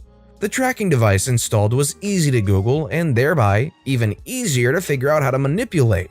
The biggest concern was it was tamper-proof, so no on opening it up. Well, since it used GPS/GLONASS as the only source for positioning, there was a simple bypass. After speaking to an old colleague of mine from the military, I ordered an antenna, 150 USD, a Raspberry Pi, got my former colleague to find a good software, and created a .gpx with a track going on every road in Malta. Thereafter, I set the device to start via the 12 volts in the car and to simply tell the shielded tracker that I was driving around in Malta. The effect didn't take long to show.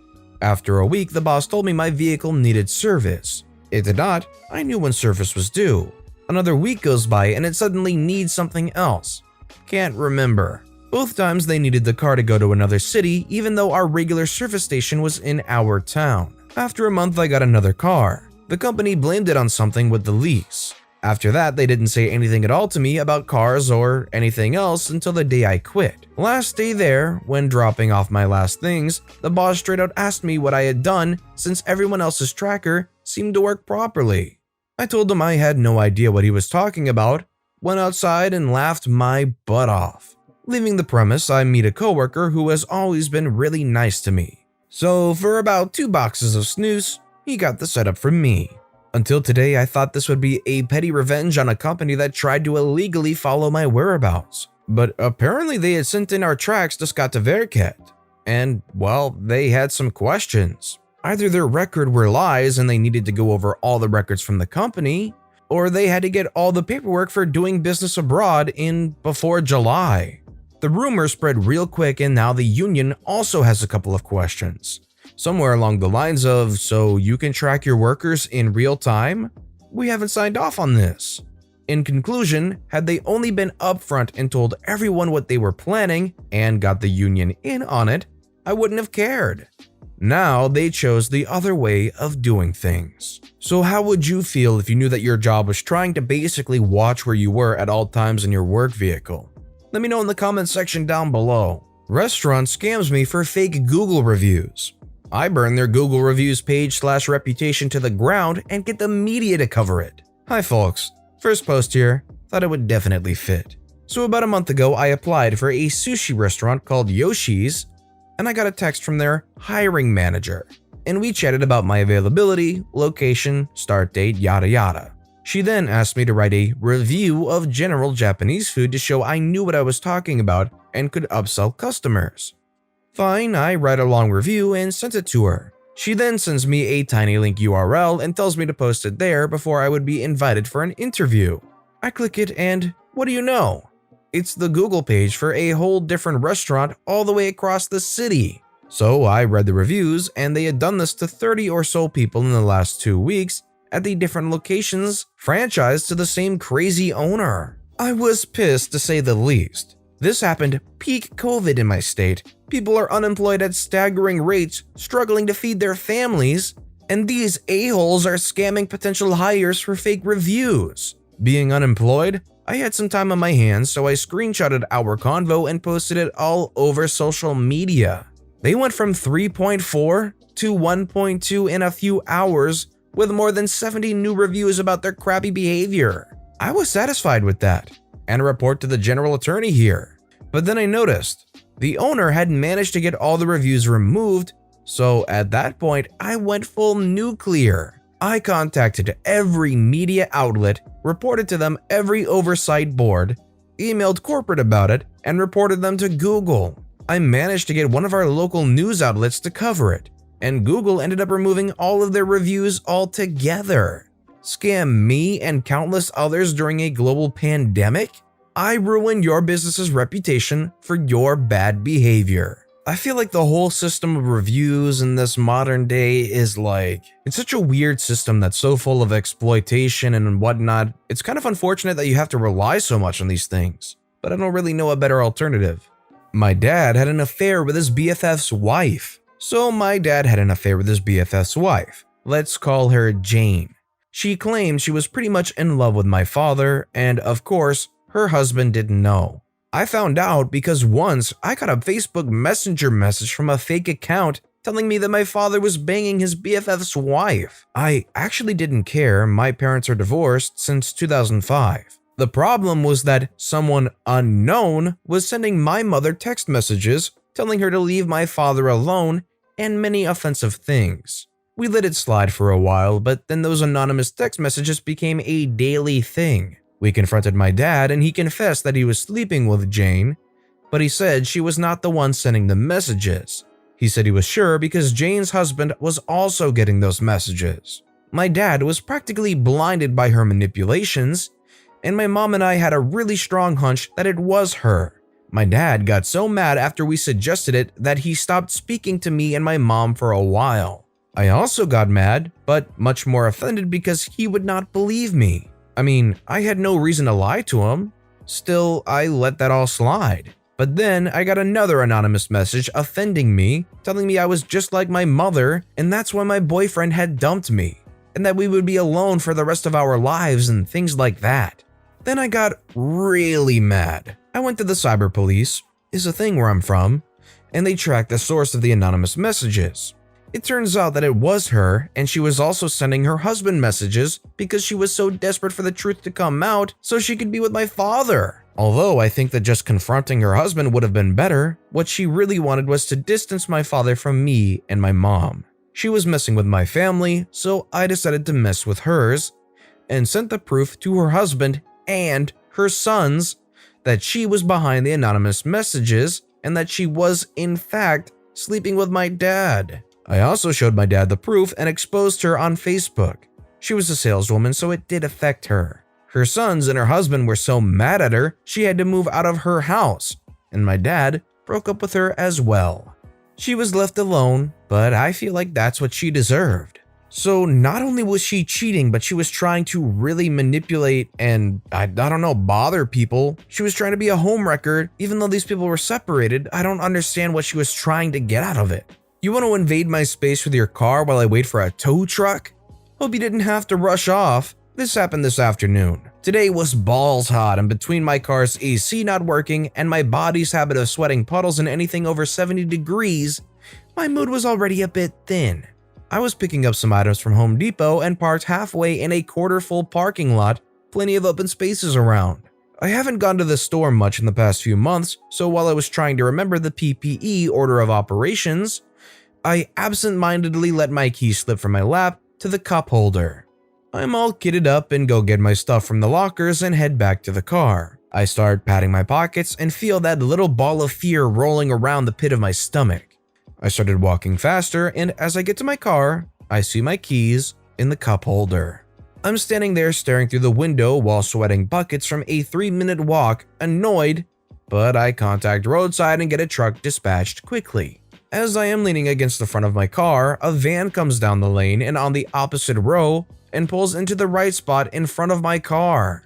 As the driver starts pulling closer to my legs, I shout, "Hold it," and put my hand out. She stops the van about 1.5 feet away from me and looks pissy, like hitting me would have inconvenienced her plans for the day. I look around at the 9 other open spots all next to or behind her in the area and gesture towards them. She gestures at me and mouths, "Why?" I guess she was asking me why I'm standing there, and despite it not being any of her darn business, say I'm locked out of my car. She sits in her car for 5 minutes just adding to the heat around me while I mess around on my phone. Eventually she gets out, scowls at me and goes inside. About 20 minutes after she went in, my tow truck shows up, but it's on the lane opposite me. I was feeling a bit petty, so I stopped the guy right behind the van, not thinking anything would have come of it. Well, right as he goes to get the tools, van lady comes out of the store. She was lividly muttering to herself as she gets in her car and turns it on. I explain the basics of the situation, and he looks around at all the other still open spots in sheer confusion when a poop-eating grin comes across his face. He starts opening the door, taking a few extra minutes to make sure he does it right, and then has me sit in his air-conditioned cab while he fills out an order form because his phone was acting up.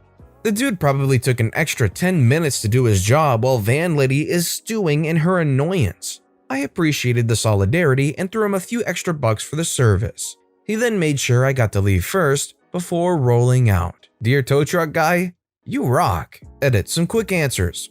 I lock my door by hitting the door lock button on the door upon exiting the car. I may start using the key to lock, but I hate that darn confirmation honk the car gives. I didn't call a tow truck, I contacted my insurance, who contacted a tow company who had a driver dispatched with door opening tools. In parking lots, there are usually 2 sets of parking spaces separated by a line. I was parked away from every other car. She decided to park in the space right in front of my car and was driving towards my legs. Not sure how much more clearer I can make that. 2 positives. 1, OP got a little bit of payback against this lady that seemed to be so inconvenienced by his standing there. The second being, because OP made this post, they found out that it's possible to turn off the honking sound when locking the car. So hopefully they won't ever end up in this situation again. Use my Netflix account for free? Have an ugly profile pic? Okay, so this is truly a very small victory. So I got the highest tier of Netflix account, so I have the option to have 5 profiles. I have one for me, one for the kids, one for my wife, one as a joint profile for me and my wife, and the last one is for guests, basically freeloaders. One of the things you can do with Netflix is change the avatar of each profile, which I did for each account while leaving the guest account one of the defaults. My sister-in-law, crazy, rude, violent, just really a bad person, got permission from my wife to use the guest account, which I didn't mind as long as she only uses the guest account so she doesn't mess up my viewing stats, and she understands she shares the account with more people.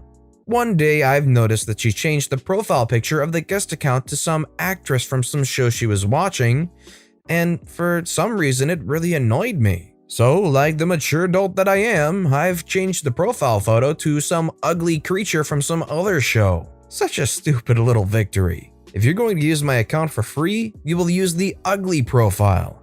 Every few weeks she will try to change the pic again so I know she cares, but I will quickly notice and change it to something even uglier. The last one was the Demogorgon from Stranger Things. It's really petty and small, but it's fun to imagine her frustration to have to choose some ugly creature as the account she uses. It's petty and it's annoying, but I can imagine it does bother her every time she has to go to Netflix because she keeps trying to update it. Steal my beach spot? Enjoy trying to leave? So a little background. On many Texas beaches, you drive right out on the beach and park along the shore and enjoy your day. Where I grew up, we did the same, but you needed a 4x4 because the sand was soft and you would get stuck otherwise. Many Texas beaches are hard-packed, and it amazes me to see sedans and small crossovers driving on the beach. On to the story. I was on the beach with my family when the inevitable bowel movements need to happen with my 6-year-old. The drive back to the restrooms is about a mile, so we hop in the truck and make our way back while my wife and 9-year-old stay behind with our canopy and beach stuff. When I returned, there was a little CRV or RAV4 type car parked pretty darn close to where I had originally set my truck up.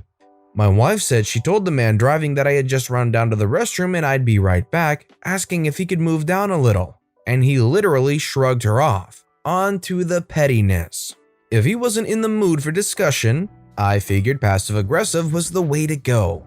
I pulled my truck back into the exact spot it had been before I left. This meant the other guy could not get into his passenger side doors.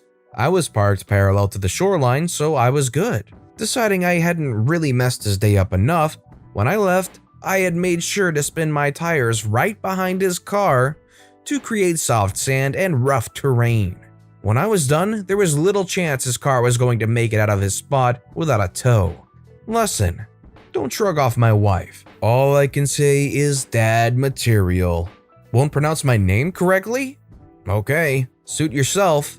So when I was in the 3rd grade, think 8 years old, I had this teacher who was retiring at the end of the year and knew it. She decided that she didn't like me for some reason. So I have a very popular white girl name. For the sake of anonymity, I'm gonna use a fake name here. Let's say my name is Bailey, pronounced Bailey. Pretty straightforward, right? Well, this teacher always pronounced it Bali. It hurt because I was like 8 and wanted to be called my own name. When I asked her why she pronounced my name wrong, she said it was because of her accent. Okay, fair. However, I had a classmate named Kaylee. Somehow that accent disappeared and she was able to pronounce her name perfectly fine. Once I heard her call Kaylee by her proper name, I went right up to her with all my 8-year-old bravery and asked her why she wouldn't say my name right, but would say hers right. She didn't answer me, like legitimately ignored me. Okay, my turn. So this teacher's last name was something like Tainer. That was the way it was pronounced. And on the first day of that year, she made sure that we knew it was pronounced Tainer and not Tonner or Tanner. So guess who was called Mrs. Tonner for the rest of the year? The teacher who called me Bali. Oh, and as an added layer of BS, when we had parent-teacher conferences, she pronounced my name correctly. Interesting. Here I am, really wondering what kind of person it takes to have a no-influenced reason to hold a grudge against an 8-year-old. They're just a child and they didn't do anything and they're your student. Revenge on evil landlord. When I was in university, I'd heard stories about horrible landlords of student housing but hadn't experienced it myself. Until 3rd year when it felt like we got 3 years worth of crappy landlords all in one go. It began when I heard noises in the wall behind my bed at night. I brushed it off for a while until I realized that it was an animal in the wall. I told the landlords the next day and they immediately played dumb, acting as if I was stupid in front of my housemates for suggesting that something could fit inside of a wall. That was the first alarm bell. Why immediately try to embarrass me into dropping it? After explaining that I know what a cavity wall is, she asked if we'd seen anything in the kitchen. Oddly specific, we didn't think about it until later. From then on, her husband dealt with us. We weren't aware that he was our landlord too. A little time passes, still nothing done about the noise in my wall. Not that it was a surprise. I'd worked out by then that it was probably something like a mouse and that it could run through the terrace of the houses. As long as it didn't chew its way through my wall or die in there, I put the whole thing on the back burner. Until we were all sat in the sitting room and heard a thud in the kitchen. Then squeaking. There was a giant rat in our kitchen. The rat disappeared into a hole in the completely crumbling kitchen wall, and the landlord claimed that we made it up and that they'd never had a rodent problem. I contacted the previous tenants through Facebooking names I found on letters for them that had been posted to us by mistake. The property had had a rat problem for the last 3 years before we moved in at least. I set a rat trap and caught one, took photos and sent them to the landlord to tell him to sort the problem out. He told us that because there was a line in our contract about the landlord not paying for pest control, the contract specified wasp nests, etc., we didn't even think about rats when we signed it, that we'd have to pay the hundreds of pounds to fix it. He'd knowingly written that into our contract so he wouldn't have to pay out, instead of fixing the kitchen wall and the exterior wall where the rats were getting in. To cut the rest of the setting, the scene part of the story short, we called the council, who sent a pest control team. While on their visit, one of the men took my housemate to one side and told her that our landlord is evil and he is known for getting nasty. They told him that it wasn't our fault that there were rats, it was his, and he screamed in my face until he was bright red about how I was a terrible person and was trying to take him down for no reason.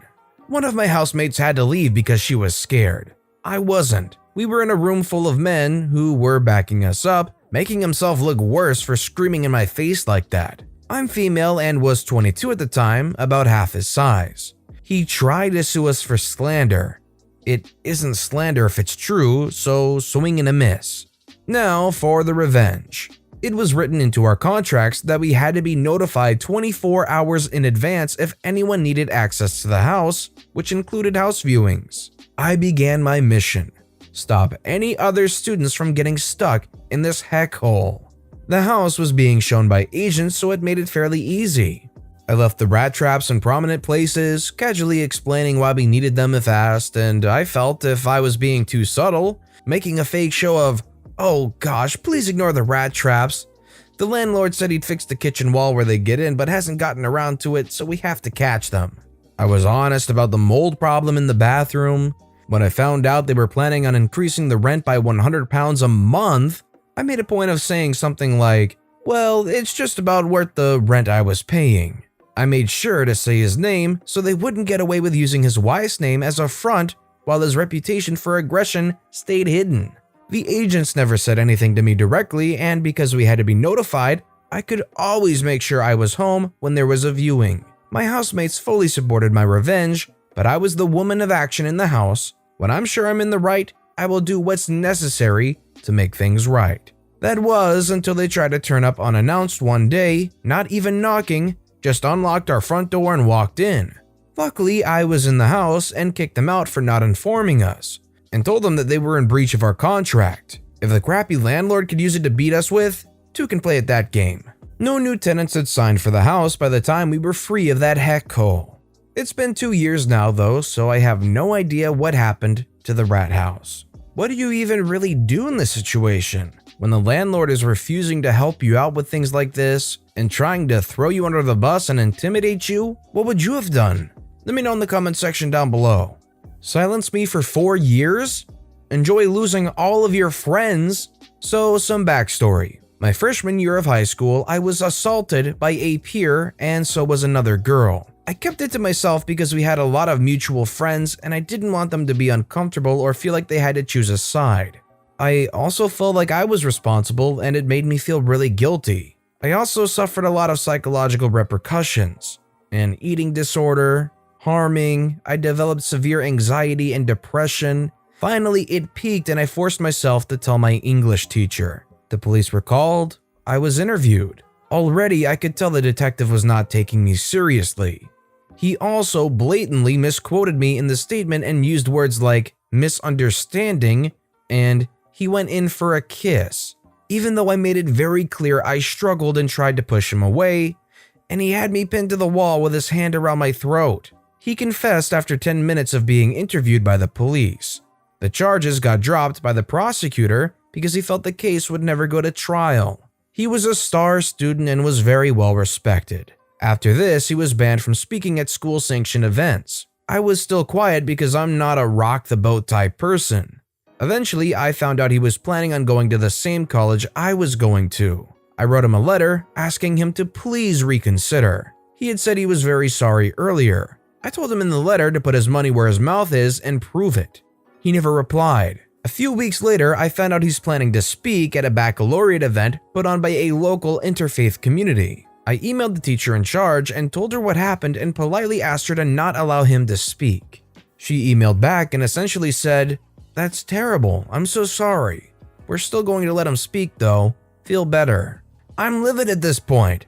I've been dismissed, belittled, ignored, and unheard for years despite my efforts to get justice. He's still incredibly popular and everyone loves him.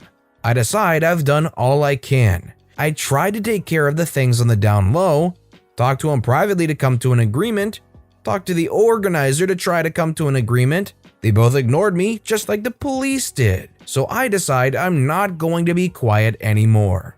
I attend the baccalaureate event, and while he's giving his speech, ironically about treating others with respect, I hold up a sign that says, "Redacted has assaulted 2 women. Is this the face of the class of 2020? Stop giving assaulters and abusers a platform to speak. Stop silencing women." By the time the event is over, everyone is talking about it, and everyone is pissed at both him and the organizers for letting him speak. Many of the girls there are victims of assault themselves, and they are all furious that the organization knowingly let a predator speak. I feel incredible. It's like a weight has been lifted off my shoulders. The last thing he told me after assault was, "Don't tell anyone." And even after years had passed and I felt comfortable speaking about it to a select few, and the police knew, and all the teachers knew, he was still praised. And every time I heard someone talk about him fondly, I heard that little voice from deep inside me saying, "You're letting him win." Now that everyone knows and everyone hates him, I know that finally I can lay this matter to bed. I can finally let go. This was a very powerful story, and it's absolutely wonderful to hear that OP was able to get this revenge and basically out this guy for who he is and what he's done. Knock him off that pedestal that he's still somehow upon, despite what kind of person he is. It's literally sickening to hear how teachers, police, anybody she tried to talk to was silencing them or ignoring them outright. Was able to get the most satisfying petty revenge years later on a former coworker who lied and almost got me fired. So in 2017, I worked at this merchandise store. I got along with most of my coworkers, but I mostly kept to myself. I was saving to go to graduate school and had just gotten married. This place had the craziest trade shift rules. We had to sign the trade book in person, no calling in trades last minutes, and no signing for other people. Terminable offense. After about 6 months of working there, I had a major medical emergency. I found someone to take my shifts.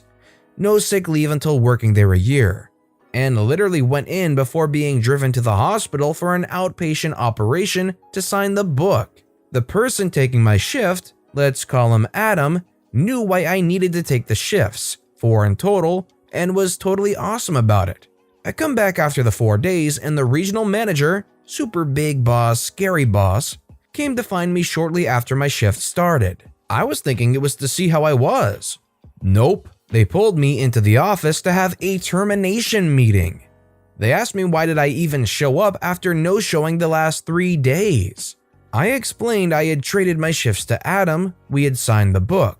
They fetched the book and saw where we had signed and dated, but then pointed to where the trade had been crossed out with another manager's initials next to it. That manager got called in and I found out that Adam had told his manager my operation had been canceled and I needed my shifts back. Without talking to me, he canceled Adam's ownership of the shifts and made me responsible again.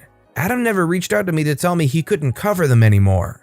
After being interrogated, because Adam had been working there a while even though he was a year or 2 younger than me, and forced to show proof of being in the hospital, which I'm fairly sure was against the law, they basically told me they believed Adam, but that I was being saved by a technicality that the book wasn't signed. Adam wasn't held responsible for having signed the book and yet not showing up for his shifts. Made me so mad. So mad. I never spoke to him again, other than to tell him he needed to go find some joy because he must be miserable to be able to do what he did, and continue to stick by his lie. Fast forward to 2019. I was almost done with grad school, not working at that store anymore, for a while, and every Thursday went with my friends to a local bar for some trivia. Now on occasion I had seen Adam come to this trivia, but we always ignored each other. The host of the trivia always, would ask if there was any birthdays and make it to where if you bought the birthday person a drink, it would count towards endgame trivia. Really nice when it was your birthday, all the free drinks. Here's where it gets good. One seemingly normal Thursday, I go to trivia with my group and I see Adam. Barf. He was wearing this stupid birthday sash and his whole table had those annoying blowers. Well, the normal host for trivia got sick and sent a replacement. For reference, I was sitting at the table closest to the new host's setup, and Adam was about 3 to 4 tables away. She started the trivia and didn't ask about birthdays. After category 1, Adam's friend, probably girlfriend, walked up and asked if the host could do the birthday drinks. The host told her she didn't know about that, she had never done that before. The host then turned to me, an obvious regular for how I interacted with the waitress and bar owner, and asked me if that was something the normal host did. You bet your butt. I looked at her, shrugged my shoulders, and said, "No, we've never done anything like that before." I kept a straight face long enough for the trivia host to tell Adam's friend she didn't feel comfortable doing that. She didn't want people to buy points. And I finally broke when the friend told Adam the bad news. He got so mad. Legit think he teared up. I still think about that moment and get happy. Sometimes crappy things happen and crappy people get away with things, and you tell yourself what goes around comes around. But it was really awesome to finally see the comes around for a change. Dude tried to get you fired and then stuck by his lies. So God forbid he gets to miss out on his free drinks at a birthday bar thing. I was the deserving recipient of a great petty revenge. This goes back decades. I'm an old fart to 1984 during a strike at a company I worked for. I was in management, so was working a late afternoon shift, and my replacement came in around 8 or 9 in the evening. He no sooner shows up than he announces he hasn't had supper yet and wants me to fetch him a pizza. I should add that he was my manager as well. Having a great relationship with this guy, I knew I could pull a practical joke on him and get away with it, so I went and bought him a frozen pizza and delivered it back to him. Dropping it off, I told him he owed me $6.39. He told me he'd pay me later, saying nothing about his absolutely useless frozen pizza. A good 3 months later, he comes into my office and drops what sounds like a rock in a plastic bag on my desk. I opened the bag and what it was $6.39 in change frozen into a solid block of ice. I think that's fair. You got him a frozen pizza, he got you a frozen change. Revenge is a dish best served cold. But with that being said, that's all the stories we have for today. So what I want to know is, which of these stories that I've read for you today was your personal favorite and why? Let me know which story and why in the comments section down below. And thank you all so very much for watching and listening to the Storytime channel today. If you haven't yet, please consider subscribing to the Storytime channel and don't forget to turn notifications on so you'll never miss an upcoming video. Thank you all again so very much for watching and listening to the Storytime channel.